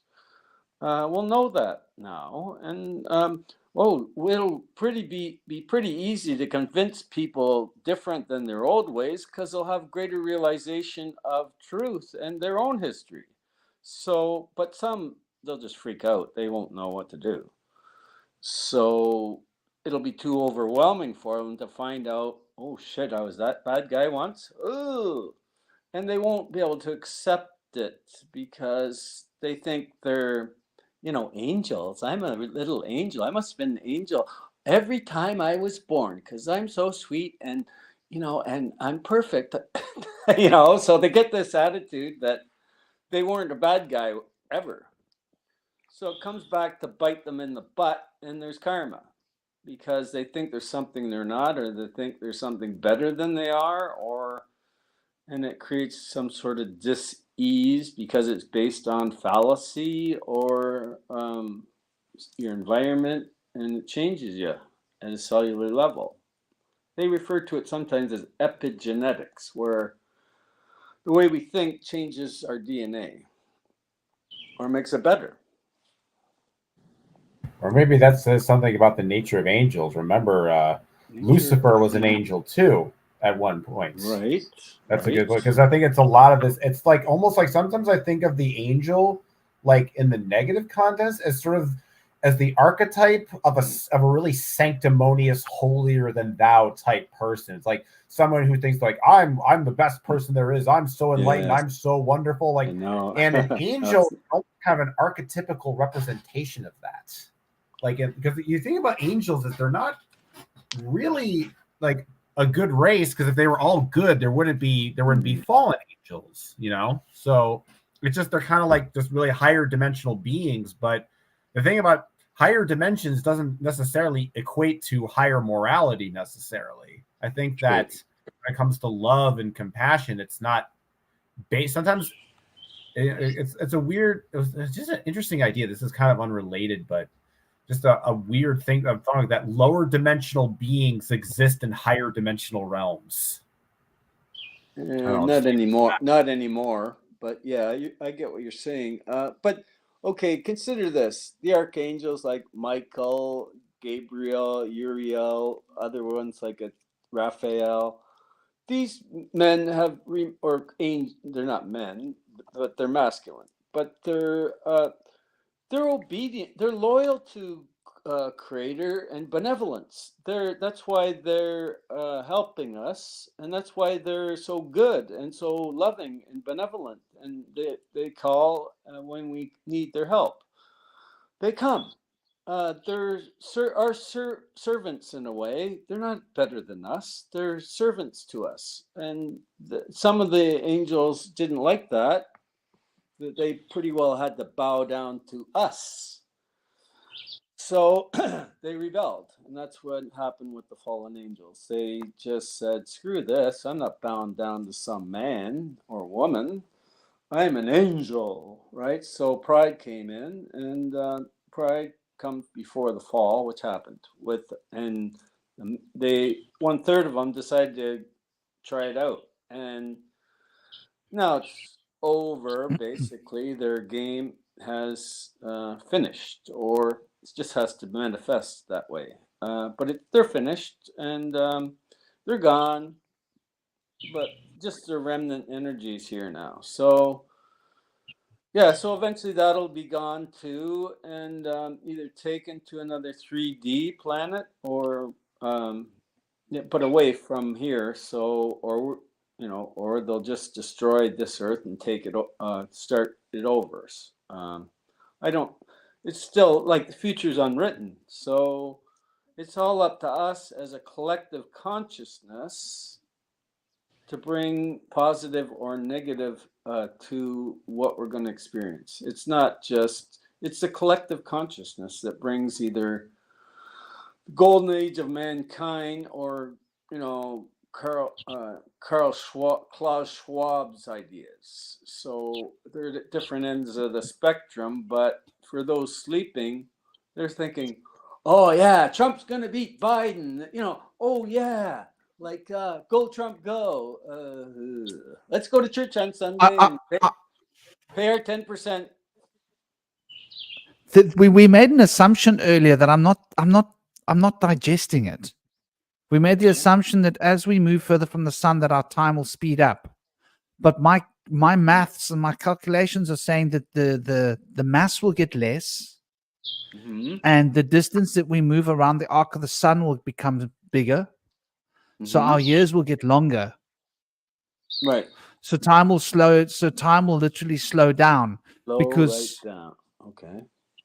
So time will slow down, and now when we look at these ancient stories from Sumeria, one of the things that really got my attention when I studied the Sumerian cuneiform tablet transcriptions was that. When the women, which were the Sumerian women, well, the woman from there came here, they noticed that apart from obviously aging, becoming really fast, they started getting old really quickly. There, when they had a baby there, the baby, like, they compared it that a baby there would learn to crawl. So if two Sumerian women were pregnant, and one came here and one was there, the one that was here would have her baby like 3 times faster than the other one. The one there would carry her baby for much longer. Then when the baby was born, it would take much longer to develop, and the baby would be crawling by the time this adolescent child is becoming a teenager. So they noticed this dilation of time. Now that was a very far out planet that was doing a huge big arc, and these beings were bigger than us. So something Rob said that just grabbed me was about how we would change shape cymatically because of the change in density, because of the change in frequency. And so Planck's constant is based upon mass, and the frequency is based upon mass. So when we start to really digest that, it sort of insinuates that our bodies will become bigger, less dense, we will live for much longer, but we might not notice that we're living for longer. But in a high density area, we would. Like, one of the things they also mentioned was when they brought their super big crafts to this planet, Key, they had a real problem launching their crafts. From Nibiru, it was very much easier to launch the crafts. Here, they had to contend with the increased gravity, and they had to make special launching places that were in a high altitude so that they were able to launch more easily. They couldn't just launch from just anywhere, which is rather interesting. So, like this density and time and frequency and the cymatics of how our resonant bodies would change shape, change tone, change form. It sort of makes me think, like, in a very interesting way, you know, where we could end up, how this could move in terms of our spiritual momentum, because our spiritual momentum is also going to be affected by the physical momentum. So to me, it's just fascinating when we look at this where is it? So this is joule hertz. So it's 6.62. So that means that the universe is vibrating at what is to the 34?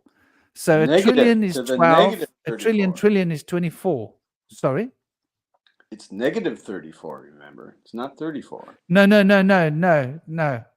That minus means how many noughts there are. So what that number is 6.62600705 times 1 with 34 zeros. Oh, that's how it works. Yeah. Oh, Yeah, that's how fast the universe is vibrating based upon our mass locally. But this is just what we can evaluate locally.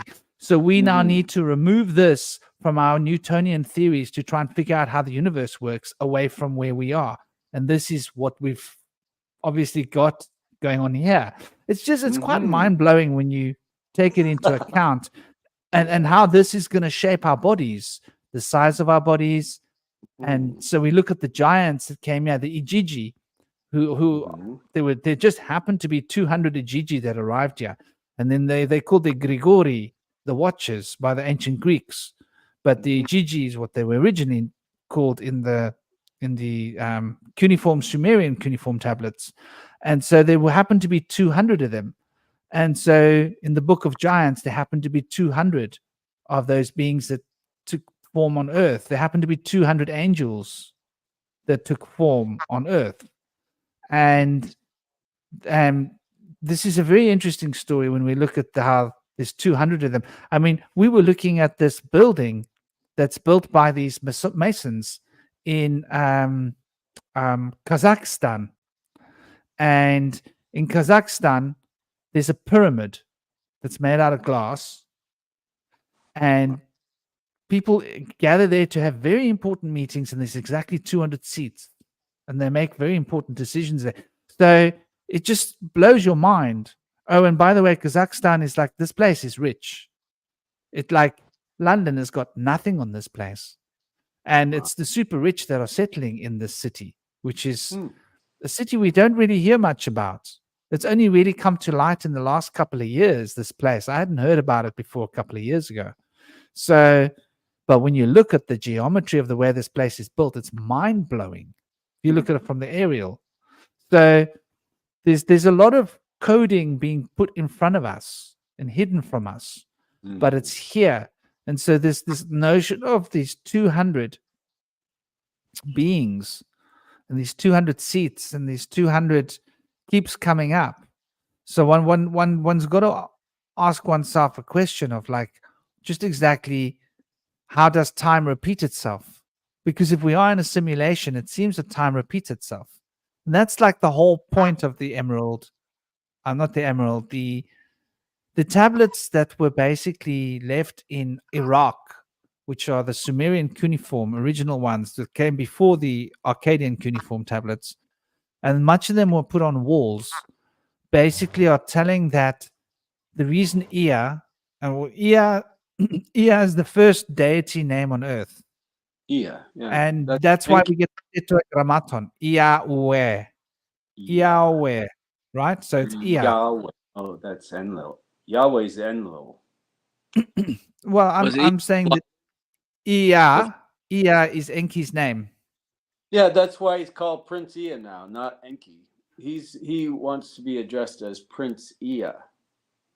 Well, Ea was his name before he came to Earth. It was the According- original, The old tablets. but it might be Oh. And circling. then the Okay. Earth's name is Ki. The Earth's name is Ki.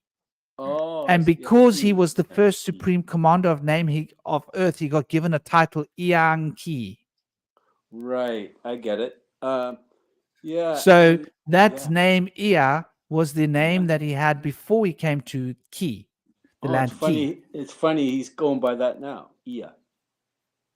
Well, Ea was recognized as his original name. Iang Ki It's is back his to his title. original name. Ea was always his name. Iang Mhm. Ki is Ea, the supreme ruler of Earth. Ea Mhm. was his birth name. So Isn't that the Ea, name of the Acadians? the No, Arcadians Anunnaki. also recognize him. Yeah, this name He has is- been around he is for all Anunnaki. time. Or Ea is half Anunnaki and he's half human. Prince Ea is. Well, according to the original tablets, that was his name before he came to Earth, because the Earth is Mhm. Ki. Yeah, his father's Anu, and his mother's I don't know the name of her, but The one who was half was Zeusudra, and Zeusudra was because Enki saw a woman and he was like, "Oh, I've got to pump my goods into her," and he did. yeah, he did. And she was like, "Wow!" So she went off to have a baby, and her husband. Now the first humans were red, right? They weren't Mhm. black, they weren't white, Red, they weren't yeah. yellow. They were red, the color of red soil. It's very clearly outlined in those tablets. And then Funny. her husband had a Red. freak out. He was like, "Oh my gosh, this baby's white." Yeah. Because it was Ea's babies, Enki's Sure. baby. I So love that. the freak out was he accused her. He said to her, "Did you have conjugation with the Ijiji?" Because the Ijiji had arrived. Now the Ijiji were also white. Mm. So the Ijiji and Ijiji. Enki and Enlil, these were white guys, and the Mhm. Earth humanity was red. And so Red. they had basically Enki had put his seed into her. The baby came out. Now the same story is with in the Bible with Noah. Noah was also born as a Oh. white child, and they mention how he was like white, like the color of Yeah, so mentioned. I think some people think Thoth was Enki's or Ea's son. I don't know if that's true, but Thoth was probably Noah. But Ea was Enki, and Enlil didn't know he was going to save Noah and his family. Enlil thought he'd been given permission to destroy all his creation. So he wanted, Elohim allowed Enlil, said, okay, you can have your flood, because he was complaining about something. Enki was there at the council meeting, though. So he argued on behalf of humanity, lost to Enlil, and the flood started, and of course, Enki was there at the council meeting, so he knew it was approved. He argued against it, but was overruled. So sure enough, then the flood comes about, and then he knows, well, I got to save some of mankind because I want them. They have to be saved. So because I'm I'm responsible for them. So that's when not just Noah, but other people were saved, or they had boats and they survived the flood. But Noah was the main one known, but there were others.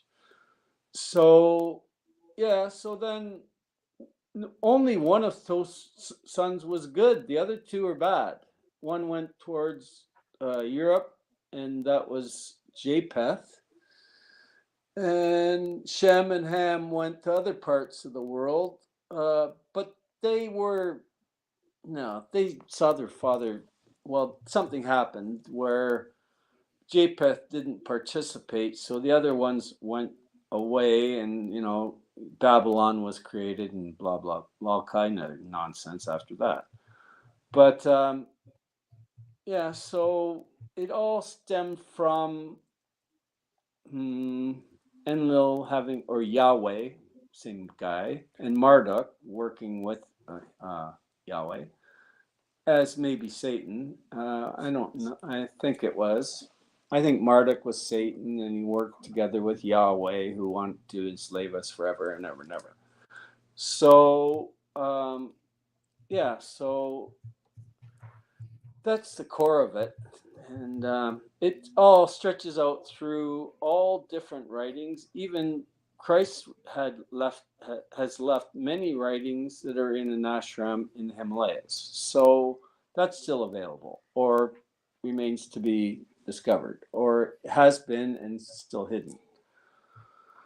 Yeah, so Solomon was he was a master of it in the beginning, that some of his evil magic, black magic, is still in use by Skull and Bones and all these evil groups for their own agenda, which isn't for the benefit of mankind. So it goes on around and around and around all throughout everything. But now it's all coming together again. Like, it's all gone out to hell in a handbasket. Now it's gonna, I think time will stop, or the Earth will start to rotate the same direction as cosmos. Yeah. So I think when we're talking about Asaluhi, we're talking about God of magic. Enki's son that had the greatest knowledge of the magical arts. And he was the great magician of that time.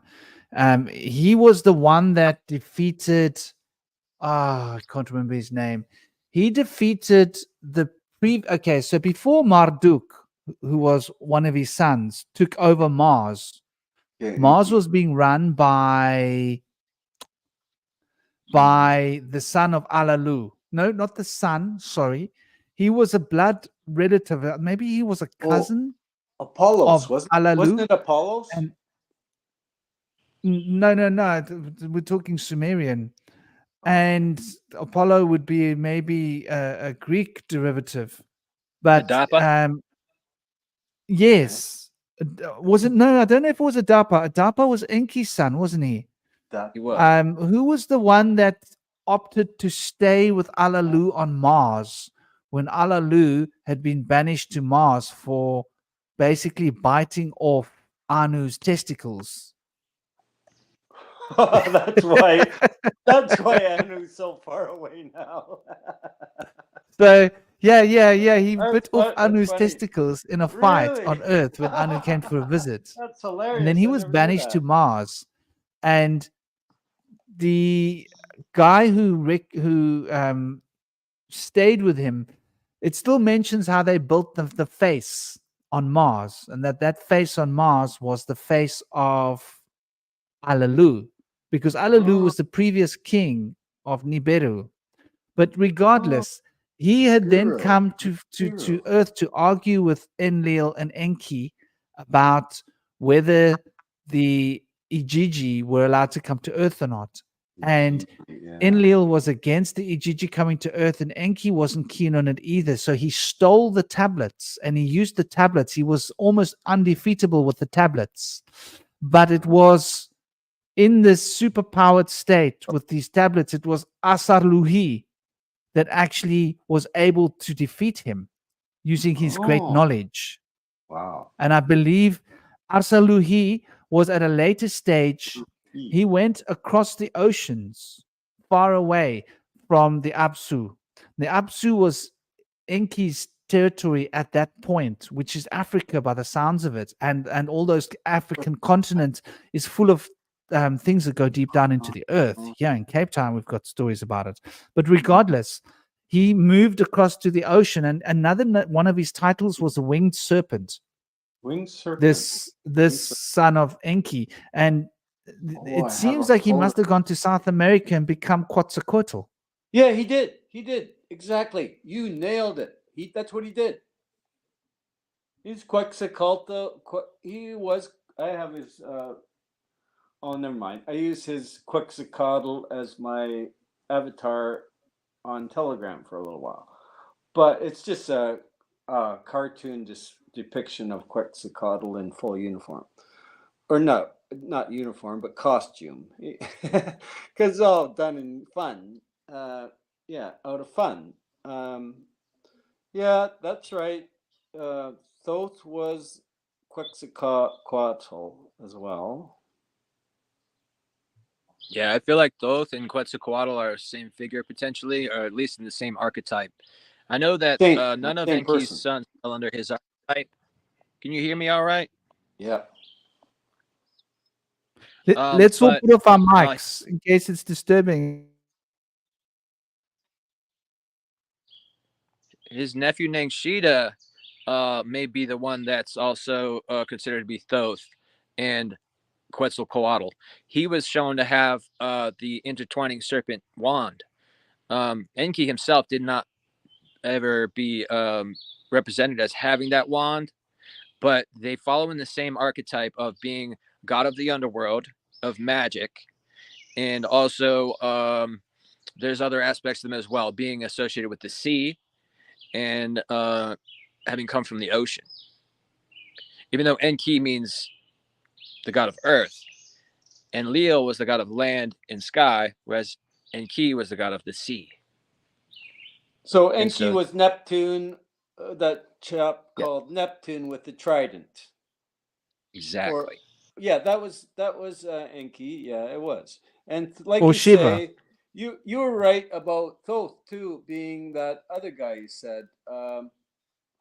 Ningshita. And he was him too. Yeah, Thoth was him too. And Thoth was Hermes Trismegistus. Thoth was all kinds of things, right? So yeah, but you're right about that. I know for a fact you're right about that. So that's you're really on track, right on track. And many things you say are perfect. You're figuring it out. Yeah.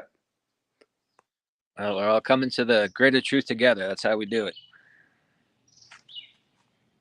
I'll have to learn from you guys. Exactly. We come into greater truth together. We're here. We're even here right now in this present moment for each other's edification, right? Because here's an interesting point. Listen to the name Asar Luhi. It sounds Vedic, doesn't it? Asar Luhi. Who's that? Asar Luhi. Asar Luhi. I think it's the same one. Asar Luhi. Asar. Well, yeah. Thoth is. He was also the son of Damgalnuna or Damkina and Enki. You see, so there's different references in the ways that the names are written in different time zones, because this is a long period of time we're talking about. Oh yes. Yeah, hundreds of thousands of years. More than 200,000 years ago is when the garden was. So yeah, and back in Atlantis day and that was like after the garden, I think they went to Atlantis. So some of them, and Lemuria, I think that was another race from Inner Earth or something, but they were also guardians of ancient knowledge that was different than Atlantis, but it was more spiritual. There was a breakaway civilization mentioned in the this was why the flood was wanted. When the flood came, Enlil gave orders that no one was allowed to interfere because he wanted the humans wiped off the planet because of the breakaway civilization that had started as a result. As you see, there was Cain and Abel, Cain and Abel. Yeah. And Cain killed Abel. And Abel killed Cain. I got it wrong. So Abel was banished from the Abel, region of Eden, no, and he had to Abel go was, out of Eden, and he took his tribe with him, no. and they went and propagated elsewhere, and they became their own civilized tribe. And I Canaanite. think that was the breakaway civilization that became Lemuria. I mean, that's think just a gut I like impulse. that. I Are you guys think- familiar with the Denisovans? Sorry? The Denisovans. They're a hominid that was recently discovered in a cave in Asia. But the story goes that the Denisovans were our shamans, and that they were giants, and that they were of Lemuria, and their peoples are shown to have ruled over Oceania before the Ice Age ended. The sea levels were much lower, and they were able to wander all throughout from Asia to the Americas, and all throughout all of the different Pacific islands were all connected as a mainland at the time. And so the Denisovans were able to rule over Asia all the way to the Americas, and they were thought to have been the giants that were found as the mound builders across the Americas and throughout South America. I think a lot of these mounds are just a temple that has not been uncovered, because if we look back at the temples in South America and Central America, 100 years ago, they were not yet excavated, and they were just seen as a mound. So if we look at the LiDAR and we go over some of these mounds, I think it will reveal that there are actually temples underneath there. And in the burial sites, they usually do a spoke of wheel formation of the giants, which were the leader shamans of the tribe. The rest of the clans of the people were not actually buried in ceremonial burial grounds. A lot of them were cremated.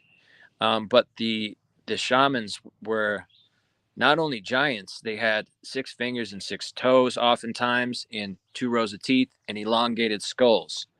So they were very markedly different than us. And we have not necessarily drawn the connection between the Denisovan genome and the giants yet, because a lot of the fossil evidence was destroyed towards the end of the 1800s and is now illegal to have any fossil evidence, part of a national act to return evidence back to their heritage lands. So any graves that we find now have to be returned back to the Native Americans, and they destroy the bodies in a ceremony to let them rise, as far as I know. That makes perfect sense as a prelude, a flood, because a lot of water was said to fall on Earth, because when Nibiru shattered the hammered bracelet and it became the asteroid belt that we know today, a lot of water was displaced and a lot of water fell on the Earth, which is why it rained for 40 days and 40 nights. I mean, gravity and magnetism and everything was affected by Nibiru's presence, which caused the tidal waves or massive tsunamis when they described the white continent of ice slipping into the water, broke off and fell into the water and sank. And when that big white thing sank, caused waves. But then that wasn't all that happened. It rained for 40 days and 40 nights. And it didn't just rain, it rained like but it was a global rain on the planet. In other words, like there was literally oceans flying through space, landing on Earth. And so our water, and this is what changed, I think, a lot of things on Earth.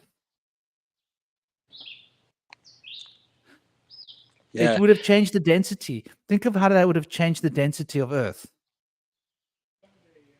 Oh, yeah.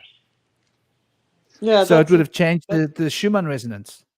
That's incredible. Yeah, and there's even evidence of water damage on the Sphinx.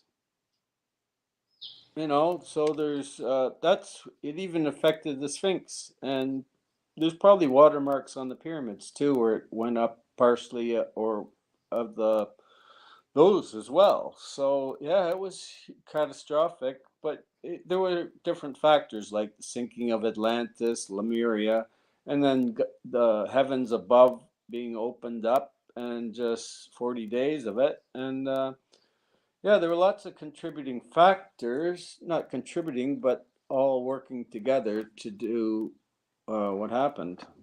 But thank God there was someone saved Noah and his family, and maybe some others at the last moment. So we're still here. We're still here, and we're going to a better place now.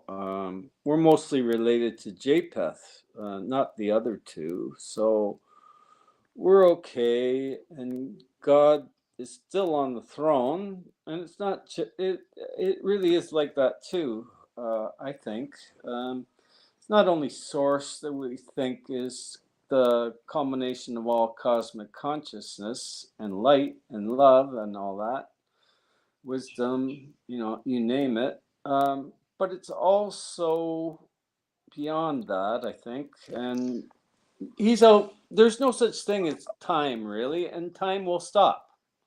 And the rotation of the Earth might even stop because it won't be necessary. There'll just be light. I think we're drifting off again. And we're running towards 4 hours and 50 minutes. So we're going to have to end in the next sort of 15 minutes. And I wanted us to just finish off the last part of the topic that we haven't really broached yet, which is about demon, angel. I think we've just gone over it. We've just touched it. And now we're sort of drifting from it. When we were talking about Enlil and Enki, Enlil has been demonized. Enki has been deified. But when we look at the records, there were times when Enki was the bad guy. There was times when Enlil was the bad guy. This whole notion of good and bad, and I'm pretty sure Cosmic's going to jump all over this. Because, okay, first, Enlil did not want to mess with the primates. It was Enki that messed with the primates behind his brother's back, even though his brother had forbade him to do so. So he was the one who was creating all of these monsters and these mixed genetic things and playing with the genetics and playing. And Enlil said to him, we're not allowed to play God.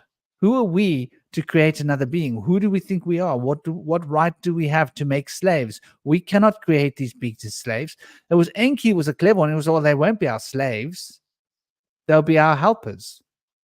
And Enlil was like, no, he was against it from the beginning. And Enki went and did it without his permission, behind his back. If it was up to Enlil, there would never have been meddling with humanity. So that was Enki's desire. And so it's very interesting how Enlil was then was made to be the bad guy. When it came down to it, after Cain and Abel, Cain and Abel's story had happened, that was when Enlil lost faith. And it was like, no, this is out of control. These beings are out of control. We mustn't interfere anymore. We've done enough. That's why when the great flood came, he had forbidden Enki to say anything. He didn't know that Zeus-Suntra was Enki's son, and that Enki was going to basically tell him how to build the ark. He didn't know that was going to happen. And Enki only revealed that at a later stage, expressing that this was my son. I couldn't leave him. So, and his offspring was Enki's offspring. And obviously, this is like quite an interesting point to recognize. Like Enlil's always gotten the bad side of the coin. He's the bad guy. Enki's always been the good guy. But am I right or am I wrong? Are they not both good guys and bad guys? Well, with Enki and Enlil especially, they had different mothers.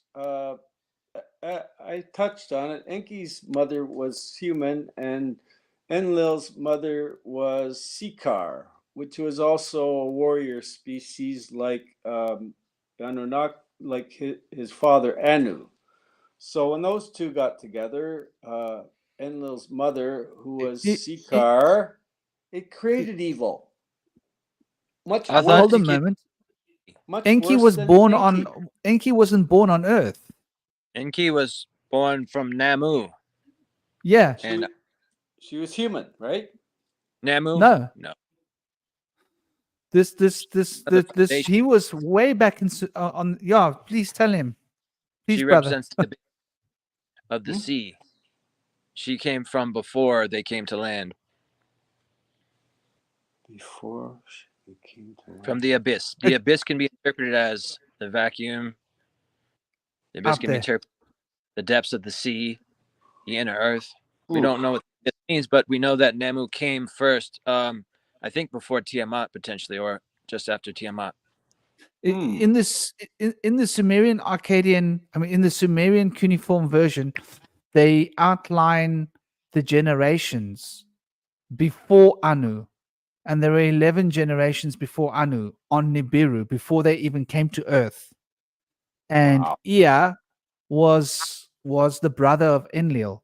Ea was actually the older brother, right, of Enlil. Yes, he was. And so Ea had been born long before the Earth had been even discovered. Yeah, probably. And then it was only after Alalu escaped from that planet after he lost the fight with Anu, because they fought for the crown, and Anu won. Right. And Alalu then took one of the big crafts that they were going to use to bomb the volcanoes with, because they were going to bomb the volcanoes to try and produce dust in the atmosphere, because they were losing their atmosphere.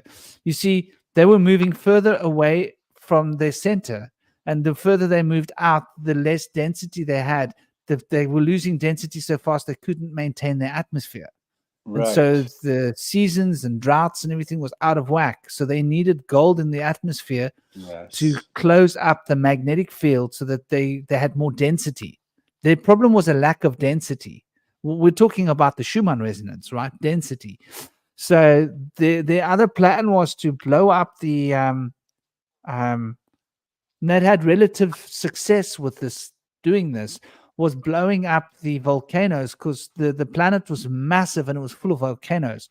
And so they would blow up the volcanoes to discharge dust particulates and certain metallic dust particulates into the atmosphere that would basically tide them over for a while. And they had all these crafts ready, and he actually stole one of those crafts and he escaped from Nibiru, and he went straight for the hammered bracelet, because he had studied all the ancient knowledge about how Tiamat had been destroyed after a collision with Nibiru, and how Tiamat had become the hammered bracelet, and that the hammered bracelet was full of gold. And he was aware that Ki must have existed. There must have been a planet out there that had gold. And so he went off searching. And then that explains how he came, and he went past like Mars and all the planets. And then he found Earth, and he landed on it. And he did his tests and he discovered the gold. And then he realized this was what he had been looking for, a part of the original Tiamat full of veins of gold. And that was when he sent back word immediately, using the tablets that he had stolen, to speak to Anu, the new supreme king of Nibiru, who then said to him, "I'm sending my son, Enki," or Ea at that time. And then he arrived and became Enki, the supreme commander of Earth. And so he was like born long before, and I think it was something like at least 70,000 years before humans were developed. Yeah, and Enki is represented by the serpent or the dragon, whereas Enlil is represented by the lion or the eagle. So even though Enki is deified, his symbols are demonized now. As far as Christianity goes, the snake used to represent wisdom, which is in the Bible. But yeah, but they're demonized on purpose. Hide that wisdom of Enki, and so his symbol has been demonized. Yes, not Enki. So he was the good guy in the past, right? Yes. And Enlil was the bad guy, and they switched around. They didn't switch around. Well, they did switch around a bit when Enki decided to, with help of Thoth, to change our genetics. That, he had to redeem himself from that. Enki did. And Thoth shouldn't have done it either, but they needed helpers to get the gold. So that's what it was about. They didn't want to mine it themselves. They wanted us to do it. So they changed us so they could enslave us, so we could be their slaves and do their work. And the first gold mine was in South Africa, where Michael Tellinger lives right around there. And that was the first gold mine right there. And there's standing stones and stuff that were left behind as markers to say, and there's still high energy in that area, but it was left behind, I guess, as a tribute that this was the first gold mine. This is where we found it. This is where I found it, and knew that I found it. So then they started mining it and bringing it back to save not only their eternity, which they used it for that, but their atmosphere. And some people have called Stitch's translation about the atmosphere into question, but I want to ask you guys a question. Is it possible that they were mining that gold to make monoatomic gold, ormus, which they would ingest to enable psychometry to be able to see through time and space? And is it possible that that narrative that it was used for an atmosphere could be used to obfuscate that so that we don't find out the powers of ormus ourselves? That's possible, very possible, because they've always tried to change the narrative to hide the truth, right? Mm-hmm. Ever since back then, even, because ever since back then. So Enki doesn't get off easy. Okay, there's judgment for Enki for what he did, and Thoth, well, him too, in a way. Here's something I've been thinking about. There's judgment for those guys, but there's also forgiveness because they redeemed themselves. Let's put it that way. Thoth and Enki have redeemed themselves in the eyes of Creator and Divine Mother. So it's all good with those guys now because they've redeemed themselves. No other reason. They've been forgiven. It's just interesting how they've switched these roles around and how these roles have been sort of inverted, and inversion is a part of it. And I like your question, Indy. It's an interesting one. I think though that it's both. That's what I think. And because of the sheer quantities of gold removed, the sheer quantities are huge. You were saying something as well, Cosmic. Yeah, I was thinking about my theory about consciousness. That the physical laws are based on the ratio between conscious and unconscious. So I was talking about the 16 Feezer faxes before my system. What I failed to mention though was the way I kind of organize it is by 16 different colors, from red to pink and various shades in between. And I was thinking they kind of mentioned that the one we exist in is yellow, and then I'm thinking the connection to gold, maybe gold, the metal itself is somehow the nexus of this dimension in a certain way, and that when you go to realms of different times and spaces, there's a different metal, a different colored metal that serves the same function. The gold is the resonant frequency of this particular universe, but maybe in another one it's silver, emerald, or diamond or something like that. That's where the electrical current is the template which it's based on. I don't know if that makes any sense. I like that. I don't know if you guys are familiar with this, but in studies of ormus, they found that monoatomic gold disappears when it's heated up, and then when it's cooled back down, it will rematerialize. And when it's cooled, it will become heavier. So because of those properties of monoatomic gold, they may be able to, after ingesting it, be able to teleport across time and space, potentially. If the gold can disappear, maybe they can too. That's very interesting, because it would all sorts of reactions, wasn't it? Would change the mass of other properties, the properties of other metals and other substances as well. It could make other things become weightless or make them become dense and increase their mass and decrease their mass and their weights. And it affected the resonant frequencies of time and all sorts of weird effects. This almost, and I'm pretty sure that what Cosmic says makes so much sense, because they had different kinds of crystals that were originally in the pyramids from Nibiru, and they tried to first create humans using a crystal chamber, and they couldn't. They had to change it to make it out of earth substances, because they couldn't get the embryos to work when they had these crystal proverbial test tubes. And so they had to actually redesign that using earth materials, and gold was a big part of it. Exactly, gold is a crystalline metal. So I think maybe they made a different ormus on the other side of the hammered bracelet. Does that make sense?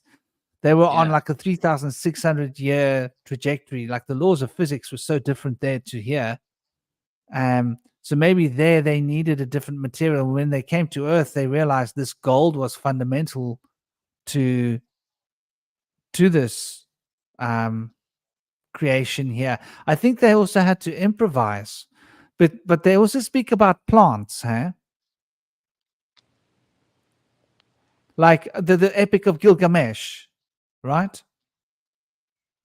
He goes to get the plant. Yeah. That plant is eternal life. The whole story of Gilgamesh is, we could spend hours on that as well.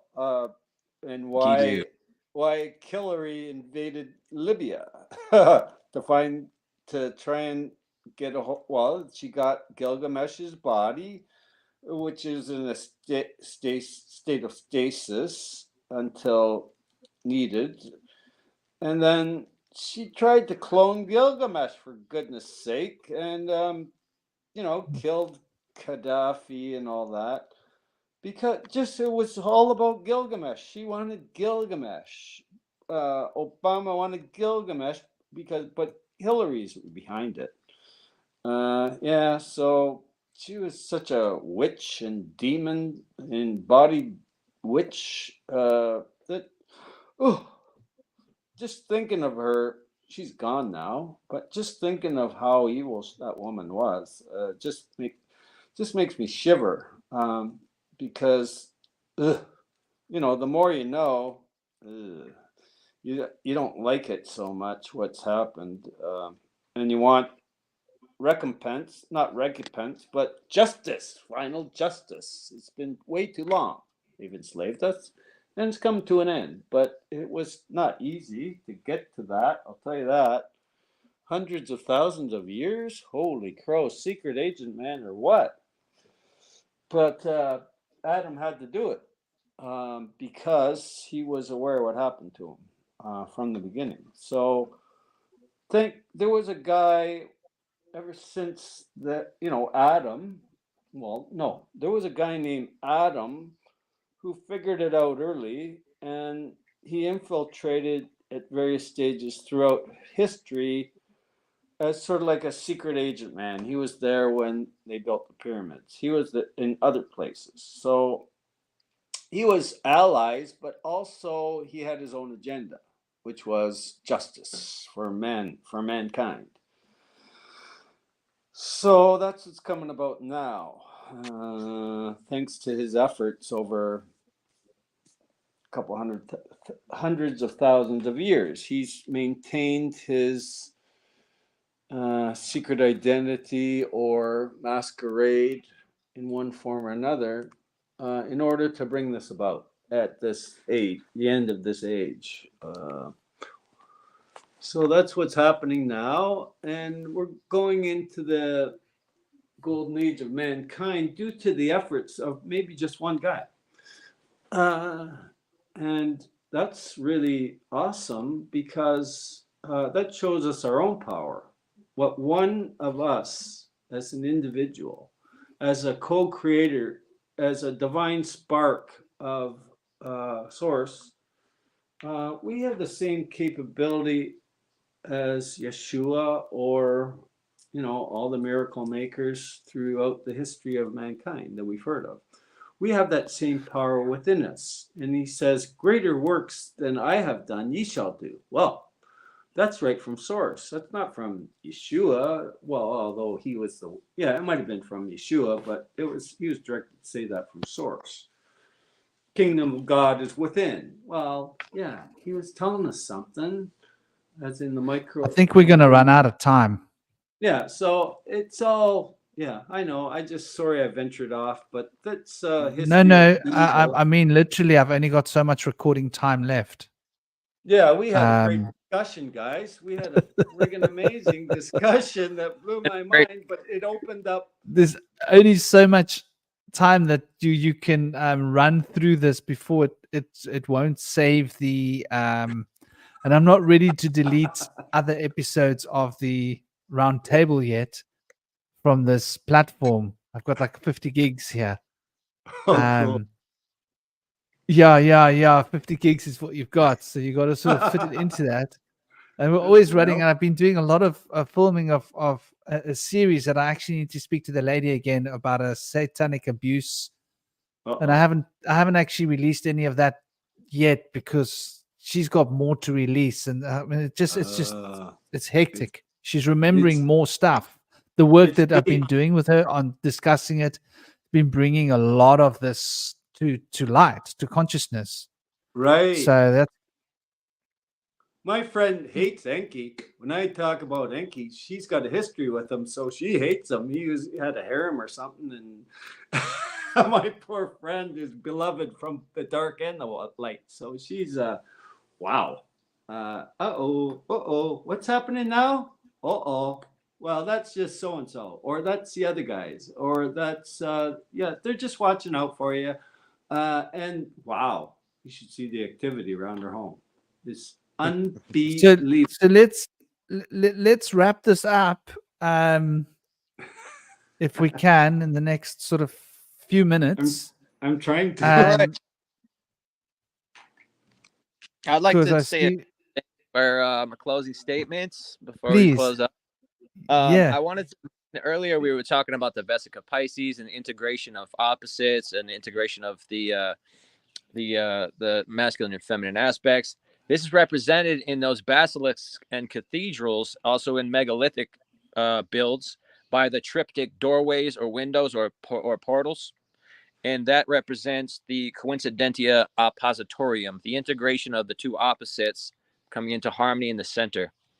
I just wanted to mention that, and there's a bunch of other things, but thank you guys for everything. Thank you, Franklin, for providing the space. Thank you for everybody in the chats today. Thank you, Rob, for all those really insightful comments and questions. And I want to thank everybody here on the show today, Cosmic, and our new guest. It's been great to have you guys. Thank you. If you want to check out my blog, subscribe at wordpress.com. WordPress.com. You haven't got your YouTube channel sorted yet, have you? Not yet. Thank you, Rob. Could you leave a link for that, Shaman, in your on one of your sites, either Telegram or so we? Yes, in fact, do me a favor. Do me a favor, Indy. Will you type in the website address into the comments, not the private chat, the actual comments here? Okay, because I can pop it on the screen before we cut the show, and then it will be. Yeah, that'd be great. There. Thank you, Rob. Absolutely lovely having your scintillating intellect here, and I hope you guys enjoyed. I thought it was amazing, Shaman. It was the most amazing thing I've ever really shared my views with and stuff that I don't share with many people. But I've learned so much from you guys today, and I think this sort of panel discussion brings further edification for all of us. So it's beneficial for all of us, and wow, I want to be here again next time, and not necessarily on the panel, but at least watching, because wow, I'm learning so much. It's been so great, Shaman. I'm so happy we met. Thank you. I'm so happy. All right. Well, yeah, I'll just say my piece. It's always fun to be on the show. Thank you, Shaman, Indy, Kevin, the new guy. Yeah, looking forward to the next one.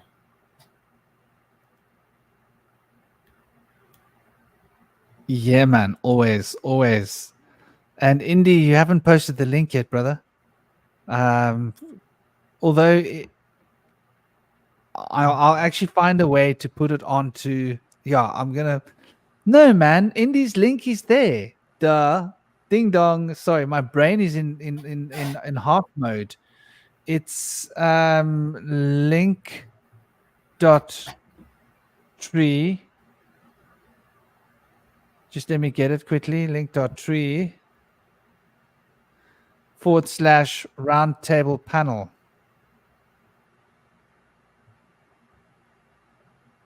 Is that right?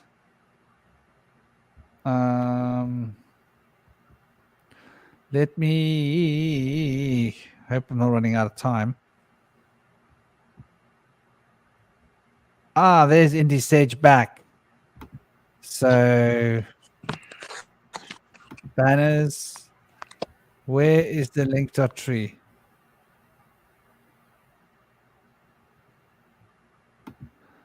So let me make sure that you're on. If it's not there, it should be there. I'm sure I put it there a long time ago. Shouldn't it be? Let me double check. Make sure that it's there.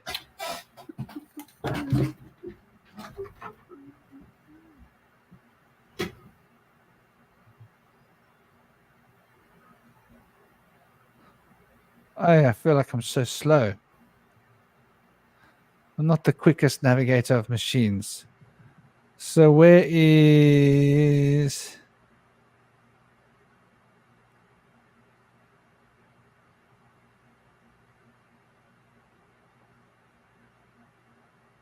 I haven't actually been updating the Indy. I mean, a lot of this.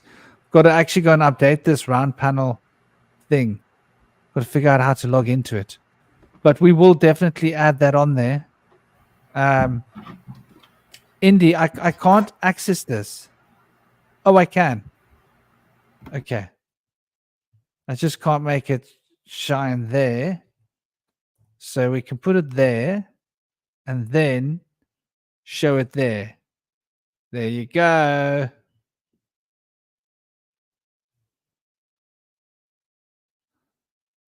So there it is. So you can see it running across the screen there. Turn that other banner off because we don't need it. So it's right on the bottom of the screen there. Thank you, Indy brother. And thank you, Cosmic brother. And thank you, Kevin. I think he's dropped off. Thank you, everybody. Thank you for those that have watched, will watch, are watching. And sending much love, peace, blessings, honor, and respect to all of you. Wow, yeah. We're cutting it close. A minute. It's not going to be deleted. Thank God. Much love. Om Shanti. Peace out. Peace out.